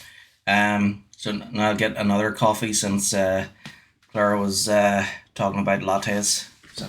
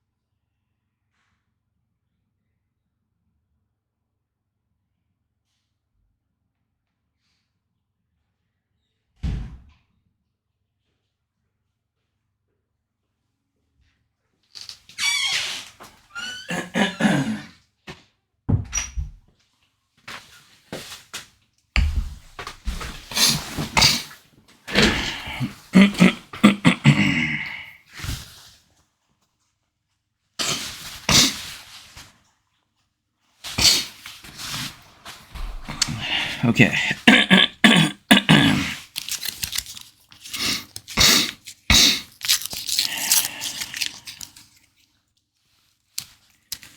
Got my iced latte.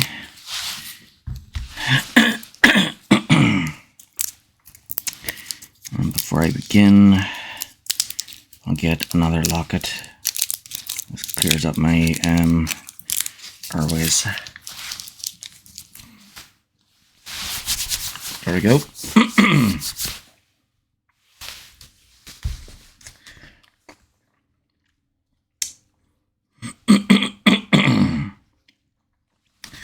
Right, so I think we were in chapter 5. Yep.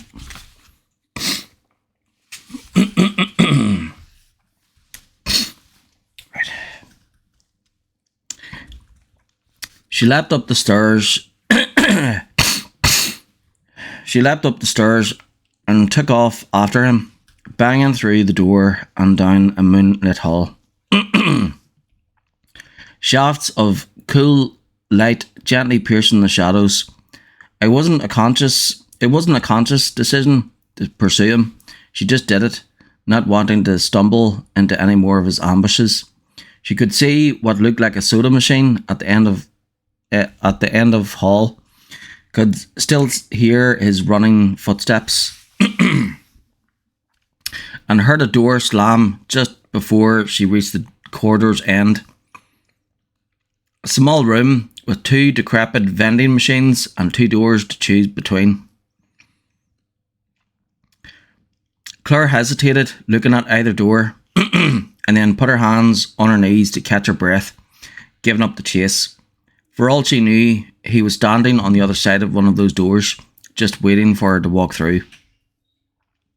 Score 1 for the nutcase. Not a big victory anyway.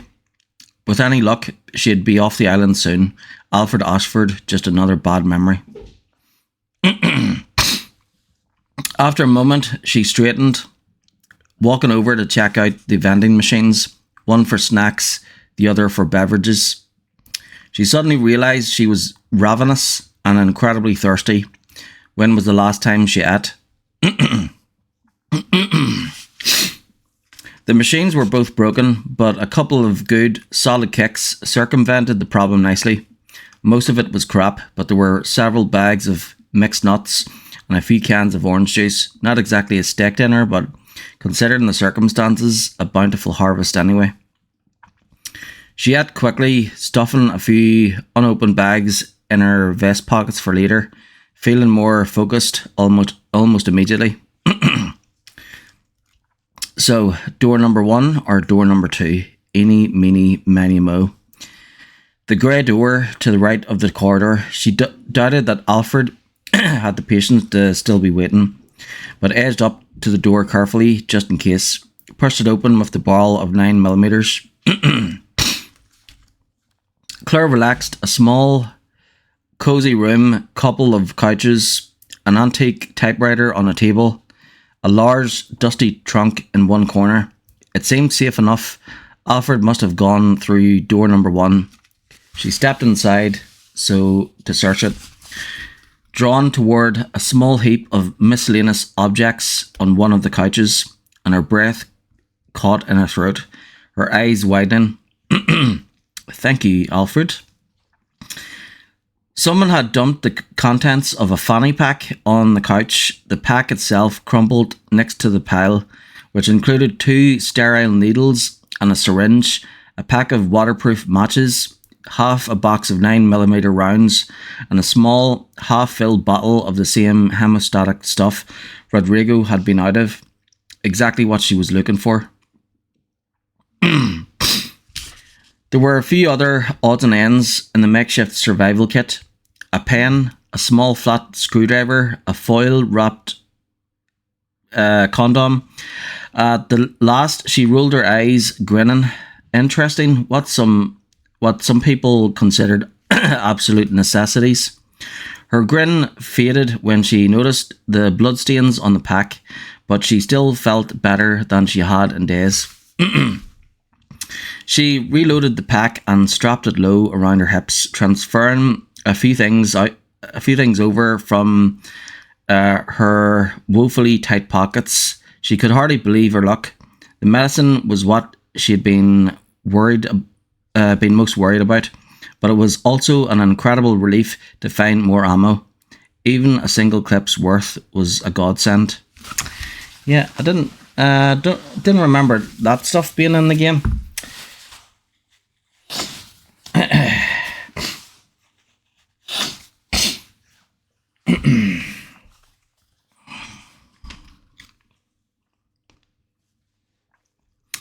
A search of the rest of the room yielded up nothing more, not that she minded. She felt like the end was in sight, an incredible end, an end to this terrible and horrific night.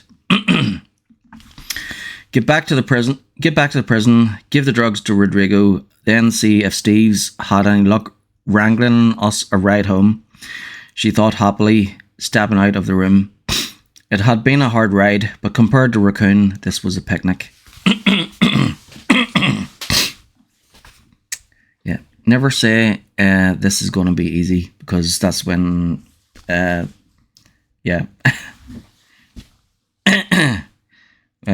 Yeah, apparently when people say this is going to be easy, then it usually ends up being the opposite.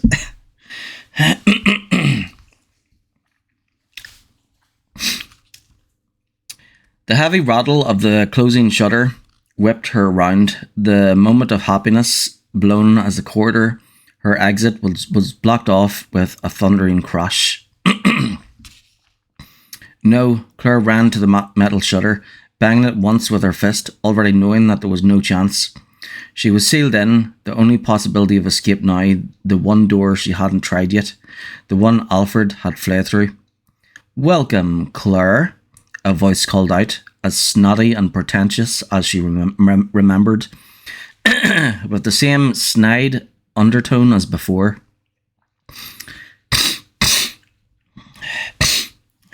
There was an intercom box above one of the vending machines in the upper corner of the room. "Howdy, Alfred," she thought dismally, unwilling to give him the satisfaction of her anger or fear. The whole compound was probably wired up for sound. She had been stupid not to think of it, and just because she didn't see a camera, that didn't mean there wasn't one.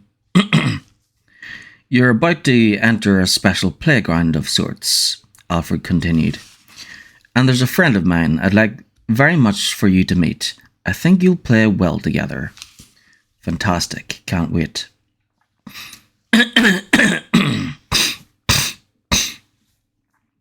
"Don't die too soon, Claire. I want to enjoy this." He laughed, that insane, annoying, distinctly unnatural giggle of his, and then he was gone.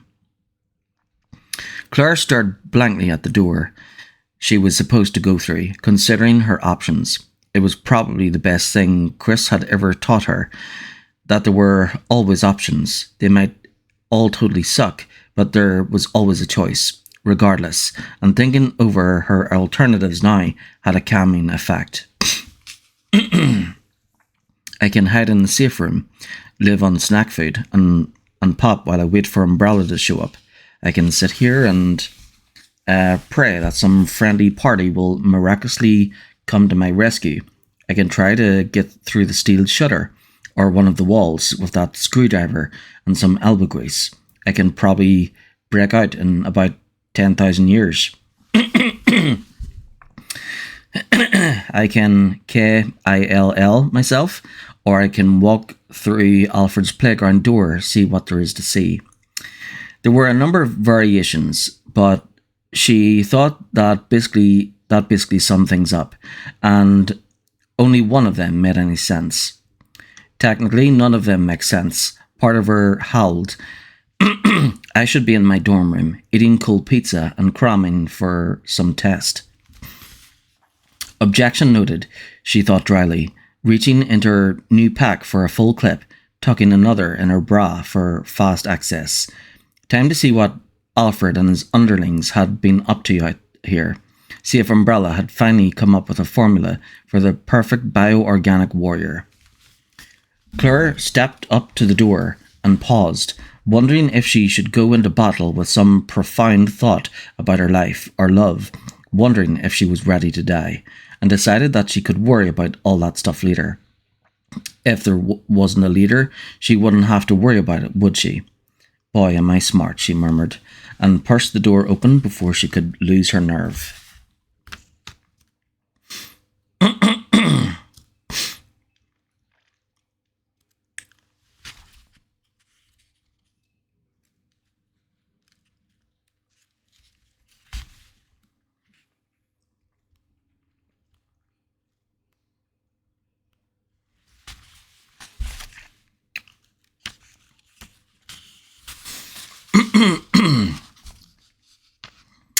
Chapter 6. So time is 23:06.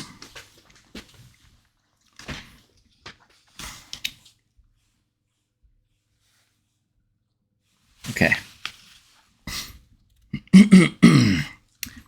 Chapter 6. Everything was perfect. The cameras were set so that he could watch from 4 different angles, all in full colour. The battle arena, well lit, his chair comfortable. He only regretted that he hadn't had time to return to their private residence to watch the entertainment with Alexia by his side, although that had turned out to be advantageous as well, a silver lining. The training facility's control room had cameras that could be re-angled with the touch of a button, ensuring the clearest possible view. Alfred smiled, watching as Clara hesitated at the door, quite pleased with how his plan had come to fruition. She had chased him as he'd hoped, stepped into his trap with hardly a struggle. He hadn't expected her to actually fire at him, but that was easily overlooked in retrospect, and truly it made the anticipation for her upcoming death all the sweeter. The addition of a personal revenge aspect into the mix. The OR-1, a highly developed BOW specifically created for field combat, was one of Alfred's all-time favourites. The AN-3 Sandworm was impressive, to be sure, the standard Hunter 121s lethal and fast, but the OR-1s were special. The human skeletal structure showed through, particularly in the face and torso, giving them the look of classic death. Their skull faces, leered out beneath corded ropes of real and synthetic tendon, like a neo-Grim Reaper. They weren't just dangerous.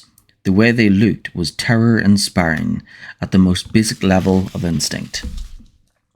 The island employees called them Bandersnatches, a nonsense word from some poem that was strangely fitting, considering their unique design and function. There were 30 of them at Rockford, half of those in stasis, though Alfred had only been able to account for 8 of them since the attack. Oh, Claire was opening the door. Elated, Alfred focused his full attention on the girl, his left hand on the camera controls, his right hovering over the lock functions for the storage areas. Claire stepped onto the balcony of the large, open, 2-story bay with gun in hand, trying to look everywhere at once. Alfred zoomed in on her face, wanting to fully appreciate her fear, but was disappointed by her lack of expression. After surmising that she was in no immediate danger, she seemed watchful, no more. But when I push this button... Alfred snickered, unable to contain his excitement, lightly stroking his right forefinger across the switches for the bay's 2 shuttered storage closets, one on the balcony, one bordering the freight elevator on the lower floor. At his whim, Claire Redfield would die. True, she wasn't important, her death as meaningless as her life had surely been. But it was the control that mattered, his control. And the pain, the exquisite torture, the look in her eyes when she realizes that her existence is at its end. Alfred controlled his body as tightly as he controlled his life, and prided himself on his ability to dominate his sexual desires, to feel nothing unless he chose to. But just thinking of Claire's death inspired in him a passion that was beyond physical lust, beyond words, even beyond the simple scope of a man's awareness. Alexia knows, Alfred thought, certain that his beautiful sister was watching too, that she understood what could not be explained. In Claire's death, they would be as close as 2 people could ever be. It was the wonder of their relationship, the culmination of the Ashford legacy. He couldn't contain himself another moment. As Claire took another cautious step into the centre of the room, he first locked the door she'd come through, sealing off her escape, and then pressed the button for the 2nd-story shutter release. Instantly, the narrow metal shutter, not 10 feet from where she stood, slid open, and as Claire stumbled backward, trying to distance herself from the unknown threat, a fully matured Bandersnatch stepped out, ready to engage. It was beautiful, the creature, between 7 and 8 feet tall. Its face was that of a grinning skeleton, its head set low and menacing. The disproportionately huge upper body supported its primary weapon, the right arm, as thick as one of its tree trunk legs, longer than half of its full body length at rest. The hands span big enough to cover an ordinary man's entire chest. Its left arm was withered, tiny and misshapen, but a Bandersnatch only needed the one. Alfred had hoped for some exclamation from her, a curse or a scream, but she was silent as she retreated to what she believed to be a safe distance. She opened fire almost immediately. The Bandersnatch roared, a rough, guttural scream, and then performed its trick. Alfred had seen it a dozen times, but never tired of watching.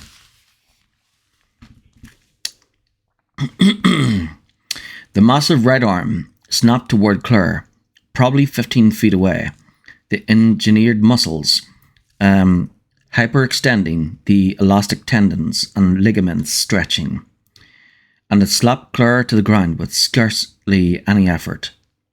The girl knocked sprawling before the Bandersnatch's arm snapped back into place. Yes, oh yes. Claire crawled backward as fast as she could, stopping only when her back hit the wall.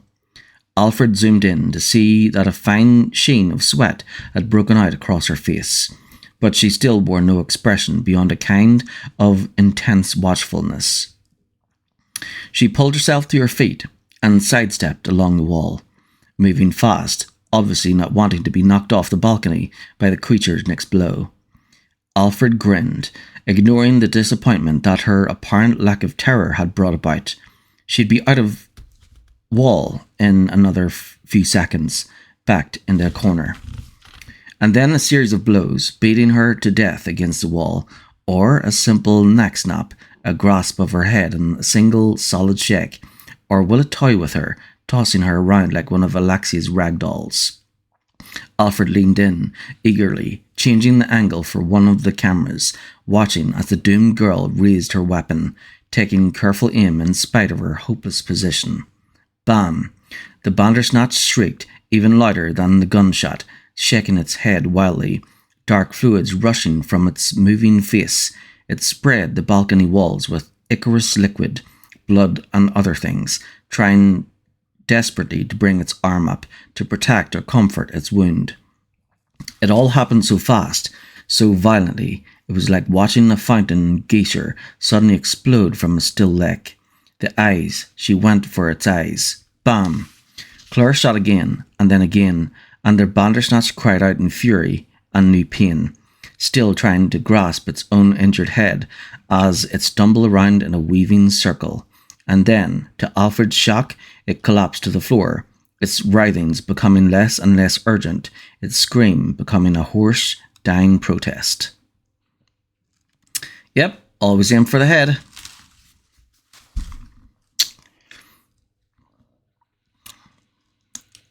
When it comes to monsters, unless they have those big giant eyes, then aim for the eyes.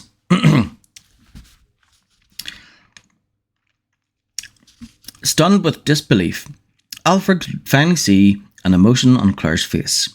Pity. She moved to stand over the creature and shot once more, stilling it completely. Then she turned and walked toward the stairs, as casually as if she was walking away from a lady's luncheon. No, no, no, no. This was wrong, all wrong, but it wasn't over. Not yet. Furious, he stabbed at the other switch, releasing the second creature from its enclosure, the shutter sliding open behind a stack of storage containers on the elevator level. You won't be so fortunate this time, he thought desperately, still barely able to credit that what he'd just seen. Claire had heard the second door open, but the stack of containers obscured her point of view, hiding the new menace. She was stopped at the foot of the stairs, holding herself very still, scanning for the exact source of the noise. The second Bandersnatch stepped out of its closet and casually reached up, grasping a large metal crate at the top of a 10-foot stack of them. It pulled itself up, seemingly without effort, and without Claire noticing, her attention too intently fixed on the shadowy corner opposite the stairs. The Bandersnatch reached down for her. Claire saw it coming at the last instant, too late to get out of its way. The creature wrapped its muscular fingers around her head and lifted her up, studying her as a cat studied a mouse. Or a rat, Alfred thought, some of his previous joy returning at the sight of the girl dropping her weapon and struggling to free herself, grasping at the OR1's steel grip with panicked hands. And Alfred's focus was broken at the sound of shattering glass somewhere off screen, and someone was shooting, the sudden flurry of noise and activity making the Bandersnatch shriek, making it drop. Claire. What's the window? Alfred answered himself, watching in horror as the young prisoner Burnside threw himself into the camera shot, firing 2 handguns at once, blasting at the startled creature, startled, then screaming in agony as Claire scooped up her weapon and joined the fray. The Bandersnatch tried to attack, its arm whipping out toward the new assailant, but it was driven back by the sheer number of rounds being pumped into its body, finally slumping against a storage container, dead. Without consciously deciding to do it, Alfred reached for the freighter elevator controls, a part of him remembering that there was at least one more OR1 below, as well as a number of virus carriers. The 2 youths stumbled as the floor beneath their feet began to go down, taking them to the basement of the training facility. There were no working cameras there, but enjoying their deaths was no longer Alfred's primary concern, not so long as they died. Can't be. This can't be happening. The OR1 should have dispatched Clara and her meddlesome friend effortlessly, but they were alive and his pets had suffered and died. He tried to convince himself that the 2 would soon perish in the basement, which had been locked down and isolated since the first viral leak, but suddenly nothing seemed certain anymore.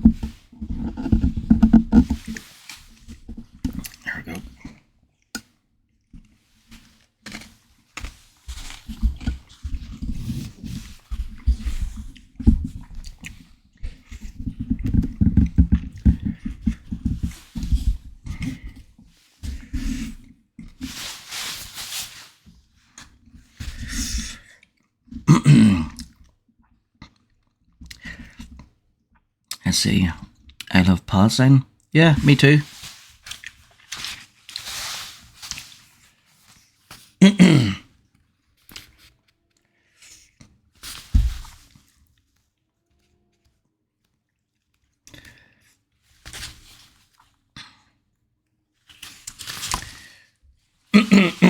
Okay, next.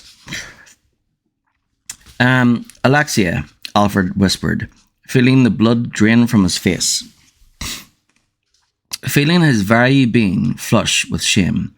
He had to make her see that it wasn't his fault, that his trap had worked perfectly, that the impossible had occurred. And he'd have to accept the subsequent coolness in her gaze, the undertone of disappointment in her sweet voice as she reassured him that she understood.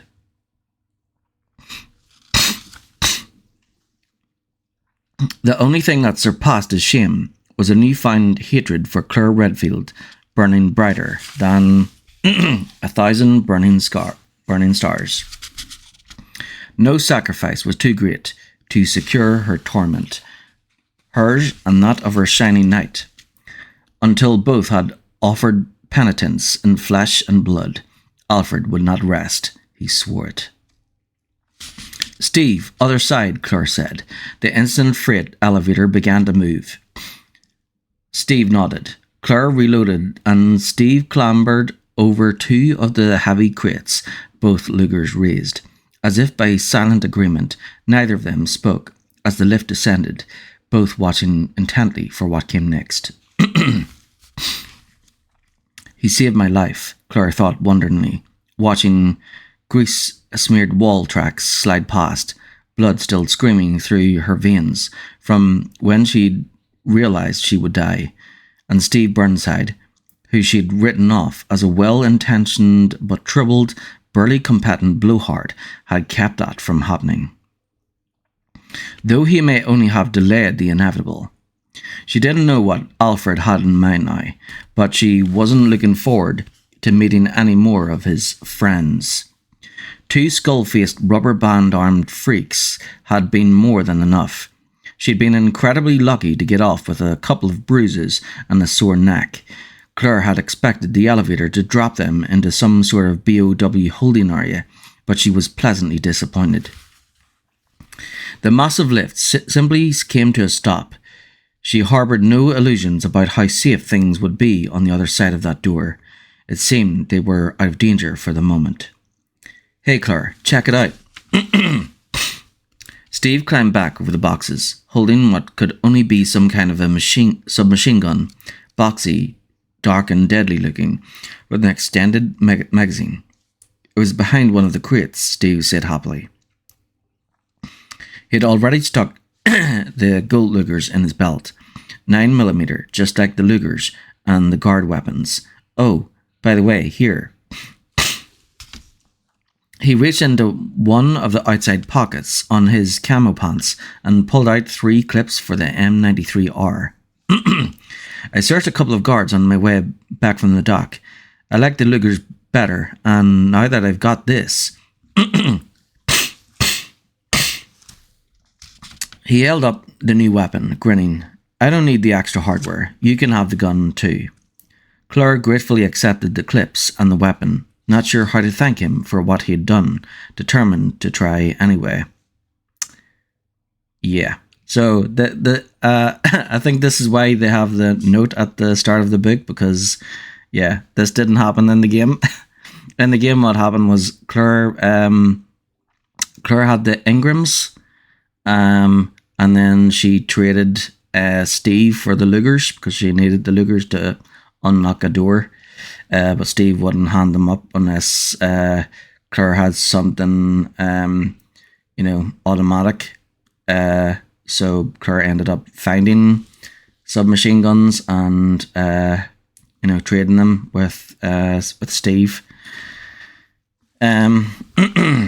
Okay, so Steve, if you hadn't shown up when you did, forget it, he said, shrugging. "We're even now." "Well, thanks all the same," Claire said, smiling warmly. He smiled back, and she saw a flicker of real interest in his gaze, a sincerity there that was quite different than his previous posturing, not sure what to do about it, for himself or for herself. For him or for herself. She moved the conversation along. "I thought you were going to wait at the dock," she said. It wasn't really a dock, Steve said, and told her what had happened since they had separated. The seaplane was terrific news. Having to deal with Umbrella's bizarre key fetish yet again wasn't so terrific. "And when I couldn't find them, I thought I'd wander over and see if you'd come across anything like that," he finished, shrugging again. Working hard to look nonchalant. "That's when I heard the shots. How about you? Anything interesting? Besides meeting up with a couple of Umbrella's monsters, I mean." "I'll say. Do you know anything about Alfred Ashford?"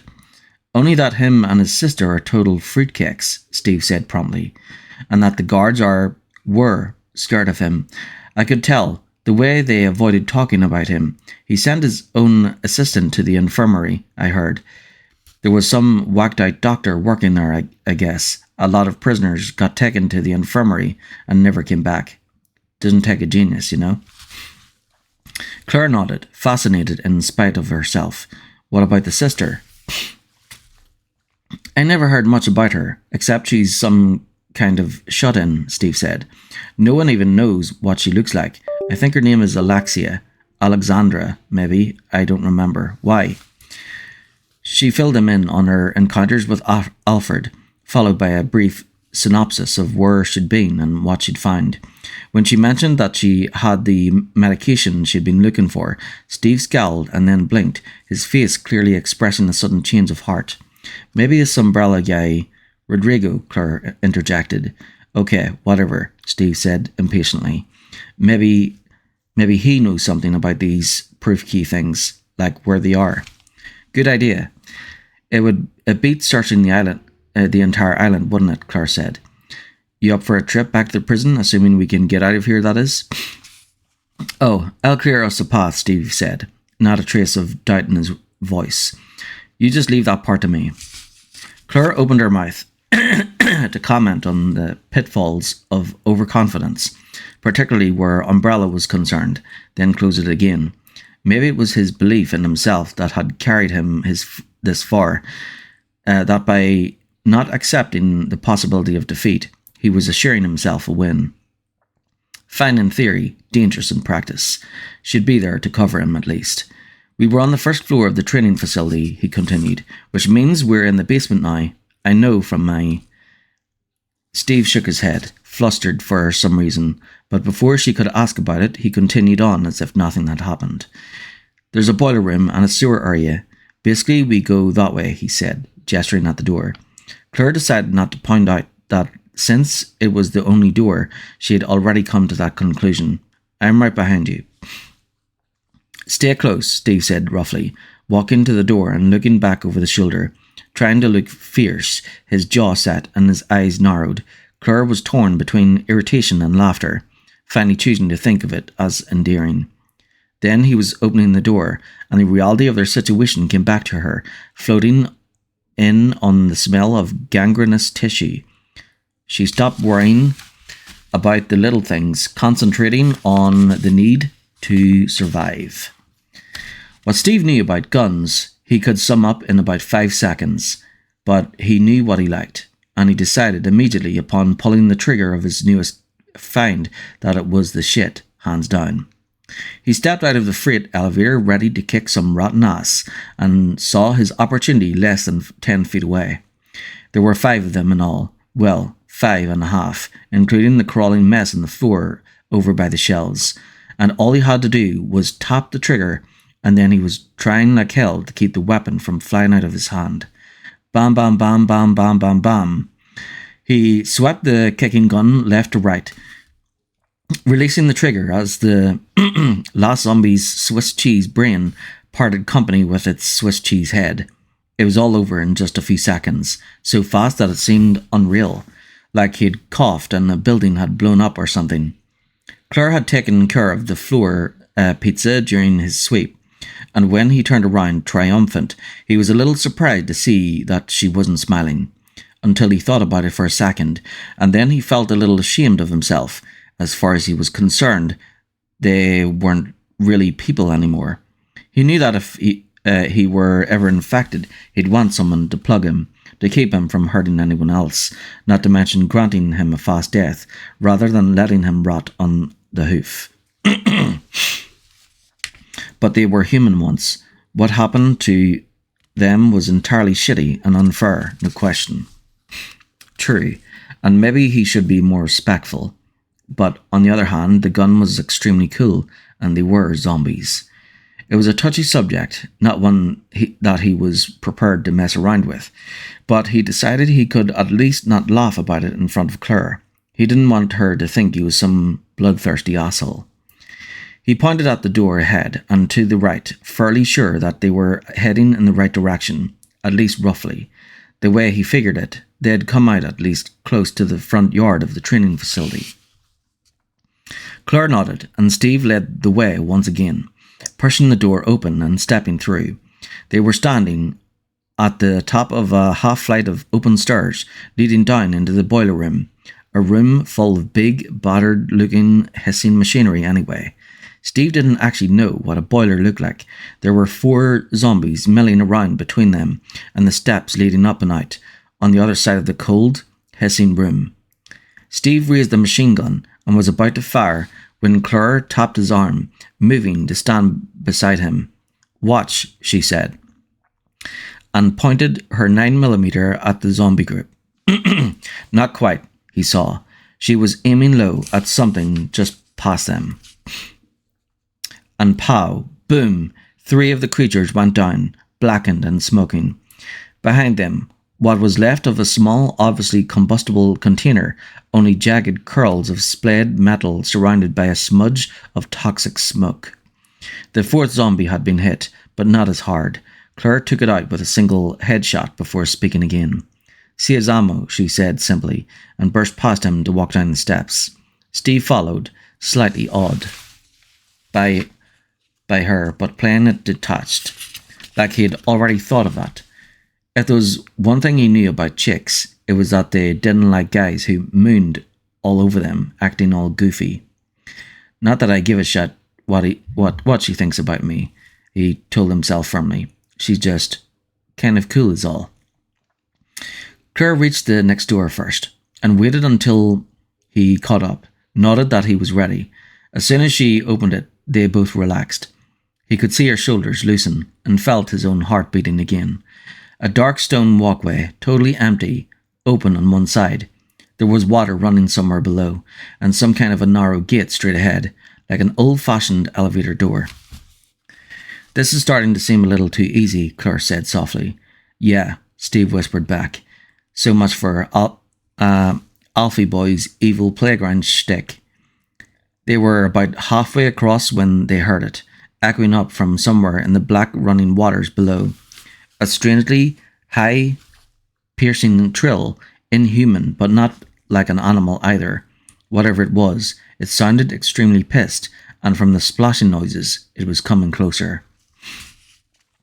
Steve was ready to start shooting, but Claire grabbed his arm and took off running, practically jerking him off his feet. They were at the lift in about 2 seconds, Claire ripping the gate aside and shoving him into a tiny elevator cab, jumping in after him and slamming the gate closed.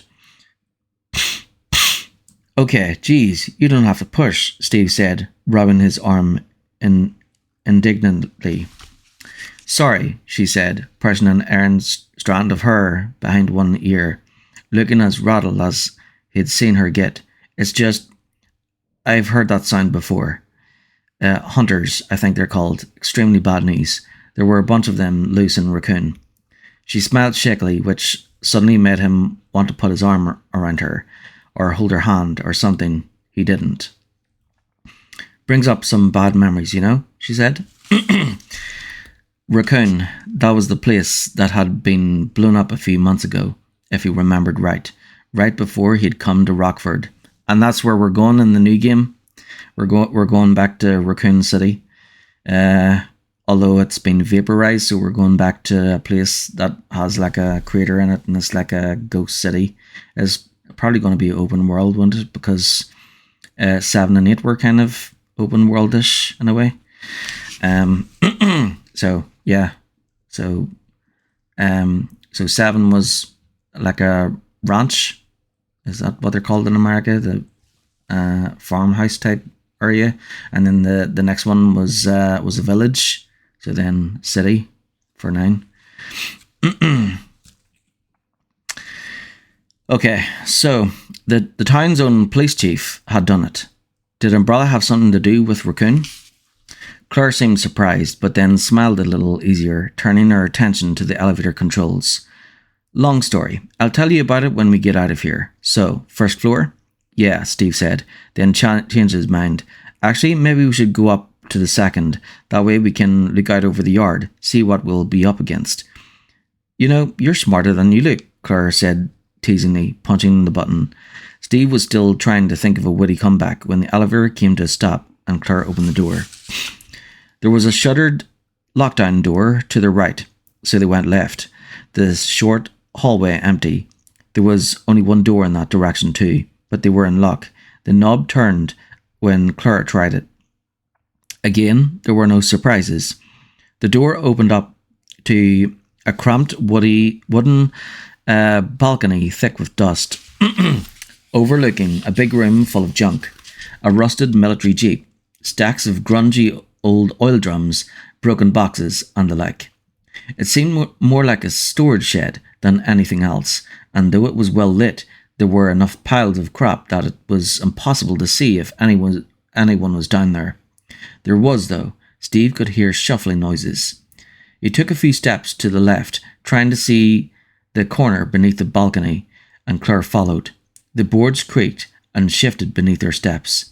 "Doesn't seem too sturdy," Claire started, and was cut off by a giant splintering crack, pieces of the balcony floor flying up as both of them went down. Shit. Steve didn't have time to tense for the impact. It was over so quick. He landed on his left side, jarring his shoulder, his left knee cracking against a random bit of wood.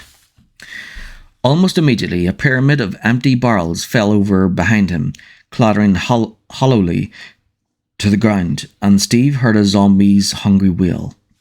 "Claire?" Steve called, crawling to his feet and turning, looking for her and the zombie. There she was, amid the barrels, still down, rubbing one ankle. Her handgun was about 10 feet away. Steve saw her eyes go wide and followed her gaze, a lone zombie teetering toward her. And all he could do was stare at it, his body suddenly a million miles away. Claire said something, but he couldn't hear her, too intent on the virus carrier. It had been a big man, leaning toward fat, but someone had blasted off part of his gut. The open, sticky belly wounds were seeping, the dark shirt made even darker by the almost uniform layer of blood that had soaked the cloth. It was grey-faced and hollow-eyed, like all of them, and had either bitten through its tongue or had been eating. Its mouth was smeared with blood. Claire said something else, but Steve was remembering something, a sudden, vivid flash of memory so real that it was almost like reliving the experience. He'd been 4 or 5 years old when his parents had taken him to his first parade, a Thanksgiving parade. He was sitting on his father's shoulder, watching the clowns go by, surrounded by loud, shouting people, and he'd started to cry. He couldn't remember why. What he remembered was his father looking up at him, his eyes concerned and full of love. When he had asked what was wrong, his voice was so familiar and well-loved that Steve wrapped his tiny arms around his father's neck and hidden his face, still crying, but knowing he was safe, that no harm could come to him so long as his father held him. "Steve!" Claire practically screaming his name, and he saw that the zombie was almost on top of her, its grey fingers closing around her vest, pulling her up to its drooling, bloody mouth. Steve screamed, too, opening fire, the thunder of bullets ripping into his father's face and body, tearing him away from Claire. He kept firing, kept screaming until his father lay still and the thunder had stopped, only dry clicks coming from the gun. And then Claire was touching his shoulder, turning him away as he called out for his father, weeping. They sat for a while. When he could speak, he told her about it, parts of it, his arms and around his knees and head down, told her about his father, who had worked for Umbrella as a truck driver, who had been caught trying to steal a formula from one of their labs. He told her about his mother, who had been gunned down by a trio of Umbrella soldiers in their own home, lay choking and bloody and dying on the living room floor when Steve came home from school. The men had taken them away, taken Steve and his father to Rockford. "I thought he was killed in the airstrike," Steve said, wiping out his eyes. "I wanted to feel bad about it. I did. But I just kept thinking about Mom, about how she looked. But I didn't want him to die. I didn't. I loved him, too." Saying it out loud made him start crying again. Claire's arm was around him, but he barely felt it, so sad that he thought he might die. He knew he had to get up. He had to find the keys and go with Claire and fly the plane, but none of that seemed important anymore. Claire had been mostly quiet, only listening and holding him, but she stood up now and told him to stay where he was, that she'd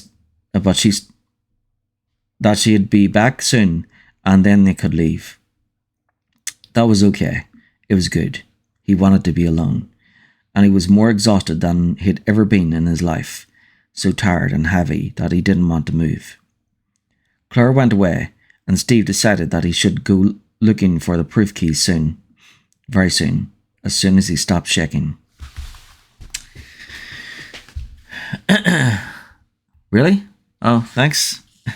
This is the last one in the Resident Evil series. An incredible storyteller.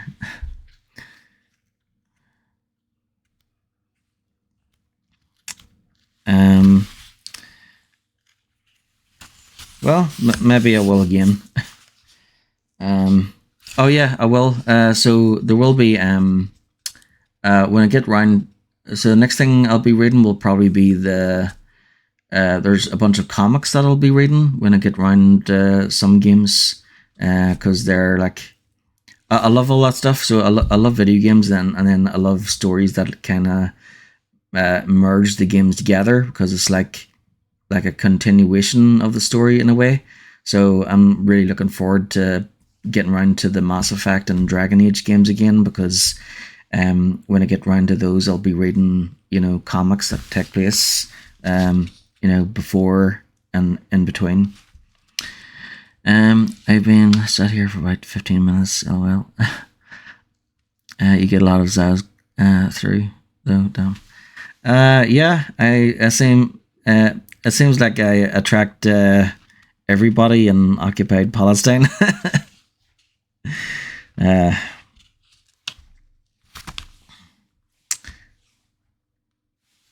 don't know what it is. Maybe it's just. I think it's just TikTok, because that's their mission, isn't it? Because wasn't it that guy we said like 2 years ago? I forget his name. All those guys are the same pretty much. But yeah, he said that that the real war is social media or something, and so they need to control. That yeah, he was saying like TikTok was like their biggest problem or something. Ignoring them is good, not getting no reaction. Yeah, I should do that, because when I was playing the games, so usually the Resident Evil games, you get through them in like just a couple of hours. But if you're taking your time, it takes up to like between 4 and 8 hours. So yeah, last time I was like trying to focus on the game, but then the Zows, they were like in the room, and they'd be like saying stuff, and yeah, I don't. Sometimes there were times like I just couldn't like ignore it and had to respond. Because yeah, the thing with me is that I don't like criminality and all that stuff. So I grew up like absorbed into like comics and video games and movies, TV shows and stuff like that, and a lot of those stories that I liked were all about doing the right thing. If you need a mod, it would make me more than happy to kick them for you. Oh sure, yeah. So yeah, how do I do that?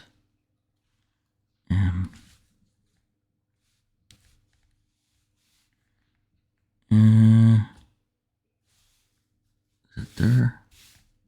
Oh, add moderator.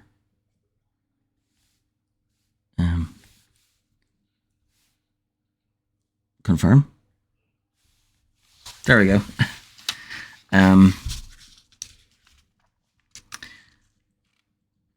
Yep. There you go.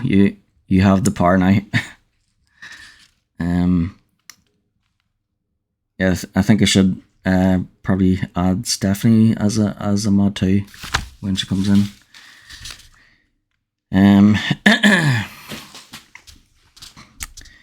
Okay, so chapter 7. Yeah, so yeah, I've always so I grew up watching like cartoons like Thundercats and He-Man and Superman and Batman and Spider-Man, all of that stuff, and but then I liked ordinary heroes too, like Zorro and Robin Hood, and then stories of actual real heroes like William Wallace and yeah. So yeah, all of that is part of what made me. So and then yeah, almost every what I like about video games is I get they help me think. I like doing the puzzles in them and trying to work out where to go, what to do, how to get around obstacles and things like that. A lot of the time the stories are always about, good guys fighting bad guys. So the Resident Evil series is about an evil corporation, and a lot of corporations are evil. Well, the thing is, so corporations are all about money, right? So the richest corporations in the world are only rich because they're like exploiting others, because the richer and more powerful those companies are, basically the only reason they're so rich is because they're using mass production at a less cost. So there you go.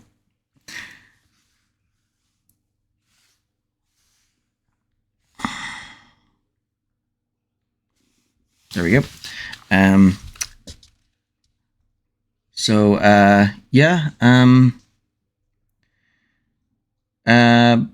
So the richest companies are usually only rich because they have lots of people who are working for them for free. Yeah, the S word.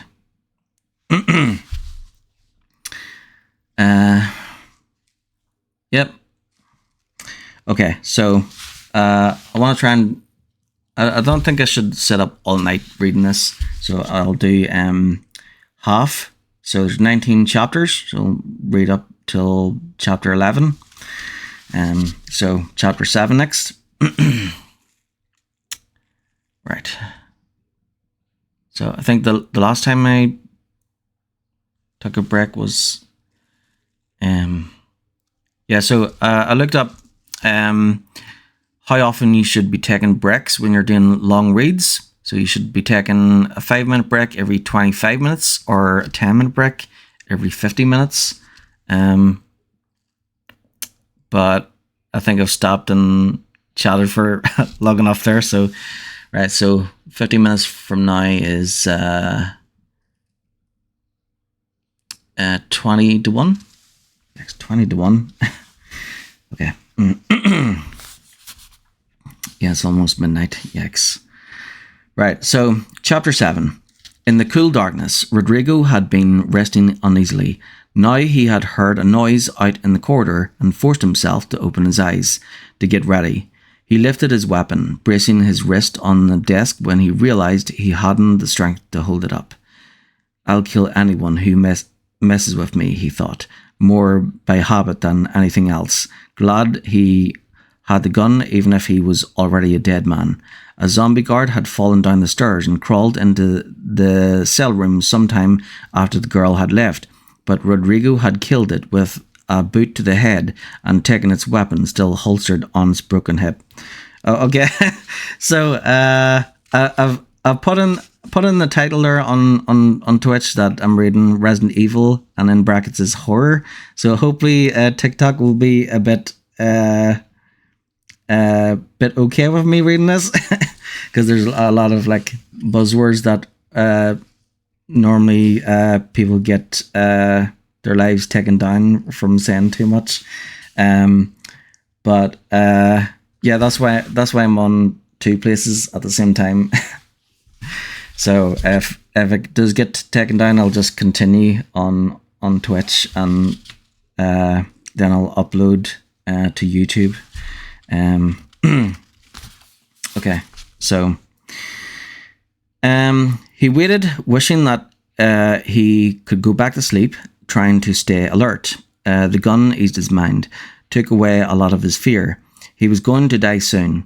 It was inevitable, but he didn't want to become one of them, no matter what. I think this word is definitely S side was supposed to be a particularly awful sin, but he also knew that if he couldn't manage to wipe out an approaching virus carrier, he'd eat a bullet before it let it touch him. Yikes. He was probably going to hell anyway. Footsteps, and someone was walking into the room too fast. A zombie? His senses weren't working right. He couldn't tell if things were speeding up or he was slowing down. But he knew he had to shoot soon, or he'd miss his chance. Suddenly, a light, small but penetrating, and there she was, standing in front of him like some dream. The Redfield girl, alive, holding a lighter up in the air. She left it burning, set it on the desk like a tiny lantern. "What are you doing here?" Rodrigo mumbled, but she was rummaging through a pack at her wrist, not looking at him. He let the heavy gun drop from his fingers, closing his eyes for a second or a moment. When he opened them again, she was reaching for his arm, a syringe in one hand. "It's hemostatic medicine," she said, her hands and voice soft, the prick of the needle small and quick. "Don't worry, you won't OD or anything." Somebody wrote dosage numbers on the back of the bottle. "It says it'll slow down any internal bleeding, so you should be okay until help comes. I'll leave the lighter here. My brother gave it to me. It's good luck." As she spoke, Rodrigo concentrated on waking up, on overcoming the apathy that had taken him over. What she was telling him didn't make sense. Because he had let her go, she was gone. Why would she come back to help him? Because I let her go. The realization touched him, flooded him with feelings of shame and gratitude. "You're very kind," he whispered, wishing there was something he could do for her, something he could say that would repay her for her compassion. He searched his memories, rumors and facts about the island. Maybe she can escape. "The guillotine," he said, blinking up at her, trying not to slur his words too badly. "Infirmary's behind it. Keys in my pocket. Supposed to be secret, sir. He knows things. Puzzle pieces. You know where's the guillotine?" Claire nodded. "Yes, thank you, Rodrigo. That helps me a lot. You rest now, okay?" Actually, he had the lockpick. But that's okay.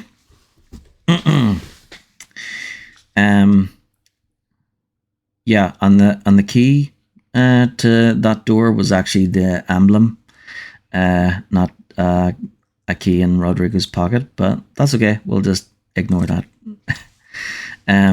She reached out and stroked her hair back from his forehead, a simple gesture, but so sweet, so nice, he wanted to weep. "Rest," she said again, and he closed his eyes, calmer, more at peace than he had ever felt in his life. His last thought before he drifted off was that if she could forgive him after the things he'd done, show him such mercy as if he deserved it, maybe he wouldn't go to hell after all. Rodrigo had been right about secrets. Claire stood at the end of the hidden basement corridor, steeling herself to open the unmarked door in front of her. The infirmary itself was small and unpleasant, not at all what she would have expected for an umbrella clinic. No medical equipment to be seen, nothing modern at all. There was only a single examination table at the front room, the splintery wooden floor around it, stained with blood. A tray of medieval-looking tools nearby. The adjoining room had been burned beyond recognition. She couldn't tell what purpose it had served, but it looked like a cross between a recovery room and a crematorium. Smelled like one too. Oh no, we know what's coming. Stephanie, do you remember this part in the game where we went into that room and it was like covered in blood and there was like loads of devices everywhere? It was that greetings from Palestine fella. Salam. Welcome to Falcher Road. You're very welcome. Okay, so so remember there was the what do you call those things that doctors have sometimes in their offices? It's like a mannequin, or maybe that's it. Mannequin, is it? well, it's like a mannequin, but it's more like for studying like the body and stuff. Although doctors would know everything anyway, so those things aren't there for the doctor. They're more like there for decoration, I think. So yeah, so there was one of those, but its eye was missing, and yeah, one of the eyes was missing, glass eye. So the glass eye was the key. So you had to get the glass eye, put it in the socket, the missing socket, and that would open up a secret door, which goes down into like a hidden room where Alfred and this so-called doctor. So the doctor was like a sociopath or something. So they used to experiment on some of the inmates and employees too. Yeah. Yeah, so we're getting to that part, and there's like I went over, actually stopped at that section because it was like going over to each of the devices, and I was like, what's this one for? So there's like one for electrocution, and one for like drowning, and one for yeah. So there's loads of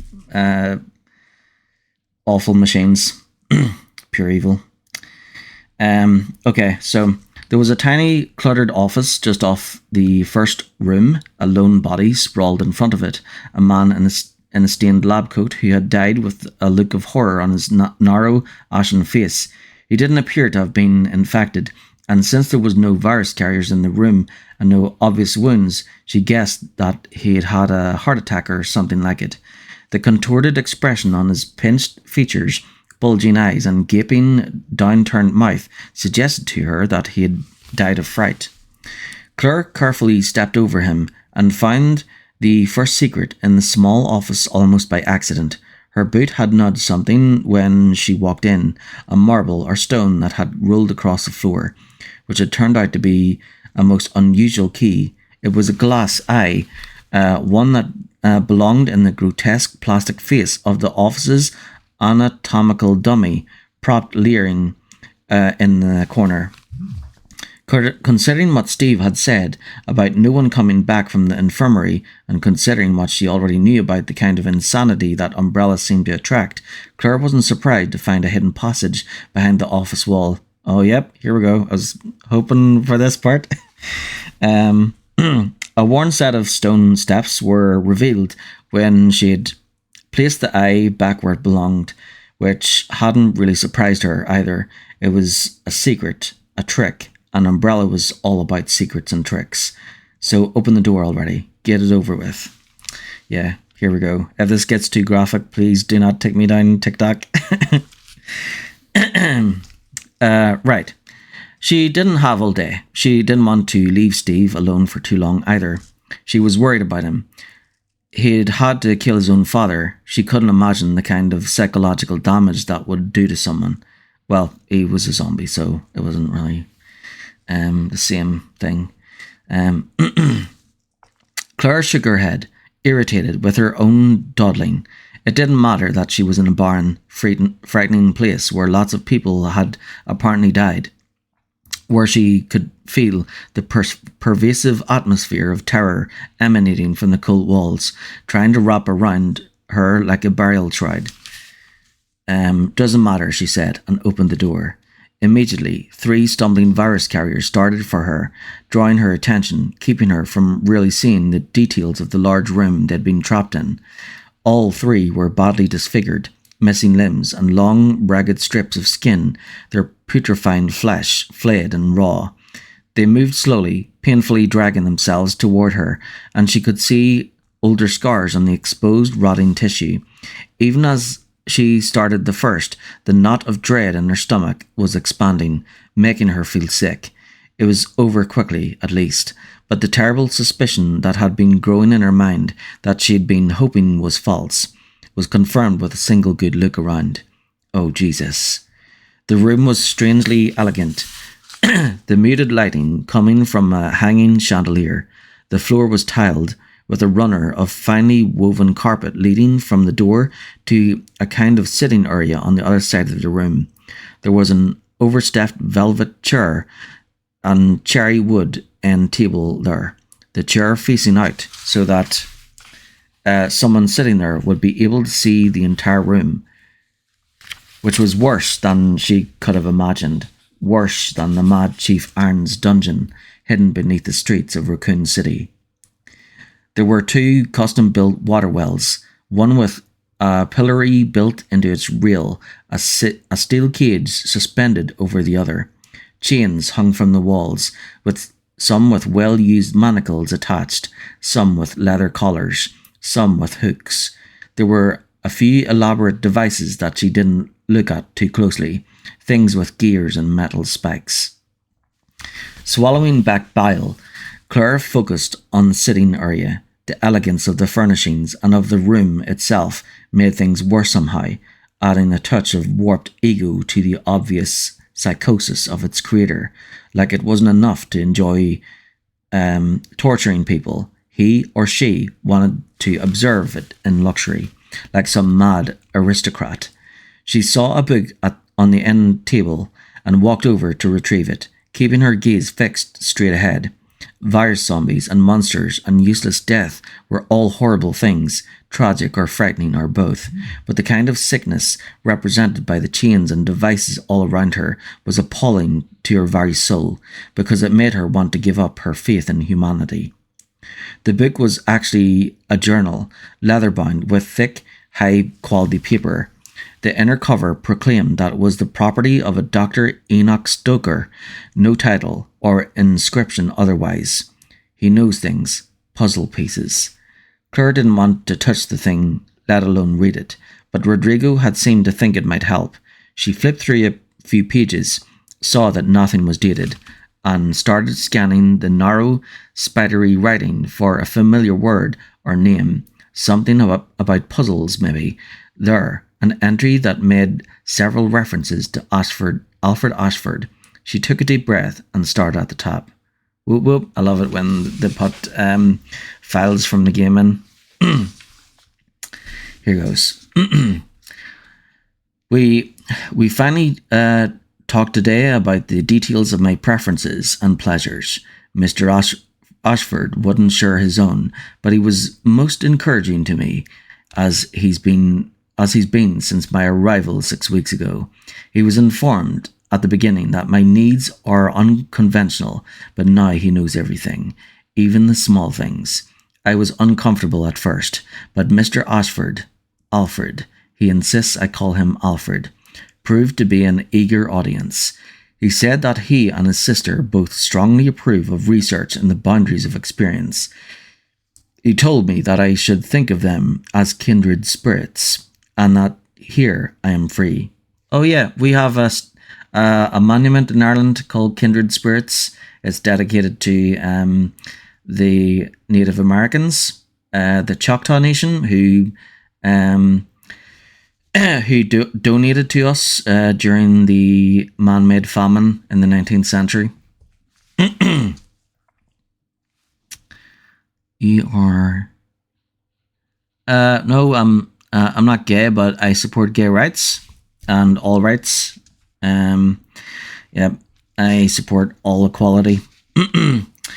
It was strange describing aloud my feelings, sensations, and thoughts that I've never shared. I told him about how it all started when I was still a boy, about the animals I experimented with early on and later, the other children. I didn't know then that I was capable of killing, but I knew that the sight of blood excited me, that causing pain filled an empty, lonely space inside with profound feelings of power and control. I think he understands about the screaming, about how important the screaming is to me, and enough. This wasn't what she was looking for, and was making her want to vomit. She turned a few pages, found another entry about Alfred and his sister, scanned over something about a private home, and went back frowning. Alfred attended one of my live autopsies today, and told me afterward that Alexia has asked after me, that she wants to know if I have everything I need.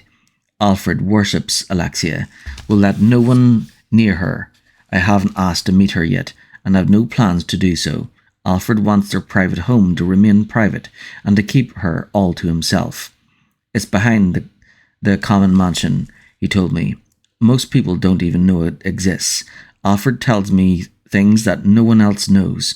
I think he appreciates having an acquaintance with common interests. He said that Rockford has many places that require unusual keys, much like the eye he gave me, some new, some very old. Edward Ashford, Alfred's grandfather, was apparently obsessed with secrecy, an obsession shared by Umbrella's other founder, according to Alfred.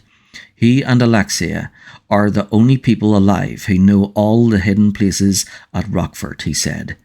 Alfred had full sets of keys made for both of them when he took over his father's position.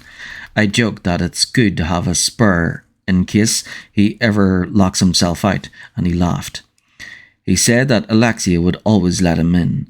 I believe that twins often have a much deeper bond than other sets of siblings, that in a figurative sense,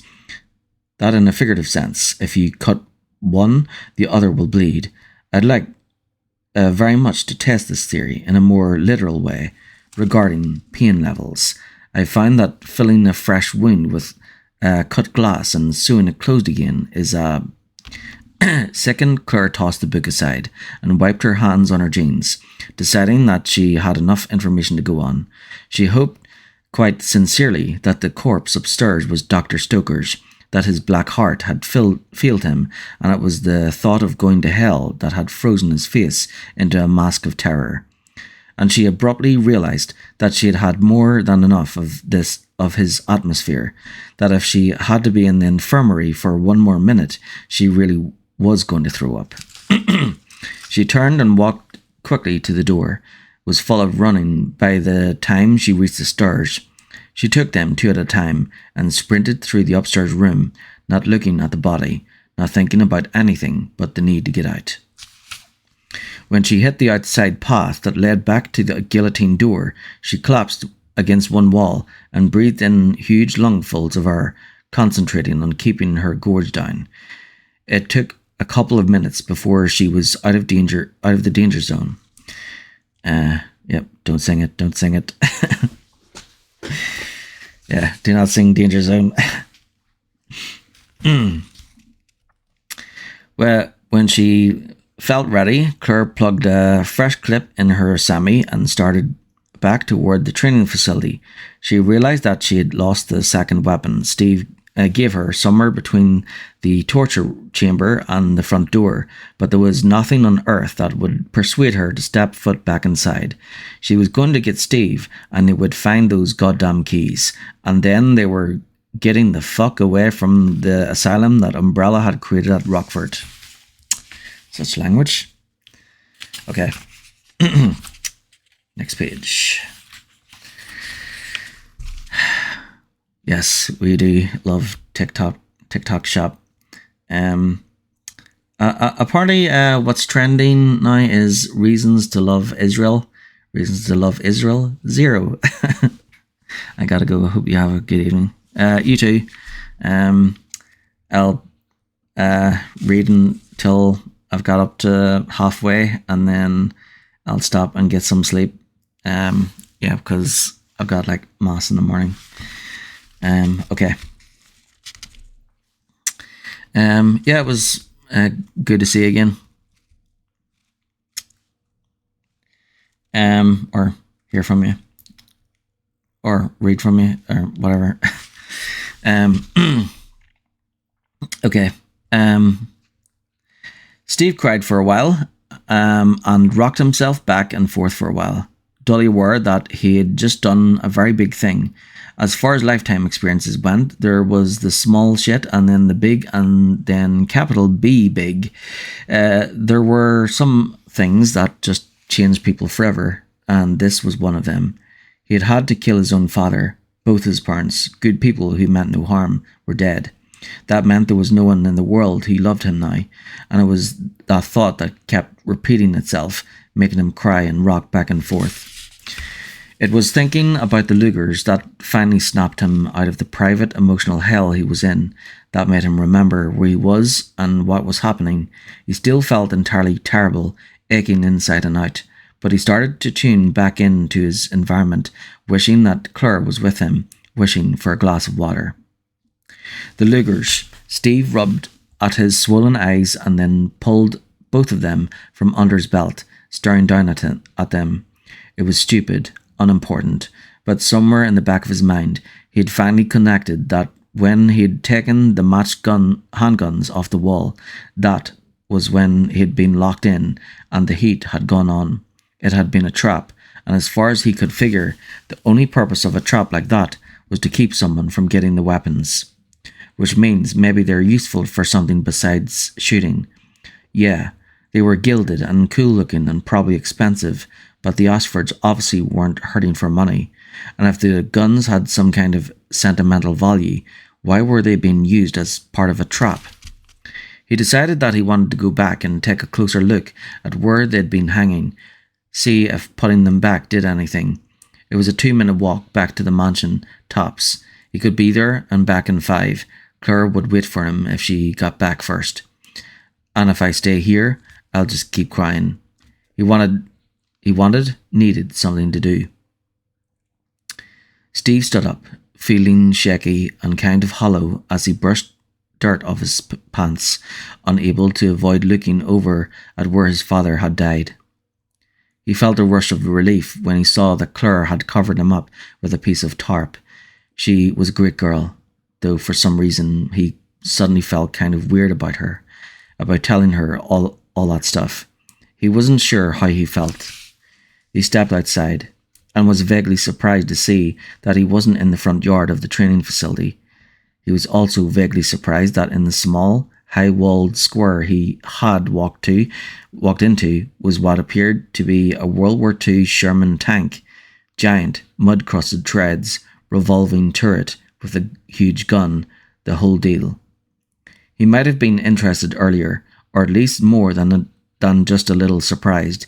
There was no reason at all for there to be a tank at the Rockford facility, but now all he wanted to do was check out the Luger trap, see if he could at least contribute something toward getting them off the island. He felt kind of bad that Claire had been stuck with questioning the wounded umbrella guy by herself, since it was his idea and all. On the other side of the tank was a door that did open into the training yard. At least his sense of direction wasn't totally blown. It seemed darker than it had earlier. Steve looked up and saw that the sky had gone cloudy again, blocking the moon and stars. He was about halfway across the yard when he heard thunder, loud enough that the very ground seemed to quake a little beneath his feet. By the time he reached the other side, it had started to rain again. Steve stepped up the pace, hanging a right at the exit and jogging for the mansion. The rain was heavy and cold, but he welcomed it, opening his mouth and turning his face to the sky, letting it wash over him. He was soaked in just a few seconds. Steve. Claire. He felt his stomach knot up a little, turning to watch her approach. She caught up to him outside the door to the mansion's grounds, wearing a concerned expression. "Are you all right?" she asked, studying him uncertainly, blinking rain out of her eyes. Steve wanted to tell her that he was aces, that he'd shaken off the worst of it and was ready to get back to the zombie smackdown, but when he opened his mouth, none of that came out. "I don't know. I think so," he said truthfully. He managed a half smile, not wanting her to worry too much, but not wanting to talk about it either. She seemed to understand, swiftly changing the topic. "I found out that the Ashford twins have a private house hidden behind the mansion," she said, "and I'm not 100% sure, but the keys we're looking for might be there. I think there's a good chance." "You found all that out from the, Rodrigo?" Steve asked doubtfully. It was hard to imagine that an umbrella employee would give that up to the enemy. Claire hesitated, then nodded. In a roundabout way, she said, and he suddenly had the impression that there was something she didn't want to talk about. He didn't push it, just waited. The problem is getting to the house, she continued. I'm sure it's locked up tight. I was thinking we might poke around the mansion a little more, see if we can find a map or a passage. She pushed her dripping bangs out of her eyes, smiling. And, get out of the rain before we get wet. Steve agreed. They went through the entrance to the manicured grounds, stepping over a few corpses along the way. He filled her in on his idea about the Lugers, which he thought they should definitely pursue. Although she also pointed out that with the Ashford family running the island, Umbrella's cute little puzzles didn't necessarily need to be logical. They stopped at the front door to do what they could about their clothes, which turned out to be not much. Both of them were drenched, though they did their best to squeeze out the excess. Fortunately for both of them, their feet had stayed dry. Wet clothes were a pain in the ass, but trying to get around in squelching boots seriously sucked the root. Weapons up, Steve pushed the door open, shivering. They stepped inside and heard a door close upstairs and to the right.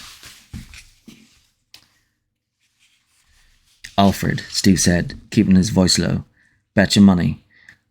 What say we put a few holes in his sorry ass? He started for the stairs, the question rhetorical. That loony crap hound needed to be dead for more reasons than Steve could count. Claire caught up to him, put a hand on his shoulder. Listen, some of the stuff I found back at the prison, he's not just crazy, he's seriously deranged, like serial killer deranged. Yeah, I got that, Steve said. All the more reason to take him out ASAP. Let's just be careful, okay? Claire seemed worried, and Steve felt protective all of a sudden, big time. Oh yeah, he's going down, he thought grimly, but nodded for Claire's sake. You got it. They moved quickly up the stairs, stopping outside the door they'd heard close. Steve stepped ahead of Claire, who cocked an eyebrow but said nothing. On three, he whispered, turning the knob very slowly, relieved that it was unlocked. 1, 2, 3. He shouldered the door hard, bursting into the room and sweeping with the machine pistol, ready to shoot the first thing that moved, but nothing did. The room, a softly lit office lined with bookshelves, was empty. Claire had gone in and turned left, past a couch and coffee table on the north wall, disappointed. Steve stepped after her, expecting another door to another hall. So sick of the stupid mazes all over the place that he could just shit. He stopped and stared. Exactly what Claire was doing. Perhaps 10 feet away was a wall, a dead end, with 2 empty spaces set in a plaque at about chest level, indentations shaped like Lugers. Steve felt a flush of adrenaline, of victory. He had no rational reason to believe that they had just found the way to the Ashfords' private residence, but he believed they had anyway. So it seemed, had Claire. I think we've got it, she said softly. Bet you money. Okay. Chapter 8 next.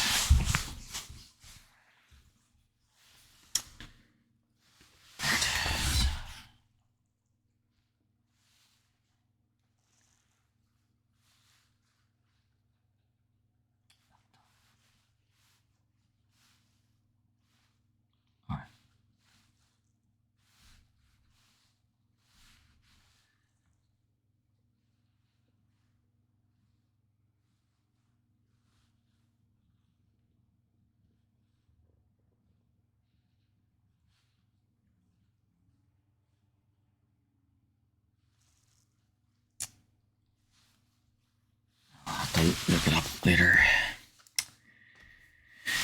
Right, so I'll be back in a second. Just going to the loo.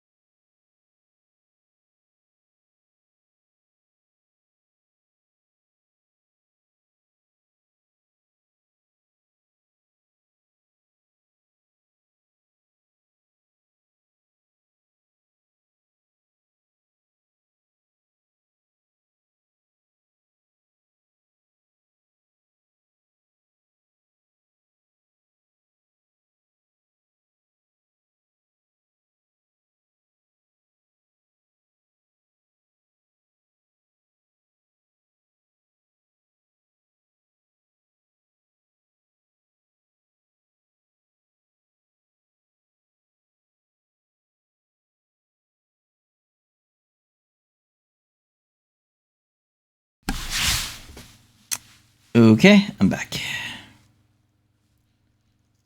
There we go.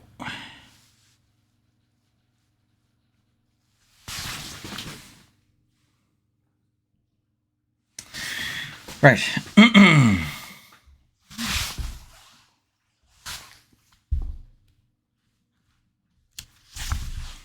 So 2 chapters left to go. Or actually 3 even. Yeah, 8, 9, and 10.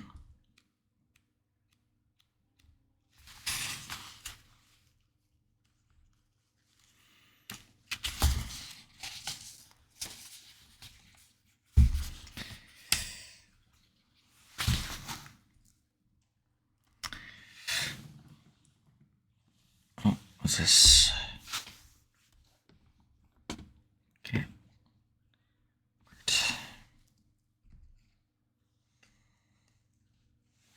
Yep, there's my iced latte.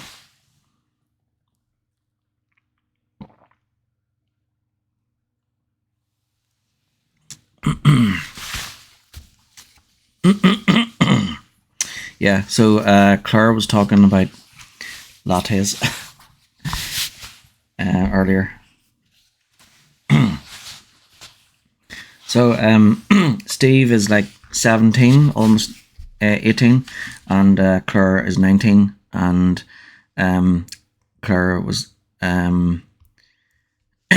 earlier. Claire was talking about how she should be like studying for or cramming for exams and like drinking lattes and like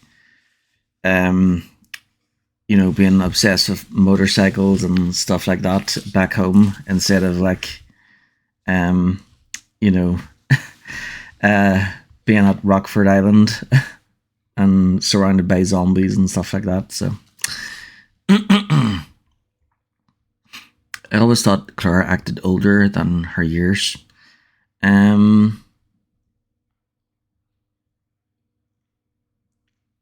Yeah.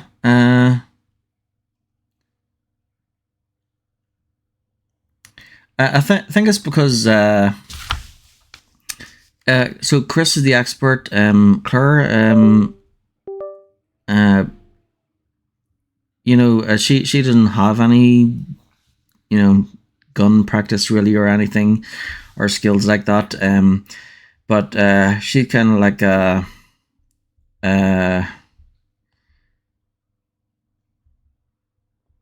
she's got like a fire type spirit.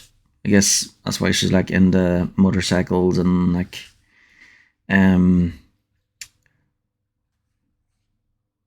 yeah, so she's a girl, but she's all into the, you know, she's got fighting spirit basically. I always thought yeah, well,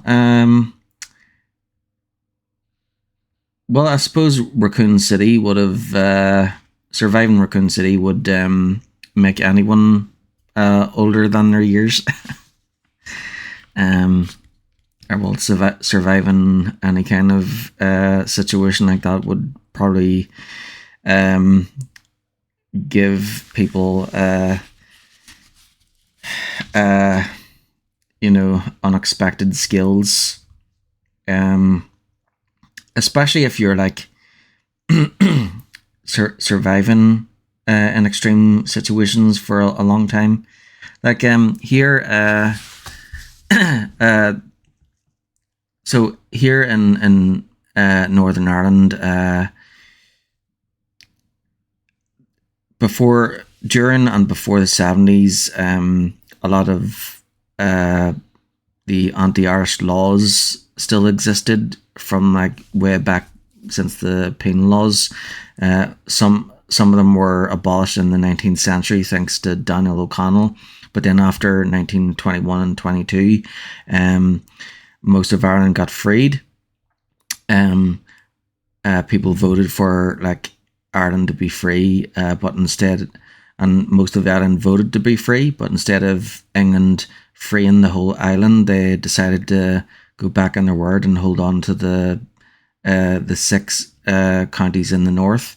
So that became so the 26 counties of the of what would become the Republic of Ireland ended up being free of the existing anti-Irish laws, but the 6 counties in the north still had the anti-Irish laws existing up until the civil rights movement. So during that time between the 1920s and the 1970s, a lot of people who were born in that era and grew up in that era, especially if they were Irish, they were like denied a lot of rights. So in that type of environment, people have to depend on each other, and they have to be self-reliant. So a lot of people in that generation, of my parents' generation, would have skills that a lot of people today probably wouldn't have. Like, well, people in areas that aren't under situations like that. So yeah, a lot of people in my parents' generation would have a lot of skills that are self-reliant. So they're like they'll know how to like they know how to like build and stuff. They know how to a lot of them know how to like build their own like houses and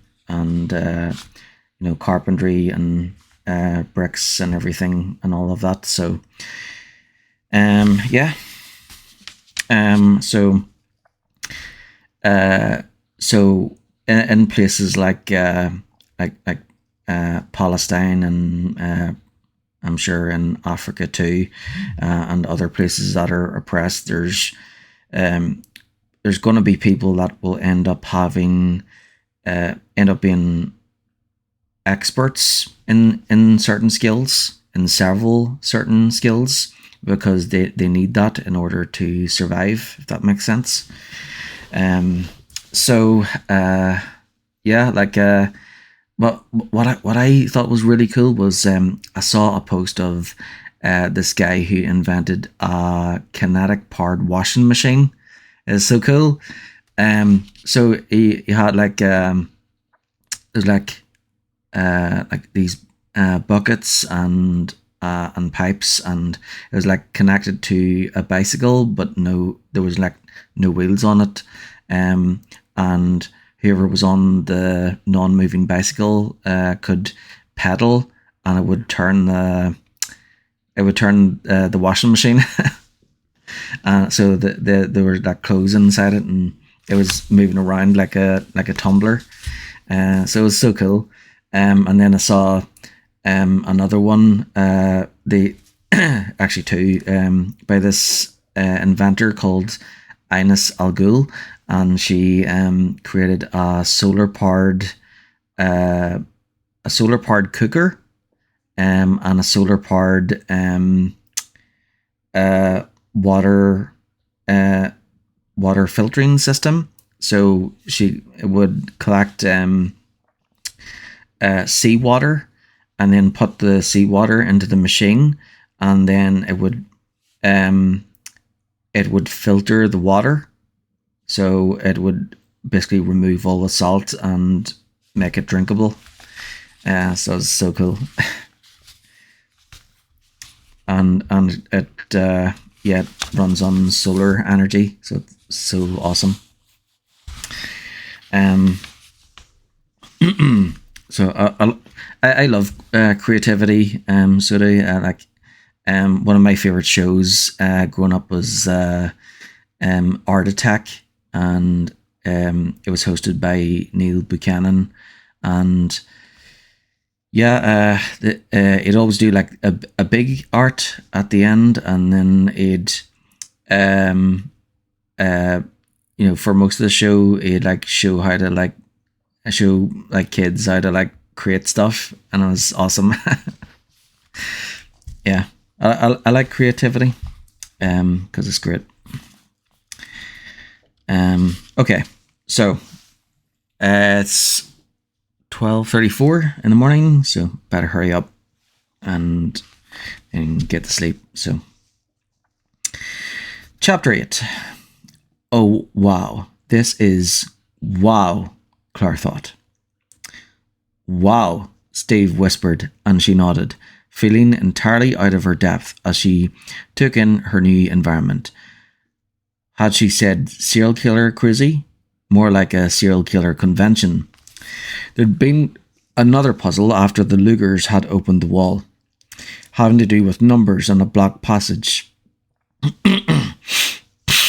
But they had ignored it completely, with both of them pushing. The passage wasn't blocked for long.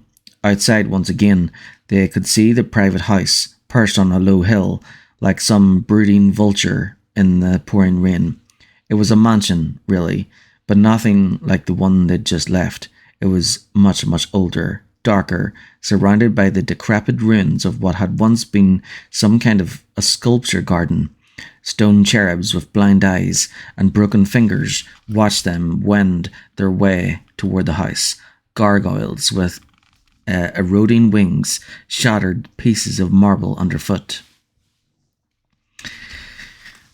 There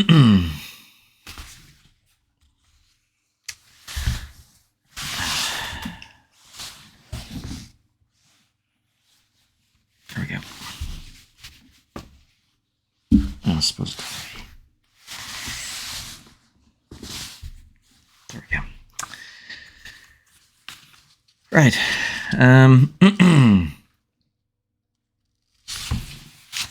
I'll take my jacket off.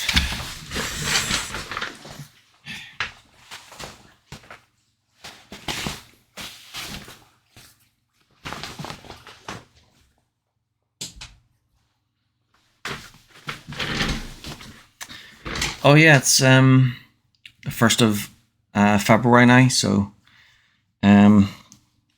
happy St. Bridget's Day.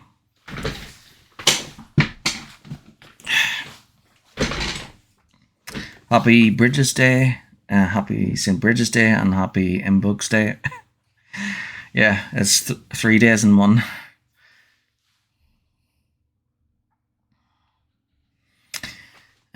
So yeah, I said this earlier, but so Imbolc is the witch. So after Halloween, which is the Celtic New Year, is the start of Celtic winter, which starts from the 8th of November up until the 1st of February.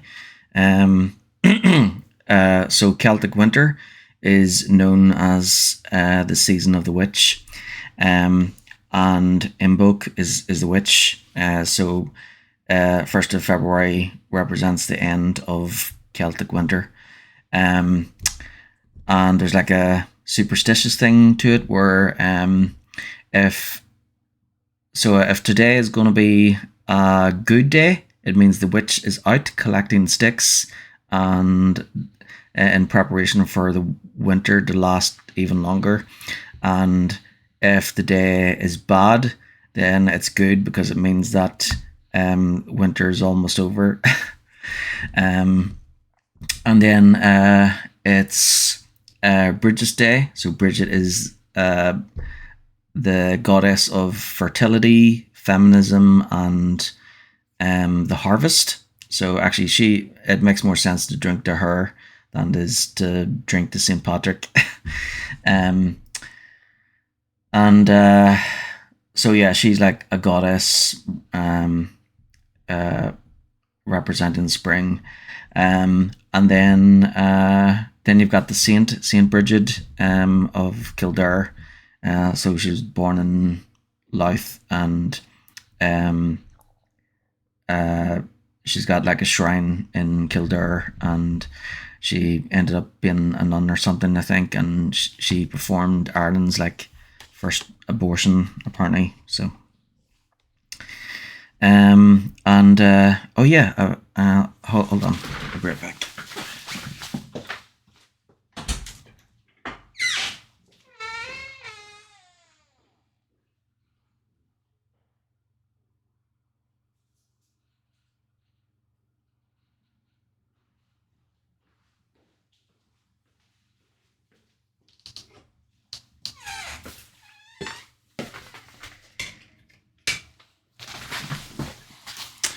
There we go. So this is St. Bridget's Cross. An old one.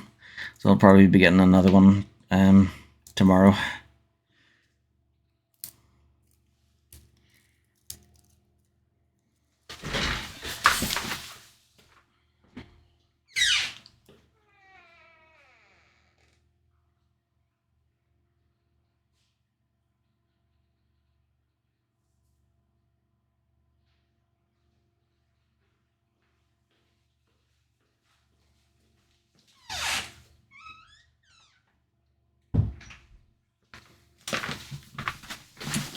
Okay, there we go. So, yeah, it's pretty cool. I made one of those only once, and that was like in P3. So when I was like, let's see, 7, 8.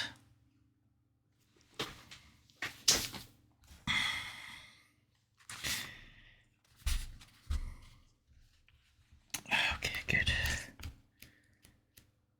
Okay, back to the book.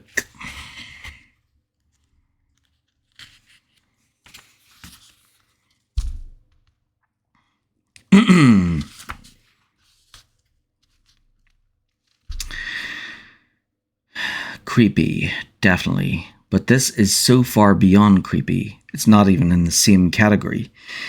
They stood in the foyer, unlit, but for a few strategically placed candles. There was a smell of must in the air, an old smell like dust and crumbling parchment. The floor was plushly carpeted, what they could see of it, but so ancient that it had been worn threadbare in many places. It was hard to make out any colour beyond dark. What had once been a grand staircase was directly in front of them, sweeping up to second and third floor balconies. There was a kind of shabby elegance to its time-blackened banisters and sagging steps, as there was in the dusty library to their right, in the faded, ornately framed oil paintings hanging from flocked walls. The word haunted would have described it perfectly, except for the dolls. Yeah, so they're up at the private residence, which looks like the house from the Psycho movie with Norman Bates. And funny, yeah, Alfred and his sister have the whole Norman Bates type thing going on as well. And then Resident Evil 7, it had parts in it that were similar to the Evil Dead. Does this mean that almost every Resident Evil game is based off of ideas from movies merged together? Yeah, now that I think about it, because you've got like Chris Redfield based off of like Tom Cruise, and then yeah, the Lickers are based off of the aliens, the xenomorphs. Okay. Tiny faces stared out at them from every corner. China dolls of fragile porcelain, many of them chipped or discoloured, dressed for high tea in water-stained taffeta. Plastic children with roll-open plastic eyes and pursed pink mouths, rag dolls with strange button faces, bits of stuffing poking out of withered limbs. There were jumbled piles of them, stacks of them, even a few featureless cloth babies impaled on sticks.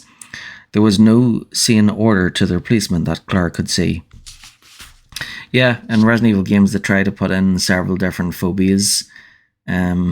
So yeah, that so I guess they had to get round to putting in dolls. Because, yeah, I suppose dolls do kind of creep some people out. Oh, yeah, I think there's people who actually have a phobia of, like, Chucky.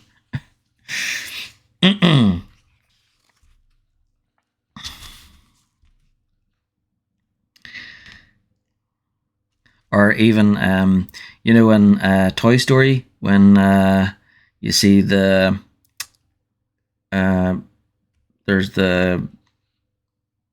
the doll with the, like, spider legs or something.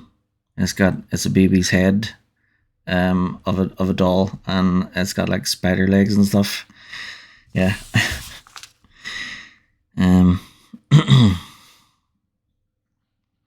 Right. Steve nudged her, pointing up.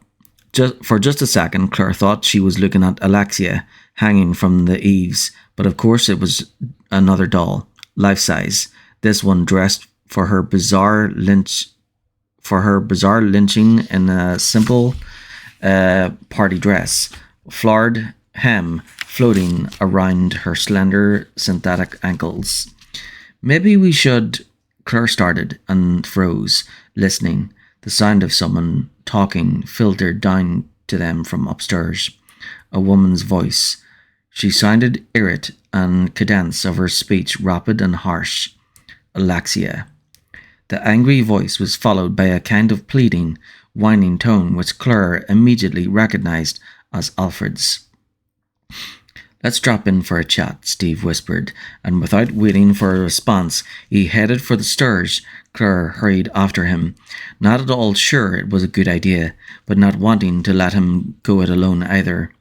The dolls watched them ascend in silence, staring after them with lifeless eyes, keeping their vigil and their peace as they had for many years.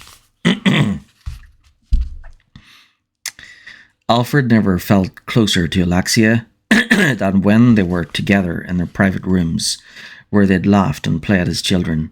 He felt close to her now, too, but was also deeply distraught by her anger, wanting desperately to make her happy again. It was his fault, after all, that she was upset. "And I simply don't understand why this Claire person and her friend are proving to be such a trial for you," Alexia said, and in spite of his shame, he couldn't stop watching her with adoring eyes as she gracefully swept across the room in her silken gown. His twin was breathtakingly refined in her displeasure. "I won't feel you again, Alexia, I promise." "That's right, you won't," she said sharply, "because I intend to take care of this matter myself." Alfred was aghast. "No, you mustn't risk yourself, darling. I won't allow it." Alexia glared at him for a moment, then sighed, shaking her head. She stepped toward him, her gaze soft and loving once more. "You worry too much, brother," she said. "You must remember yourself. Remember to always embrace difficulty with pride and vigour. We are Ashfords, after all." "We?" Alexia's eyes widened, her face paling. She turned toward the window overlooking the corridor outside, slender fingers rising anxiously to the choker at her throat.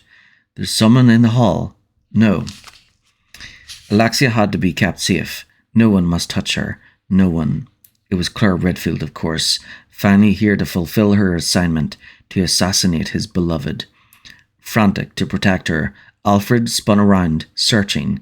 There, the rifle was leaning against Alexia's dressing table, where he had left it before opening the attic room passage. He strode toward it, fearing her fear as his own, their anxiety shared as if they were one. Alfred reached for the weapon and hesitated, confused. Alexia had insisted on handling the situation.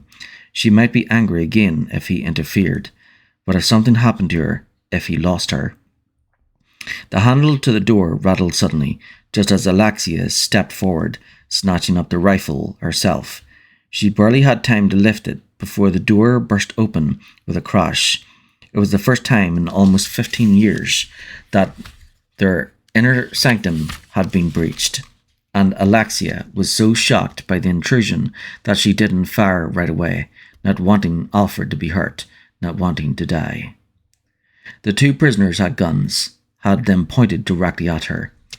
Alexia collected herself, refusing to be terrorized by two children who were both staring at her strangely, their peasant faces expressing confusion and surprise. Apparently they weren't used to audiences with their betters. Use it to your advantage. Keep them off their guard. Miss Redfield and Mr. Burnside, Alexis said, her chin held high, her tone as dignified as the Oxford name required.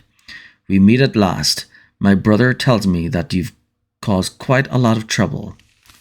Claire stepped toward her, the barrel of her gun lowering slightly as she searched Alexia's face. Alexia stepped back involuntarily, repelled by her dripping clothes and forward manner, but kept her eye on Claire's weapon. The girl was too intent on her study, as was the young man who had crowded in behind Claire. Alexia moved back another step. She was cornered, trapped between her dressing table and the foot of her bed, but again, it was to her advantage when they've been lulled into thinking I'm not a danger.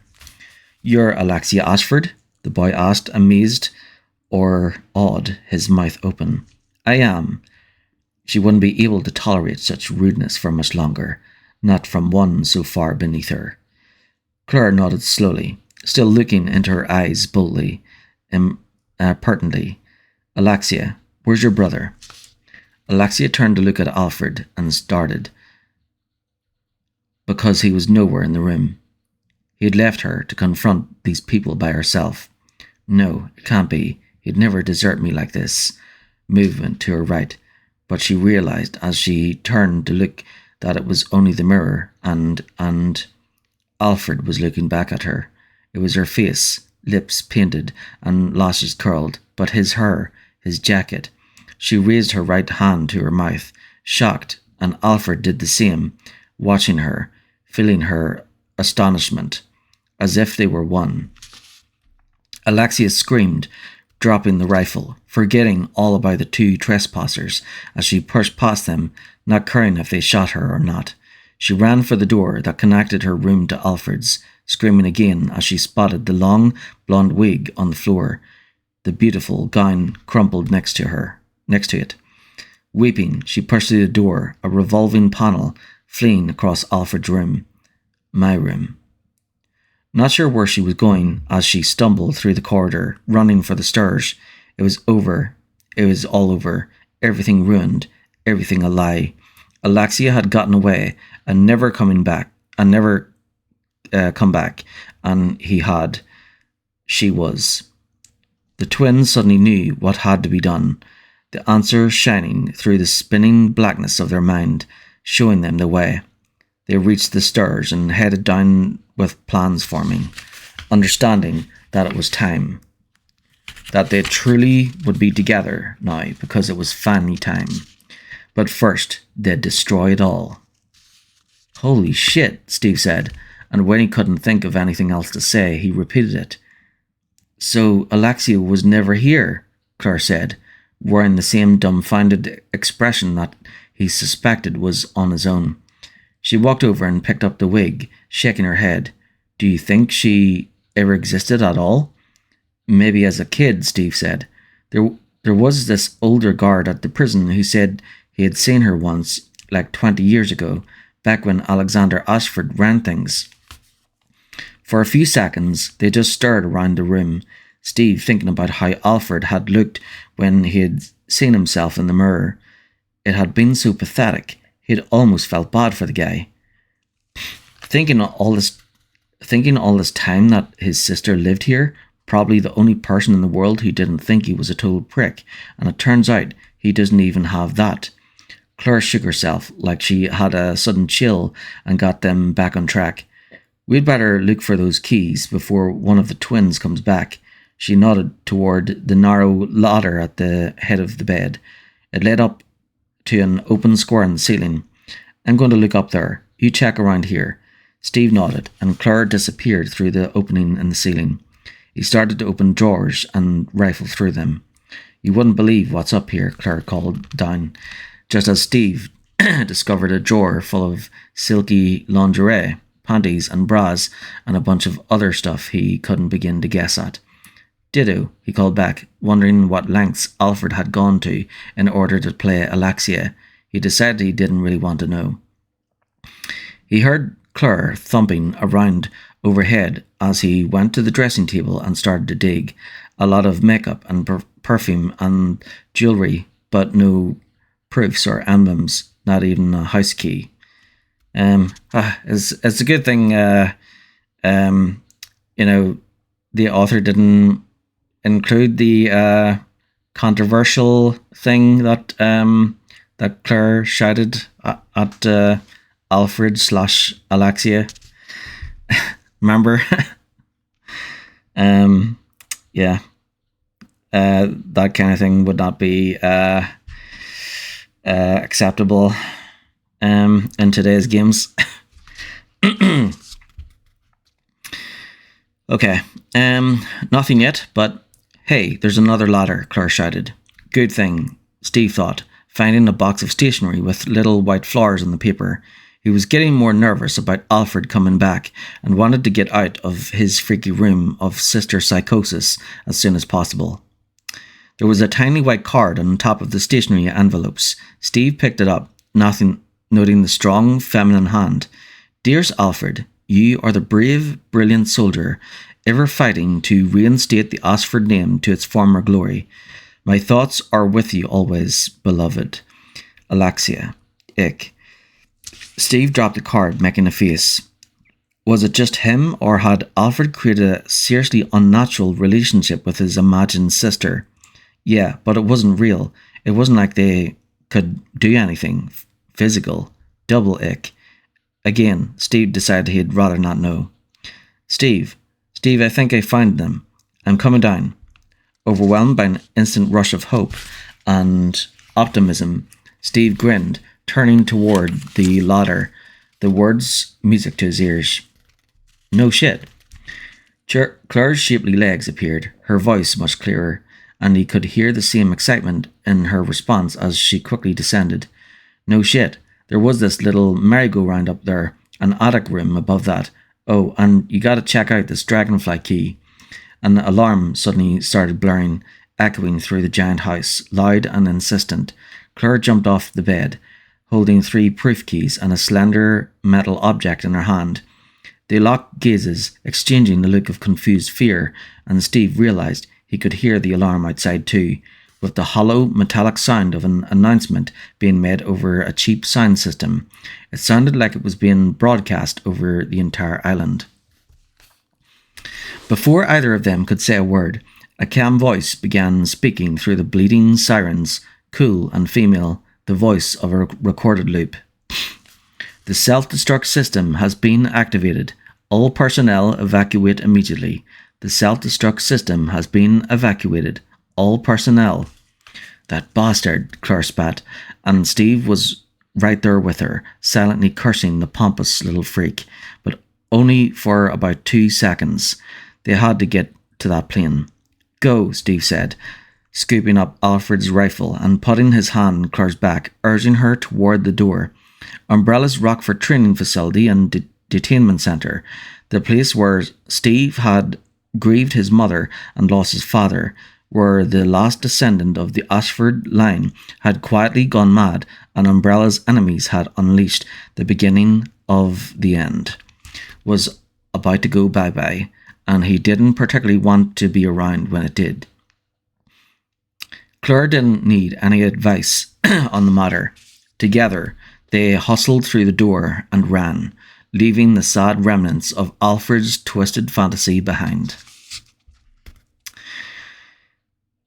After triggering the destruct sequence at the common mansion, Alfred and Alexia hurried to the main control room, Alexia taking over to work the complicated console. All around them, lights flashed, and the computer droned instructions over the sirens. It was all the quiet ado, annoying to her, but surely terrifying to the assassins. Alexia had an escape plan, a key to the underground room where the VTOL jets were kept, but she had to know that the peasant children would be left behind. Until she was certain that they would die, she and Alfred couldn't leave.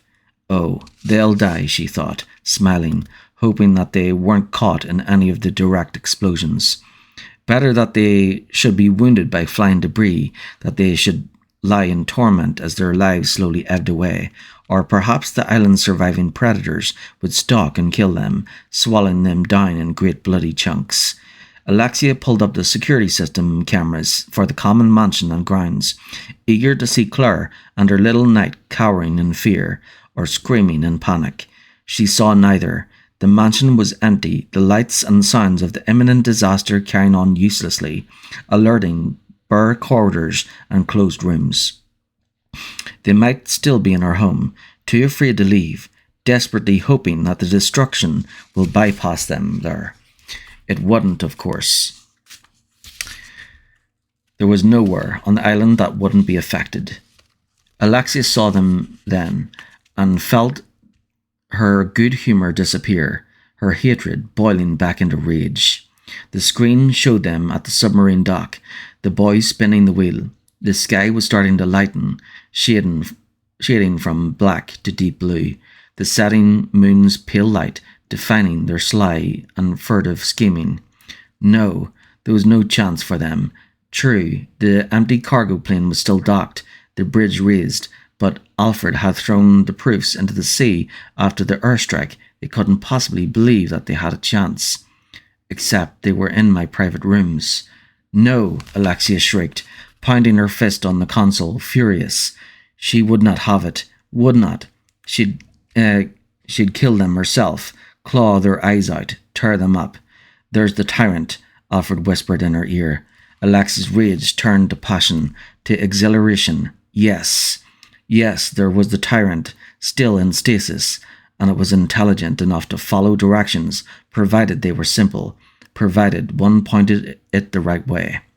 You won't escape, Alexia shouted, laughing, twirling around in joy and victory, and after a moment Alfred joined in, unable to deny how deeply, wonderfully satisfying it was going to be, as the computer changed its tune and began the final countdown.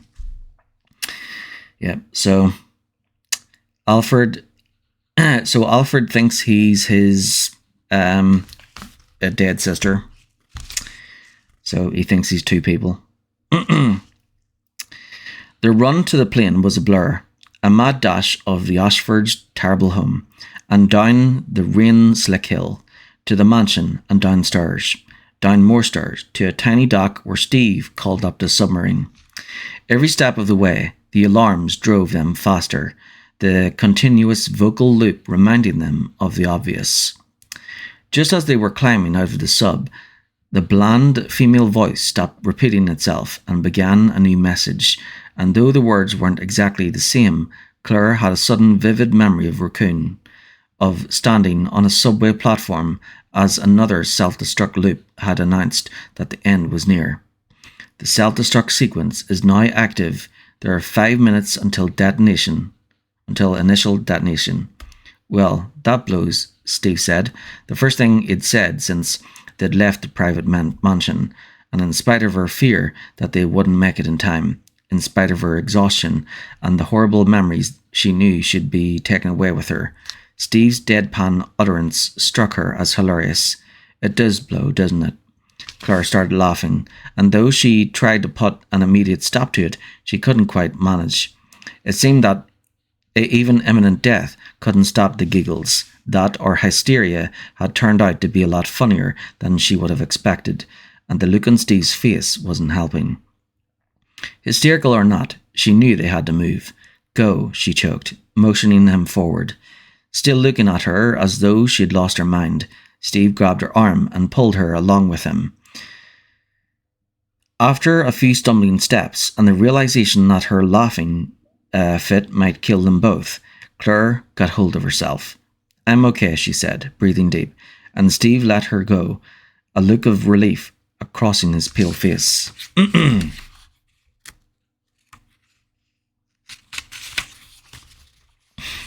They ran down some stairs and through a kind of underwater tunnel, and as they reached the door at its end, the computer informed them that another minute had passed, that they had only 4 left. If there had been any chance that she might start laughing again, that killed it. Steve pushed the door open and jogged left, both of them leapfrogging over a trio of dead bodies, all virus carriers, all in umbrella uniforms.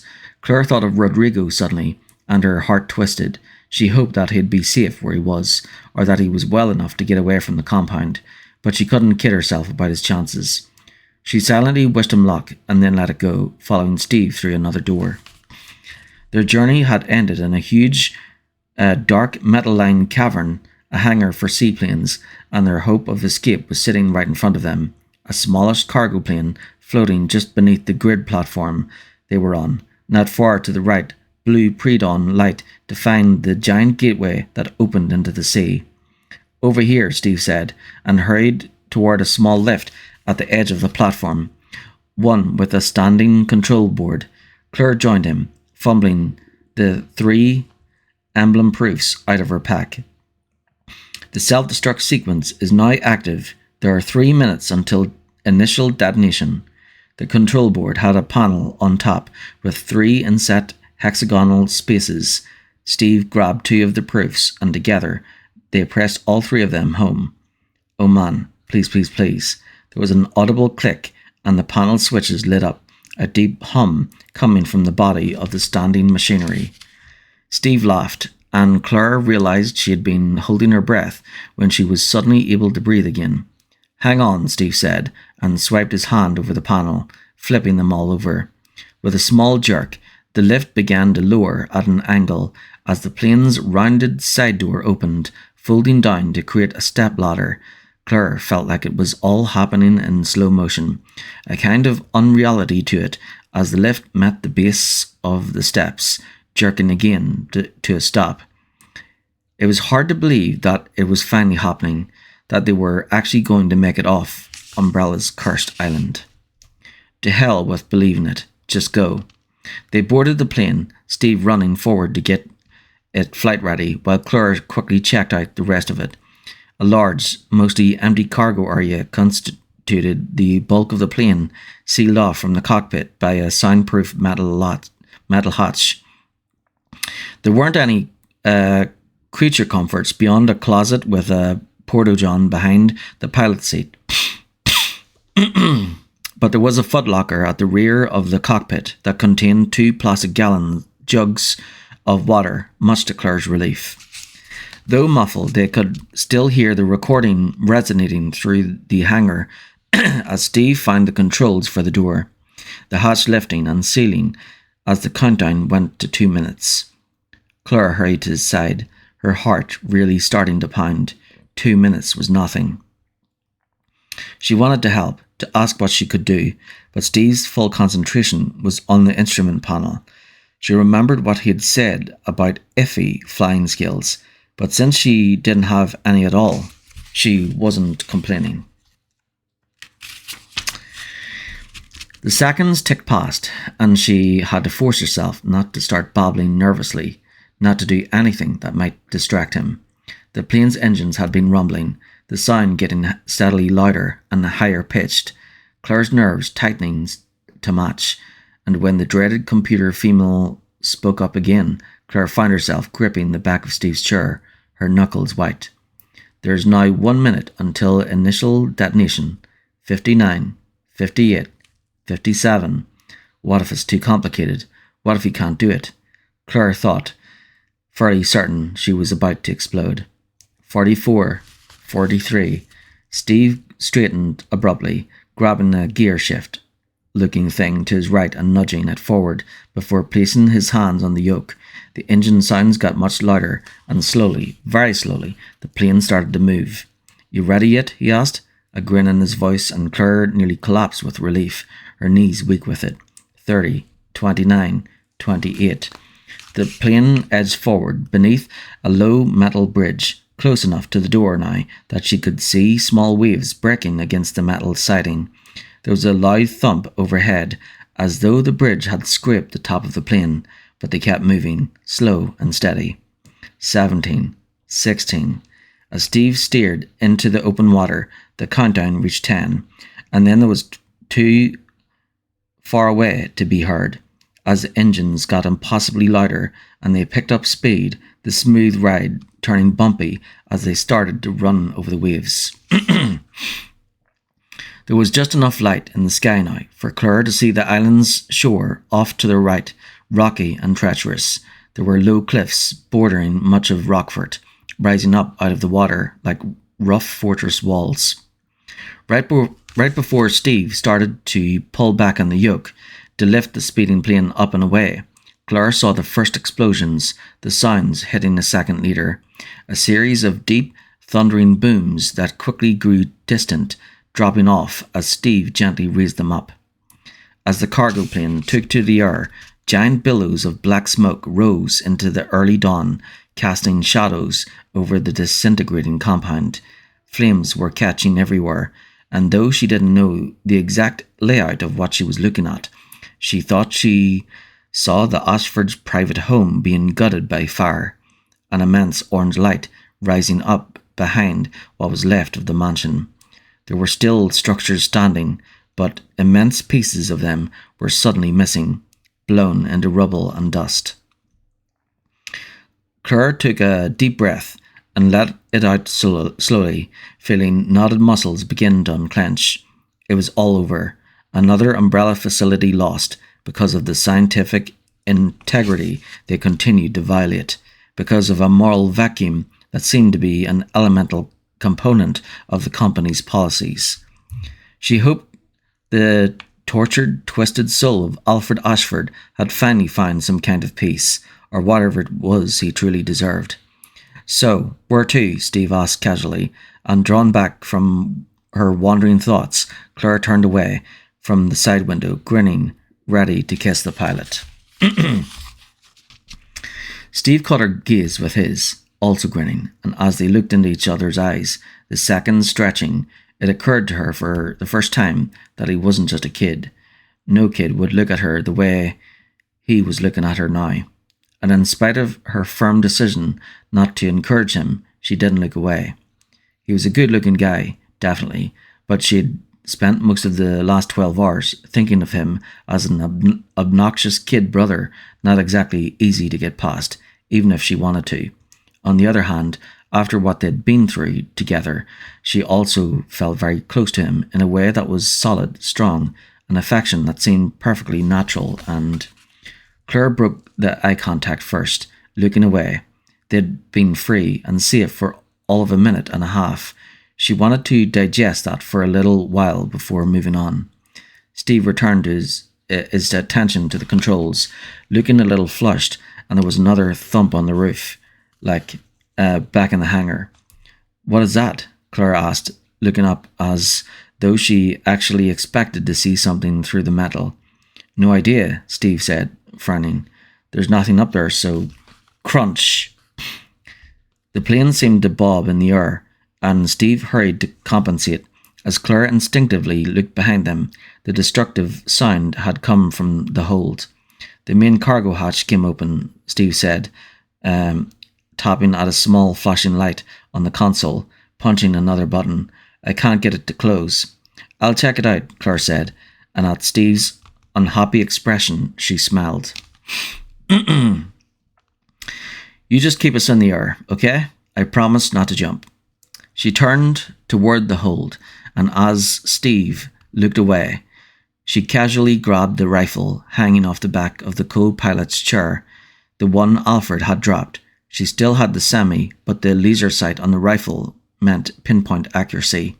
And since she didn't want to shoot the plane full of holes, the .22 was a better choice. There'd been a monster or two on the island, and maybe they'd end up with a stowaway, but she didn't want Steve to worry or get involved. They both needed him at the controls. "Whatever it is, I'll have to take care of it," she thought grimly, reaching for the door handle. Really, she was probably overreacting to some minor malfunction, a loose roof panel and a broken hinge. She opened the door and leapt inside, slamming it behind her before Steve could hear the noise. So much for minor. The entire rear of the hull was gone. The hatch torn away, clouds and sky whipping past All right, so this is the part from the this next section is the part from the sample page. The entire rear of the hull was gone, the hatch torn away, clouds and sky whipping past at incredible speed. Confused, Claire took a single step forward and saw what the problem was. Mr. X, she thought wildly, remembering the monstrous thing in Raccoon City, the relentless pursuer in the long dark coat. But the hulking creature straddling the hydraulic track wasn't the same. It was humanoid, giant-sized, and hairless like the X-monster, its flesh similar, an almost metallic dark grey, but it was also taller and more muscular, built like an 8-foot-tall bodybuilder, its shoulders impossibly broad, its abdomen rippled with muscle. It was sexless, a rounded hump at its groin, and the hands weren't human hands, were far more lethal. Its left fist was a metal spiked mace bigger than her entire head, its right hand a hybrid of flesh and curving knives, 2 of them at least a foot long.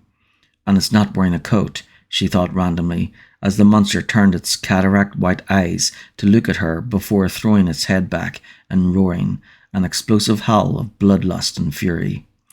Terrified but determined, Claire raised her suddenly pathetic weapon as the creature started for her, and put the red dot on its right unicolor eye. She squeezed the trigger, and heard the dry click of an empty chamber, deafeningly loud even over the raging winds that spun past the damaged plane. End of chapter 8.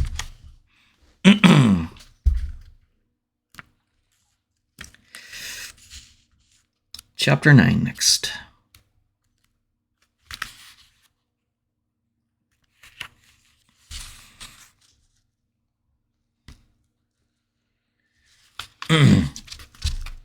Boring? What? What's boring about zombies? Well, if you think the Resident Evil games are boring, then you don't have to be here and listen to it.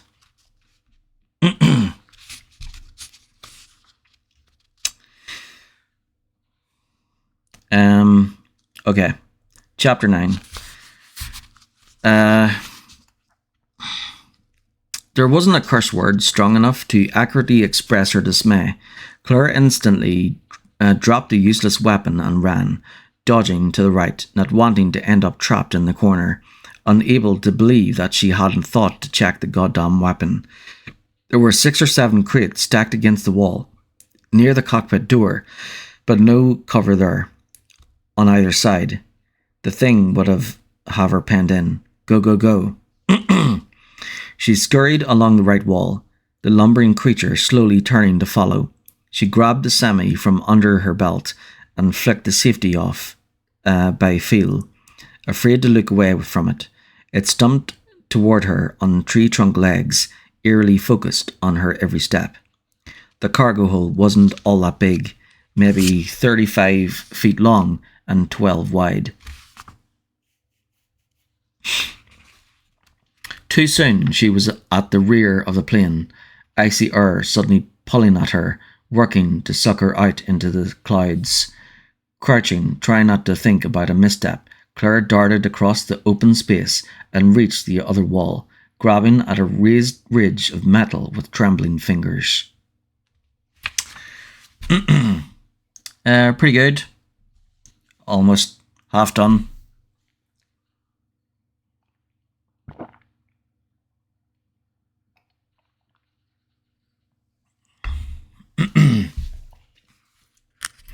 So we've reached the the boss fight with the tyrant.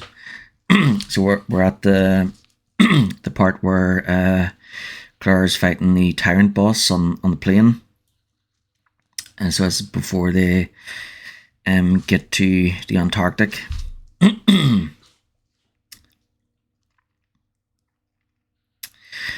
The creature was still almost 20 feet away. Claire held on to the wall, waiting for it to draw closer before running again. At least it was slow. There was that much. But she had to come up with something. She couldn't keep going around in circles. She was watching the creature, could see it clearly, but what happened next was like some optical illusion.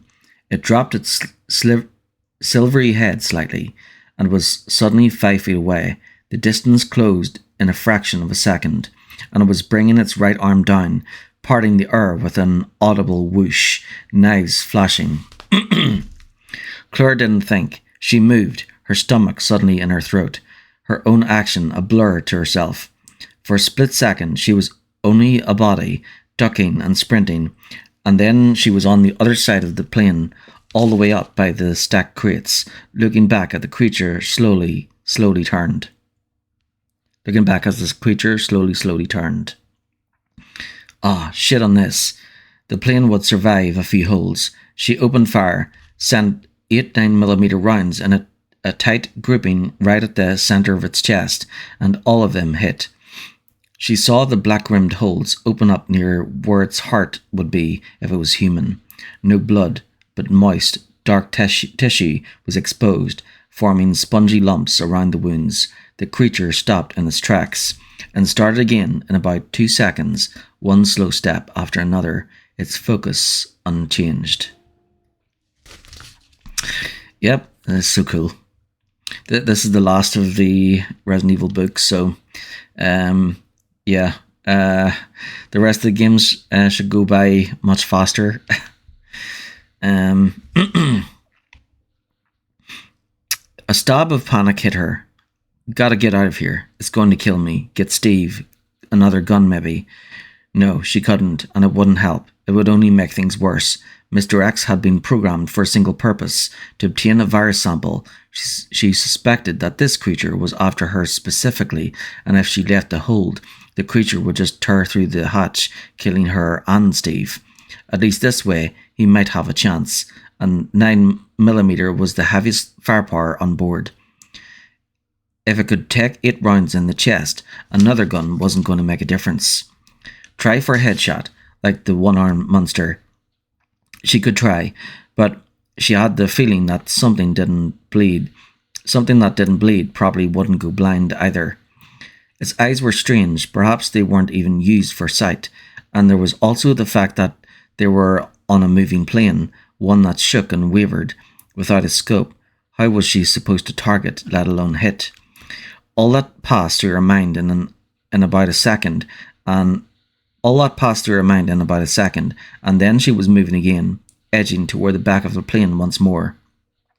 Afraid to run, afraid to stand still, wondering how long she had before it ran at her again, and what she would do then. And it lowered its head like it had done before, and again. Claire's body reacted, but an idea was forming too. She pushed away from the wall and ran toward it, angling her path.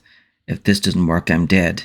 And she felt the chill of its strange flesh as it rocketed past her, was so close that she could smell its rotten meat smell. And then they were on opposite ends of the open space, and it was slowly, mechanically turning around. It had worked, but barely. If it had been an inch closer, if she had been a half step closer, it would already be over. Guns didn't work. She couldn't leave, so the creature had to go, but how? The airstream at the hole's open end was strong, but if she could duck past it, no way it would nab the weighty monstrosity. She had to knock it off balance, maybe bait it to the opening and trip it up somehow. She wasn't strong enough to push it. Think, damn it. It was starting toward her again. 1 step, 2. She looked away long enough to scan the floor near the opening, looking for something that might stumble over, maybe the hydraulic track. The hydraulic track, used to push heavy crates to the rear of the plane to be unloaded. In fact, 2 of the empty crates were sitting on the metal platform at the start of the track, just a few steps from the door to the cockpit. The controls were set into the outer wall, right in front of the door. Too slow, there's no way, except it was slow because it carried a heavy load. If there was only an empty container or 2 on the platform, how fast would it go then? She had to get to the controls, had to see. It was a blur of movement, and then the spiked mace was coming around, ripping toward the side of her head.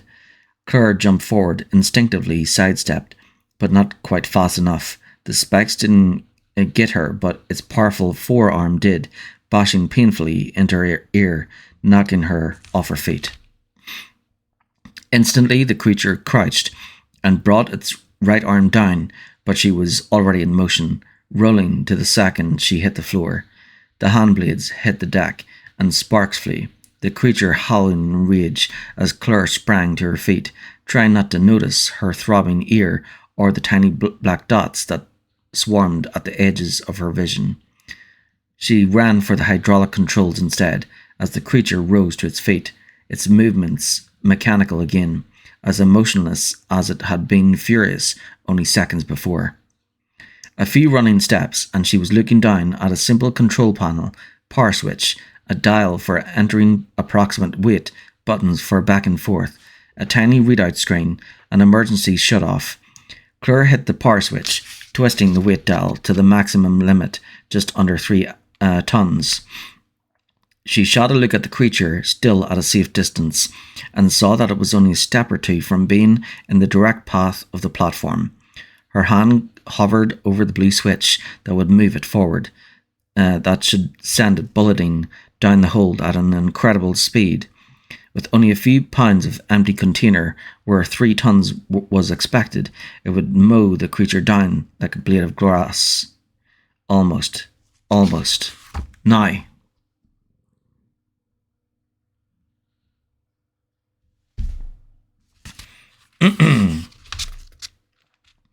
When the creature was standing almost directly on the track, Claire punched the button and nothing happened. Nothing at all.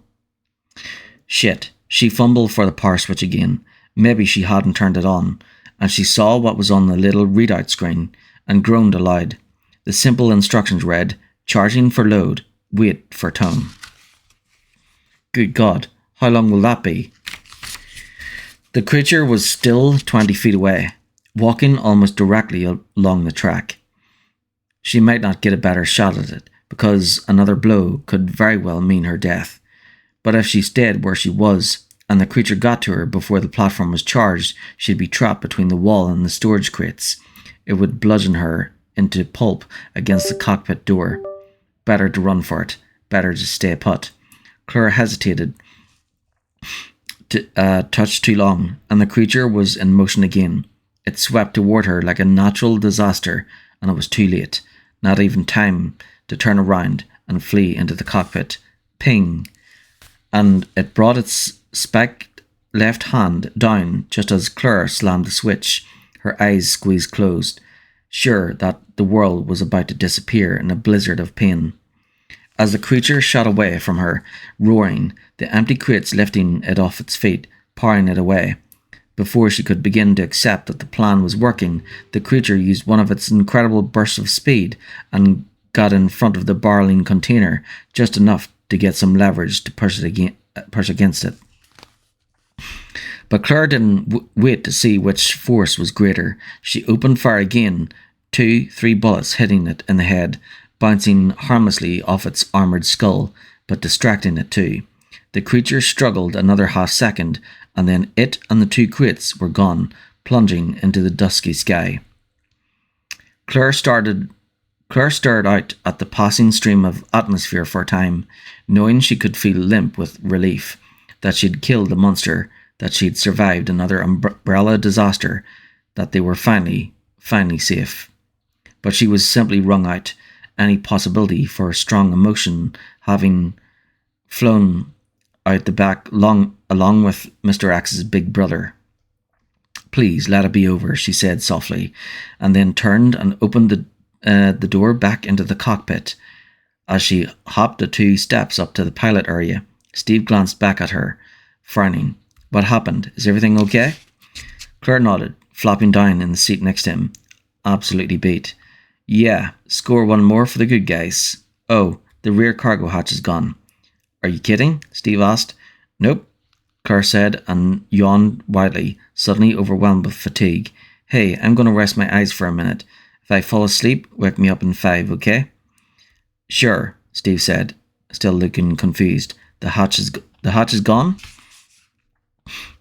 Claire didn't answer him, the dark already rushing up to claim her, her body melting into the seat. And then Steve was shaking her, repeating her name over and over again. Claire? Claire? Yeah, she mumbled.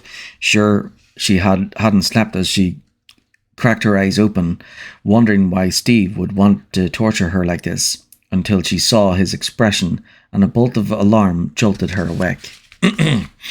What is it? She asked, sitting up straight.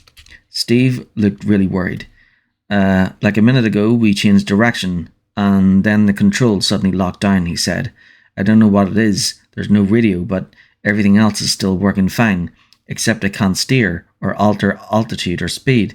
It's like it's stuck on autopilot. Before she could say a word, there was a crackling static sound from a small video monitor mounted close to the ceiling of the cockpit, one Claire hadn't noticed before. Flickering distortion lines spread out across the screen, but the picture, when it came in, was clear enough. Alfred. He was also flying, it seemed, belted into the front seat of a two-man fighter jet or something similar. He still had smears of makeup on his face, his eyes rimmed in black, and when he spoke, it was Alexi's voice. My apologies, he purred, but I can't let you escape now. It seems you've eluded another of my playthings. Naughty, naughty.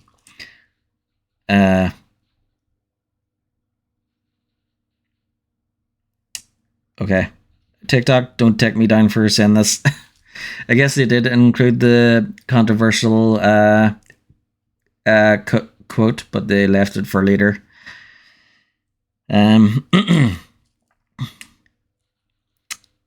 Okay. Cross-dressing freak, Steve snapped, but Alfred either didn't hear him or didn't care. Enjoy the ride, Alfred said, giggling, and with a final buzz of static, the screen went blank. Claire stared at Steve, who stared back helplessly, and then they both looked out over the sea of clouds, watching silently as the first shafts of sunlight broke through. Yeah, so in the book, Steve says that, and in the game, it's Claire. Okay. Steve was dreaming about his father when he started awake suddenly, afraid for some reason. The dream slipping away even as he remembered where he was. Claire made a soft, sleepy sound in the back of her throat and nuzzled closer, her head against his left shoulder, her breath warm against his chest. Oh, Steve thought, afraid to move, not wanting to wake her up. They'd fallen asleep side by side, leaning against the cockpit wall, and had apparently moved closer together at some point. He had no idea what time it was or how long they'd slept, but they were still in the air, muted sunlight still coming in through the windows. They'd talked for a while after Alfred had taken control of the plane, but not about what they were going to do at the end of their hijacked ride. Claire had remarked that since they couldn't do anything about it, there was no point in worrying.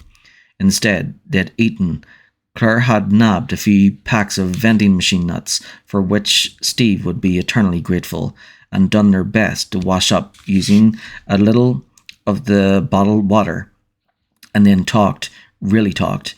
She had told him about going to Raccoon City to find Chris, and everything that had happened there, and what she knew about Umbrella and Trent, the spy guy, and she'd told him a lot of other stuff too. She was in college and 2 years older than him, and she rode a motorcycle but was probably going to give it up because of how dangerous it was. She liked to dance, so she liked dance music, but she also liked grunge, and she thought politics were mostly boring, and cheeseburgers were her favourite food. She was totally, incredibly cool, the coolest girl he'd ever met, and even better, she'd actually been interested in what he had to say. She'd laughed at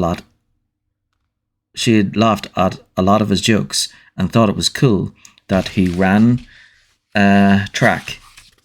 And when he talked some about his parents, she had listened without getting all pushy.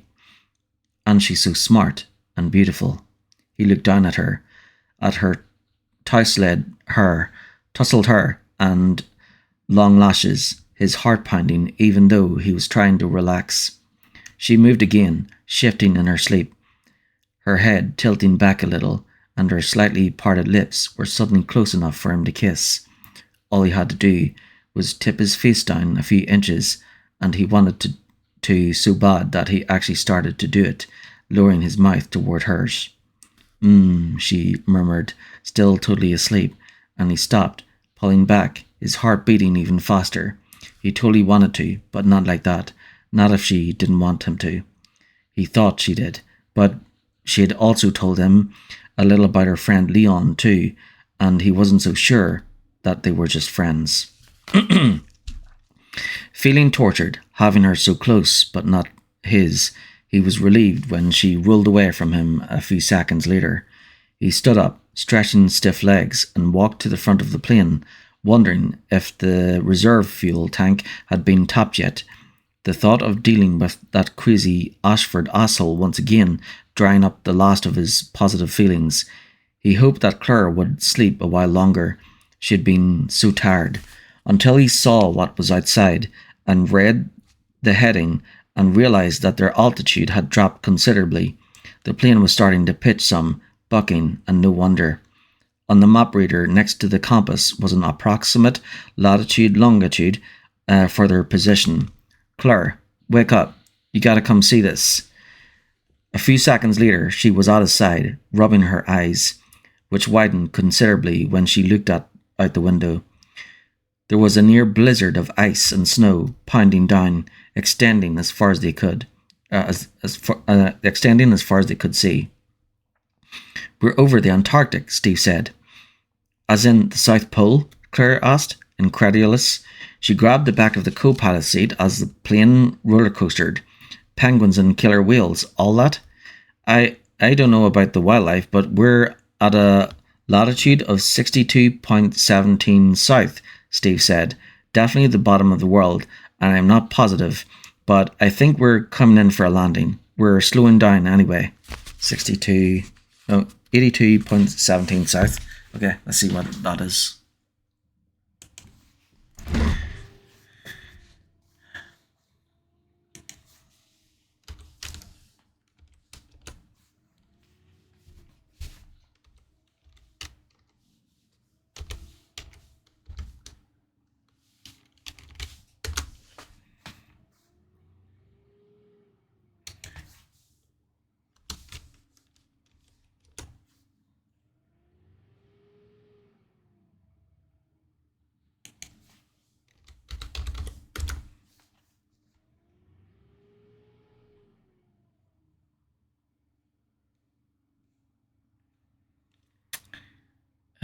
Further south, 82.17.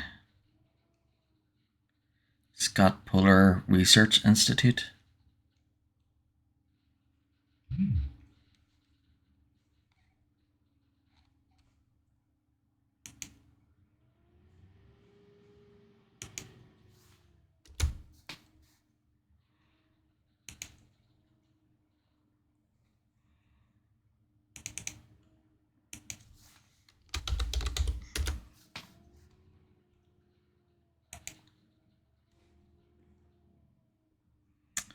It's not showing them where it is now.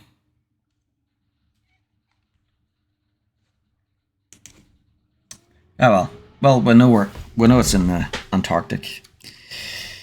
Yeah, last time I put in coordinates, it showed where the fictional Rockford Island was, which is in the middle of the South Atlantic Ocean between South Africa and Uruguay.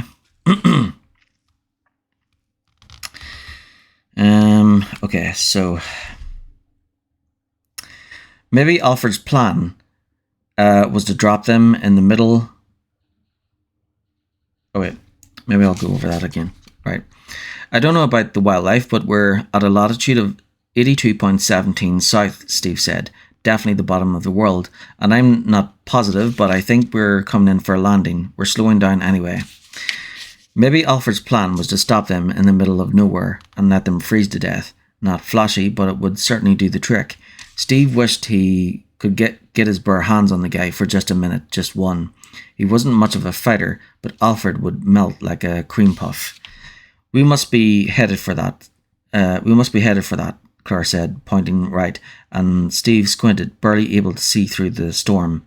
And then he saw the other planes and the long, low buildings that she had spotted only a few minutes away.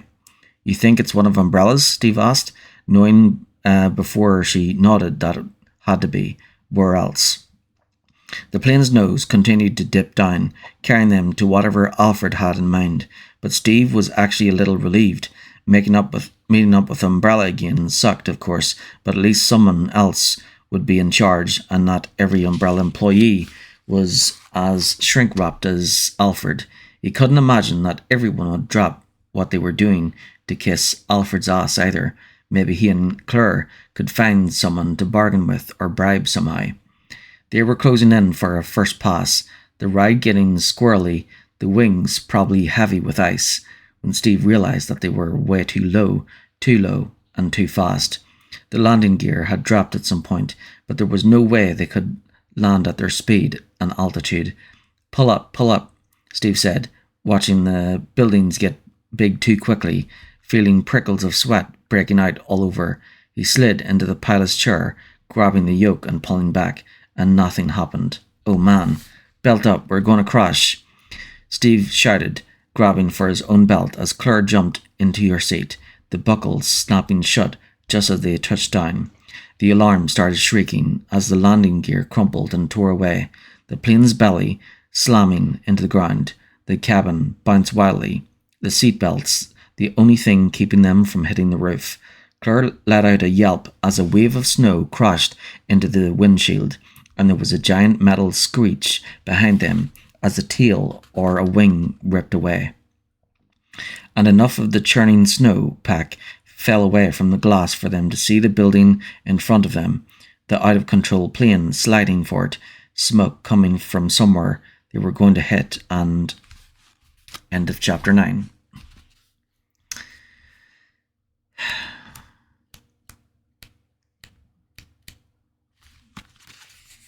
Okay, so chapter 10 next.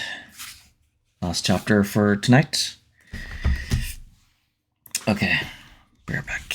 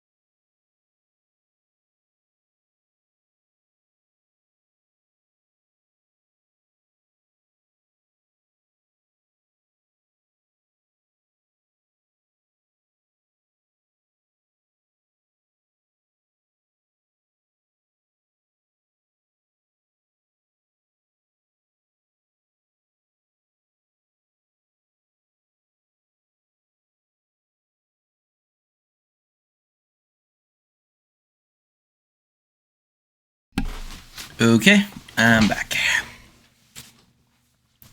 So, I've been streaming for 7 hours and 38 minutes.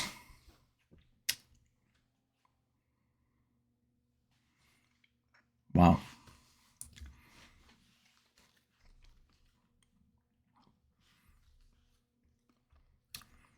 Yep, so I've been reading for 7 hours. Over 7 hours.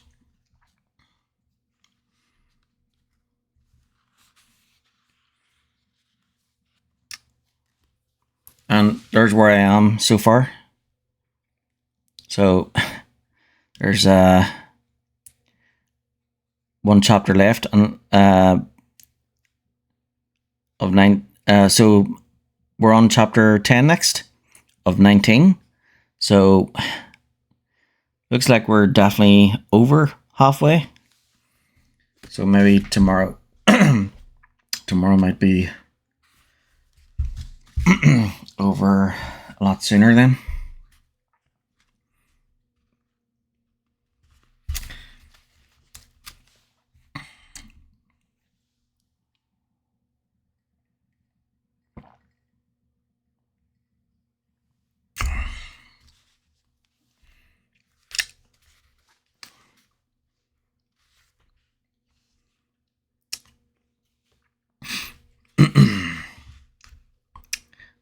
Thank you, Stephanie.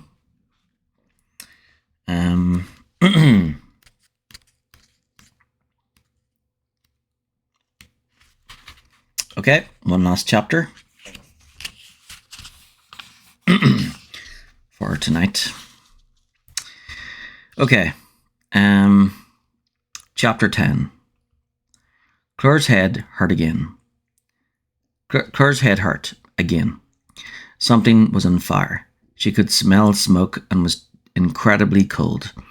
And she suddenly remembered what had happened. The snow, the building, the crash. Alfred. She opened her eyes and lifted her head.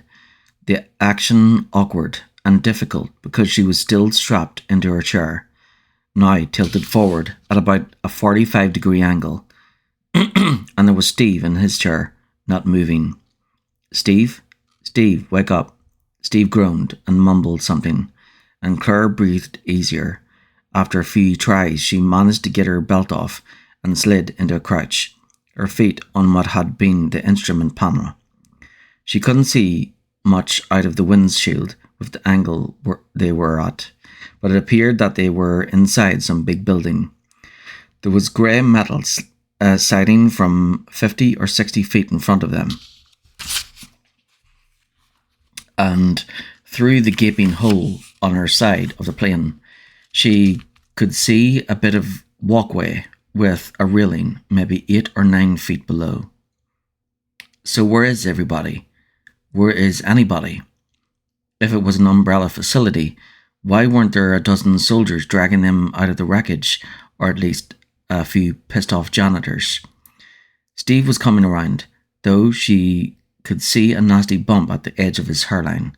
She reached up and found that she had a matching bump just above her right temple, about an inch higher than the one she'd woken up with. Yesterday? The day before? My, how time flies when you keep getting knocked unconscious. What's burning? Steve asked, opening bleary eyes. I don't know, Claire said. There was just a trace of smoke in the cabin. She figured it was coming from some other part of the plane. In any case, she didn't want to stick around, see if anything blew up. But we should get out of here. Do you think you can walk? These boots were made for walking, Steve mumbled, and Claire grinned, helping him with his belt. They salvaged what they could from the weaponry that was piled at their feet. Steve's machine pistol and her 9mm. Unfortunately, they were low on ammo, and a couple of clips had gone missing. She had 27 rounds, he had 15. They split them up, and with nothing else to keep them aboard, Steve lowered himself out over the walkway, dropping the last few feet. What's out there? Claire asked, sitting on the edge of the hole and tucking her gun in her belt. It was cold enough for her to see her breath, but she could see but she could manage for a little while. Not a whole hell of a lot, Steve called back, looking around. We're in a big round building. I think it's built around a mine shaft or something. There's a straight drop through the middle. There's nobody here. He looked up at her and raised his arms. Come on down. I got you. Claire doubted it. He was in good shape, but had a runner's physique, not overly muscular. On the other hand, she couldn't stay in the plane all day, and she hated jumping off things higher than a few feet. She definitely wanted a helping hand. Coming down, she said, and pushed herself off the hole's edge, holding on as long as she could. And then she was dropping, and Steve emitted an oof sound, and then they were both on the ground. Steve on his back with his arms around her, Claire on top of him. Nice catch, she said. Ah, 'tweren't nothing, Steve said, smiling. He was warm and attractive and sweet and obviously interested, and for a few seconds neither of them moved. Claire content to be held, and Steve wanting more. She could see it in the way he searched her face. For Christ's sake, you're not on a vacation. Move. We should probably figure out where we are, Steve finished. And though she could see a flash of disappointment in his eyes, he did his best to hide it, sighing melodramatically as he dropped his arms in pretend surrender. Reluctantly, she got to her feet and helped him to his. It didn't seem to be a mine shaft, 60 feet across, give or take. The walkway they were running about halfway around in steps. There were a couple of ladders, and she could see at least 2 doors from where they were, all down and to their left. There was only one door on their level, to the right, but Steve checked and it was locked. So, where do you think everybody is? He asked, keeping his voice low. There was a definite echo effect probability, as massive and empty as the chamber was. Claire shook her head, making snow angels. Haha, Steve said. Shouldn't Alfred be jumping out right about now with a flamethrower or something? Yeah, probably, Claire said. She'd be thinking that herself. Maybe he isn't here yet, or he didn't expect us to crash, so he's in one of the other buildings we were supposed to land, which means we should book. If we can get to one of those other planes before he finds us. Let's do it, Steve said. Do you want to split up? We could cover more ground that way, hurry things along. With Alfred running around somewhere, I vote no, Claire said, and Steve nodded, looking relieved. So, that away, Claire said, and started for the first ladder, Steve right behind. A short climb later, and they were at the next door to try. Actually, double doors set in a little ways from the walkway, also locked. Steve offered to try and kick it in, but she suggested that they try the others first.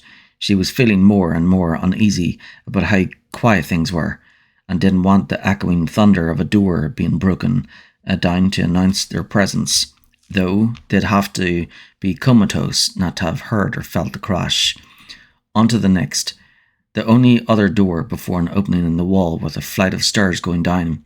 Claire jiggled the handle, and it turned easily.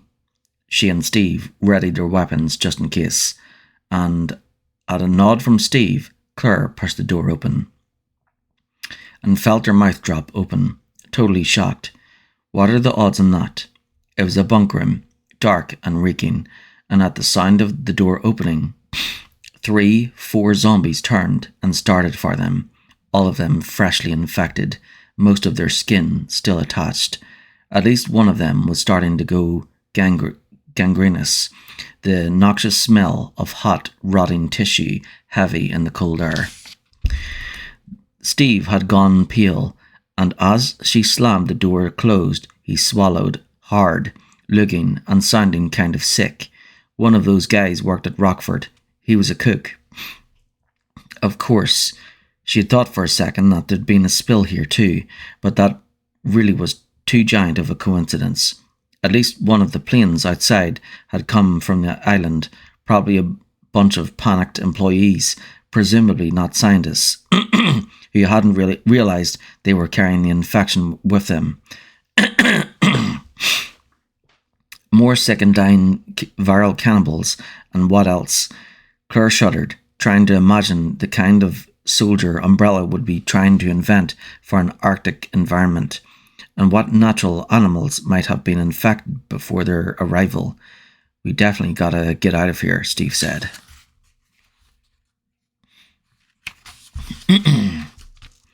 Well, maybe Alfred got eaten anyway, Claire thought. Wishful thinking, though they certainly deserved a lucky break. Let's go. The last place to check, a set of winding stairs, marked the end of the walkway, descending into a near total darkness. Remembering the matches she had found at Rockford, Claire handed Steve her gun and fished them out of her pack, giving him half before taking her weapon back. He took the lead, striking 2 of the matches about halfway down the stairs and holding them up. They didn't give off much light, but they were better than nothing. They reached the bottom and started to edge forward down the tight hall, Claire on high alert as the darkness closed around them. Something smelled bad, like rotting grain, and though she couldn't hear anything moving, it didn't feel like they were alone.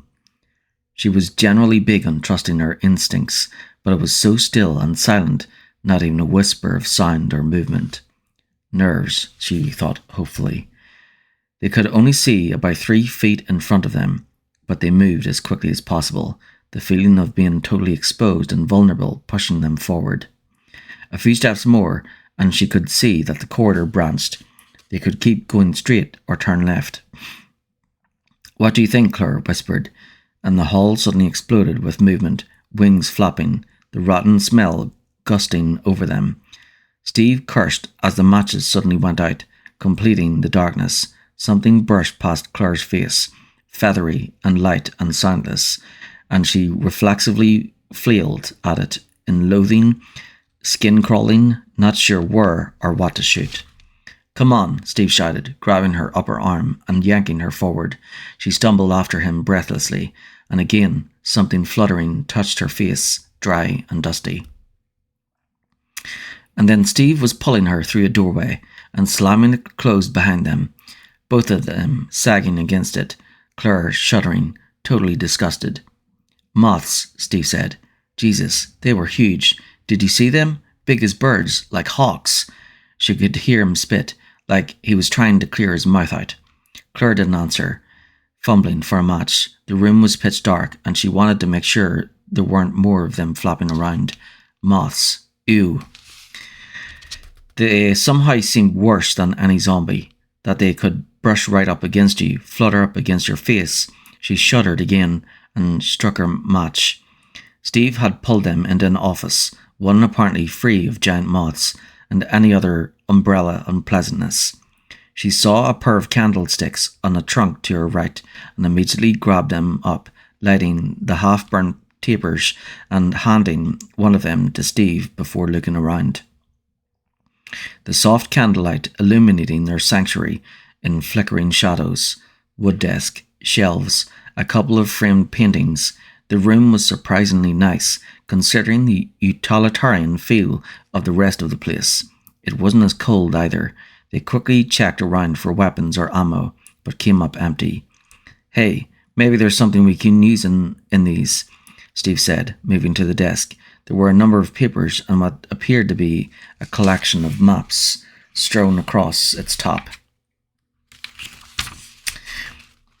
But Claire was suddenly more interested in the whitish lump stuck on the back of his right shoulder. Hold still, she said, stepping up behind him. There was some thick, web-like gunk holding the thing on, the lump itself about 6 inches long and kind of misshapen, like a chicken egg that had been stretched out. What is it? Get it off, Steve said tensely, and Claire held the candle closer, saw that the white form wasn't entirely opaque. She could see inside, a little, to where a fat white grub was squirming around, encased in translucent jelly. It was an egg case. The moth had laid an egg case on him. Claire wanted to vomit, but held it together, looking around for something to grab it with. There was some crumpled paper in a waste basket next to the trunk, and she snatched up a piece. "Hang on a sec," she said, amazed at how casual she sounded as she pulled the case off his shoulder. It didn't want to come, the wet webbing tenaciously holding on, but she got it, instantly dropping it to the floor. "It's off." Steve turned and crouched next to the paper, holding his candle out, and stood up abruptly, looking as sickened as she felt. He brought his boot down on it, hard, and clear jelly squirted from beneath the sole.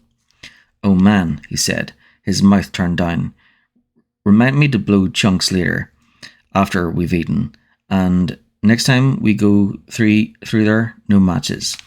He checked her back, clean, thank God, and then they split up the papers on the desk, Steve taking the maps and sitting on the floor, Claire looking through the rest of it at the desk. Inventory list, bill, list. Claire hoped Steve was having better luck. From what she could gather, they were in what Umbrella was calling a transport terminal, whatever that was, and it had been built around an abandoned mine. She wasn't clear on what had been mined exactly, but there were a number of receipts for some newer, spendy equipment and a shitload of construction materials, almost enough to build a small city. She found a series of memos between two extremely boring gentlemen discussing Umbrella's budget allotments for the coming year. It was all the more boring because everything appeared to be perfectly legal. The office they were in belonged to one of them, Tomoko Oda, and it was from Oda that she finally ran across something that caught her eye. A postscript on one of his lengthy accounting reports dated from only a week before. P.S. By the way, remember the story you told me when I first got here about the monster prisoner? Don't laugh, but I finally heard him myself 2 nights ago in this very office. It was just as frightening as the stories say. A kind of angry, moaning scream that echoed up from the lower levels. My foreman tells me that workers have been hearing it for something like 15 years. Almost always late at night. The most popular rumour has it that he screams like that because someone missed his feeding time. I've also heard that he's a ghost, a hoax, a scientific experiment gone wrong, even a demon. I haven't formed an opinion myself, and since none of us are allowed down there, I suppose it will continue to be a mystery. I have to tell you, though, after hearing that horrible, insane howling, I have no interest in going below B2. Let me know about that stem bolt shipment. Regards, Tom. It seemed that the workers upstairs didn't know much about what was going on downstairs. Probably better for them, Claire thought. Although considering this current situation, maybe not. Steve laughed, suddenly, a short bark of victory, and stood up, grinning widely. He slapped an Antarctica political map across the desk. "We're here," Steve said, pointing to a red spot that someone had penciled in. About halfway in between this Japanese outpost, Dome Fuji, and the pole itself, in the Australian territory. And right here is an Australian research station. We're looking at 10 or 15 miles tops. Claire felt her heart skip a beat. That's great. Hell, we could probably hike it if we could find some good gear. And if we can get out of this basement, she thought, some of her enthusiasm dying down. Steve unfolded a second map, spreading it out. Wait, that's not the good part. Check this out. A photocopy of a blueprint. Claire studied the hand-drawn diagrams, side and top views of a tall building and 3 of its floors, the levels and rooms neatly labelled, and stood up herself, too elated to stay still. It was a comprehensive map of the building they were in, not tall, but deep. "This is where we are at now," Steve said, pointing to a small square labelled manager's office on level B2. He traced his finger down and left and down again, stopping at an oddly shaped area at the bottom of the diagram, like a big quotation mark lying on its side. The tiny black letters read "mining room," and there was a lightly penciled tunnel extending out of it with to surface/unfinished written next to it, also in pencil. And there's where we need to go, Claire finished, shaking her head in disbelief. The map Steve had found would probably save them hours of wandering around, and with as little ammo as they had, it might also save their lives. Yeah, if we run into any locked doors, we break them down, or shoot the locks maybe, Steve said happily. And it's like a 1-minute walk from here. We'll be flying the friendly skies in no time. It says the tunnel is unfinished, Claire started, but Steve cut her off. So, if they're still working on it, there'll be some kind of equipment laying around, Steve said happily. I mean, it says mining room, right? She couldn't argue with his logic, and didn't want to. It was almost too good to be true, and she was more than ready for some good news. And though it did mean another run through Mothville this time, they'd be ready. You win the prize, Claire said, giving in to her own enthusiasm. Steve raised his eyebrows innocently. Oh yeah? What's the prize? She was about to answer that she was open to suggestions when an unexpected and alarming noise stopped her, coming into the office from nowhere and everywhere. For a split second, she thought it was some kind of an air raid siren. It was so loud and penetrating, but no siren started so deep and low, or kept rising like that, or conjured up such feelings of dread. There was fury in the sound, a blind rage so complete that it was incomprehensible.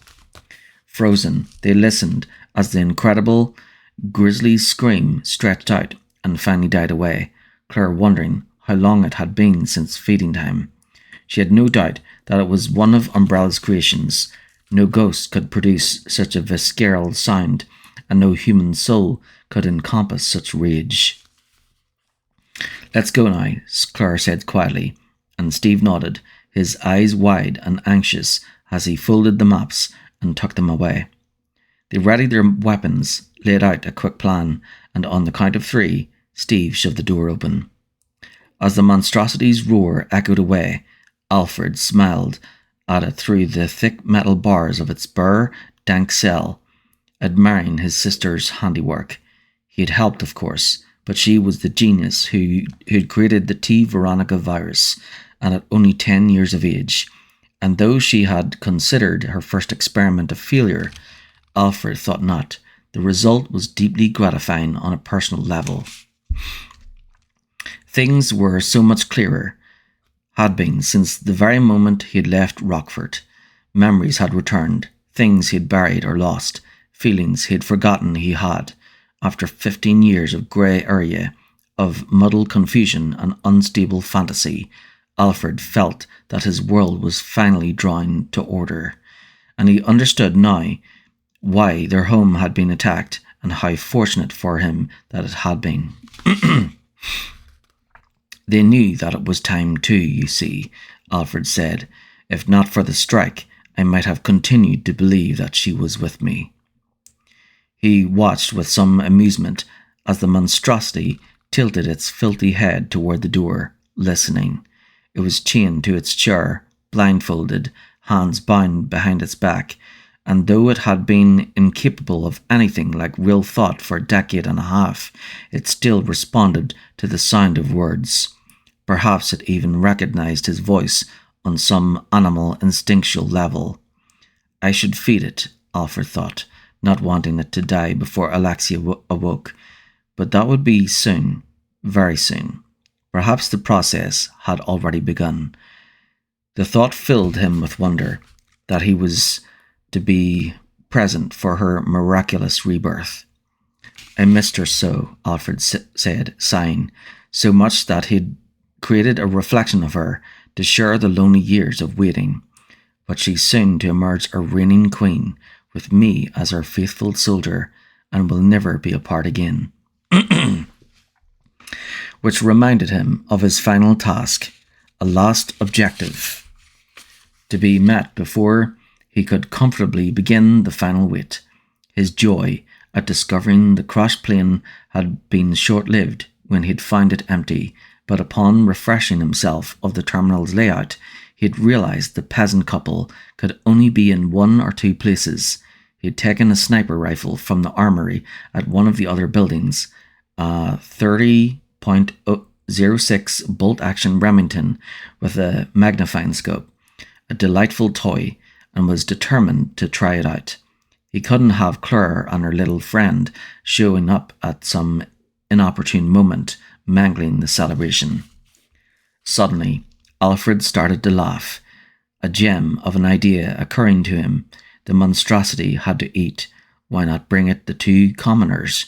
Claire Redfield had brought destruction down upon Rockford, had attempted to soil the Oxford name, just as the monstrosity had, in a way. It will consume the enemy agents and observance in honour of Alexi's return, and then we'll have a private family reunion, just the three of us. At the sound of his laughter, the monstrosity became agitated, pulling at his chains with such force that Alfred stopped laughing. It let out another tremendous, lingering roar, straining to be free, but Alfred thought the restraints would hold a bit longer. "I'll be back soon," Alfred promised, hefting his rifle and walking away, wondering what Claire would think about meeting his and Alexia's father under such unusual circumstances, namely her own bloody death. The monstrosity was drawn to body heat and the smell of terror. Alfred liked to believe, very much looking forward to watching the helpless Claire stalked through the dark. As Alfred started up the stairs to the second basement level, Alexander Ashford screamed again, as he'd done 15 years before when his own children had drugged him and stolen his life. Yikes.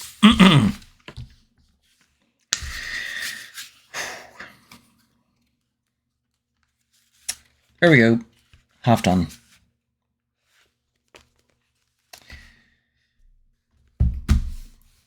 Well, that was good. Really good. Right. So, I better get to sleep now. It's like after 2 o'clock in the morning, and yeah, I have mass tomorrow. So, I'm going to stop the stream now and get some rest, and then when I come back home from mass, I will continue with the other half of the book, and then after that I'll move on to Resident Evil 4. So can't wait. Stop stream.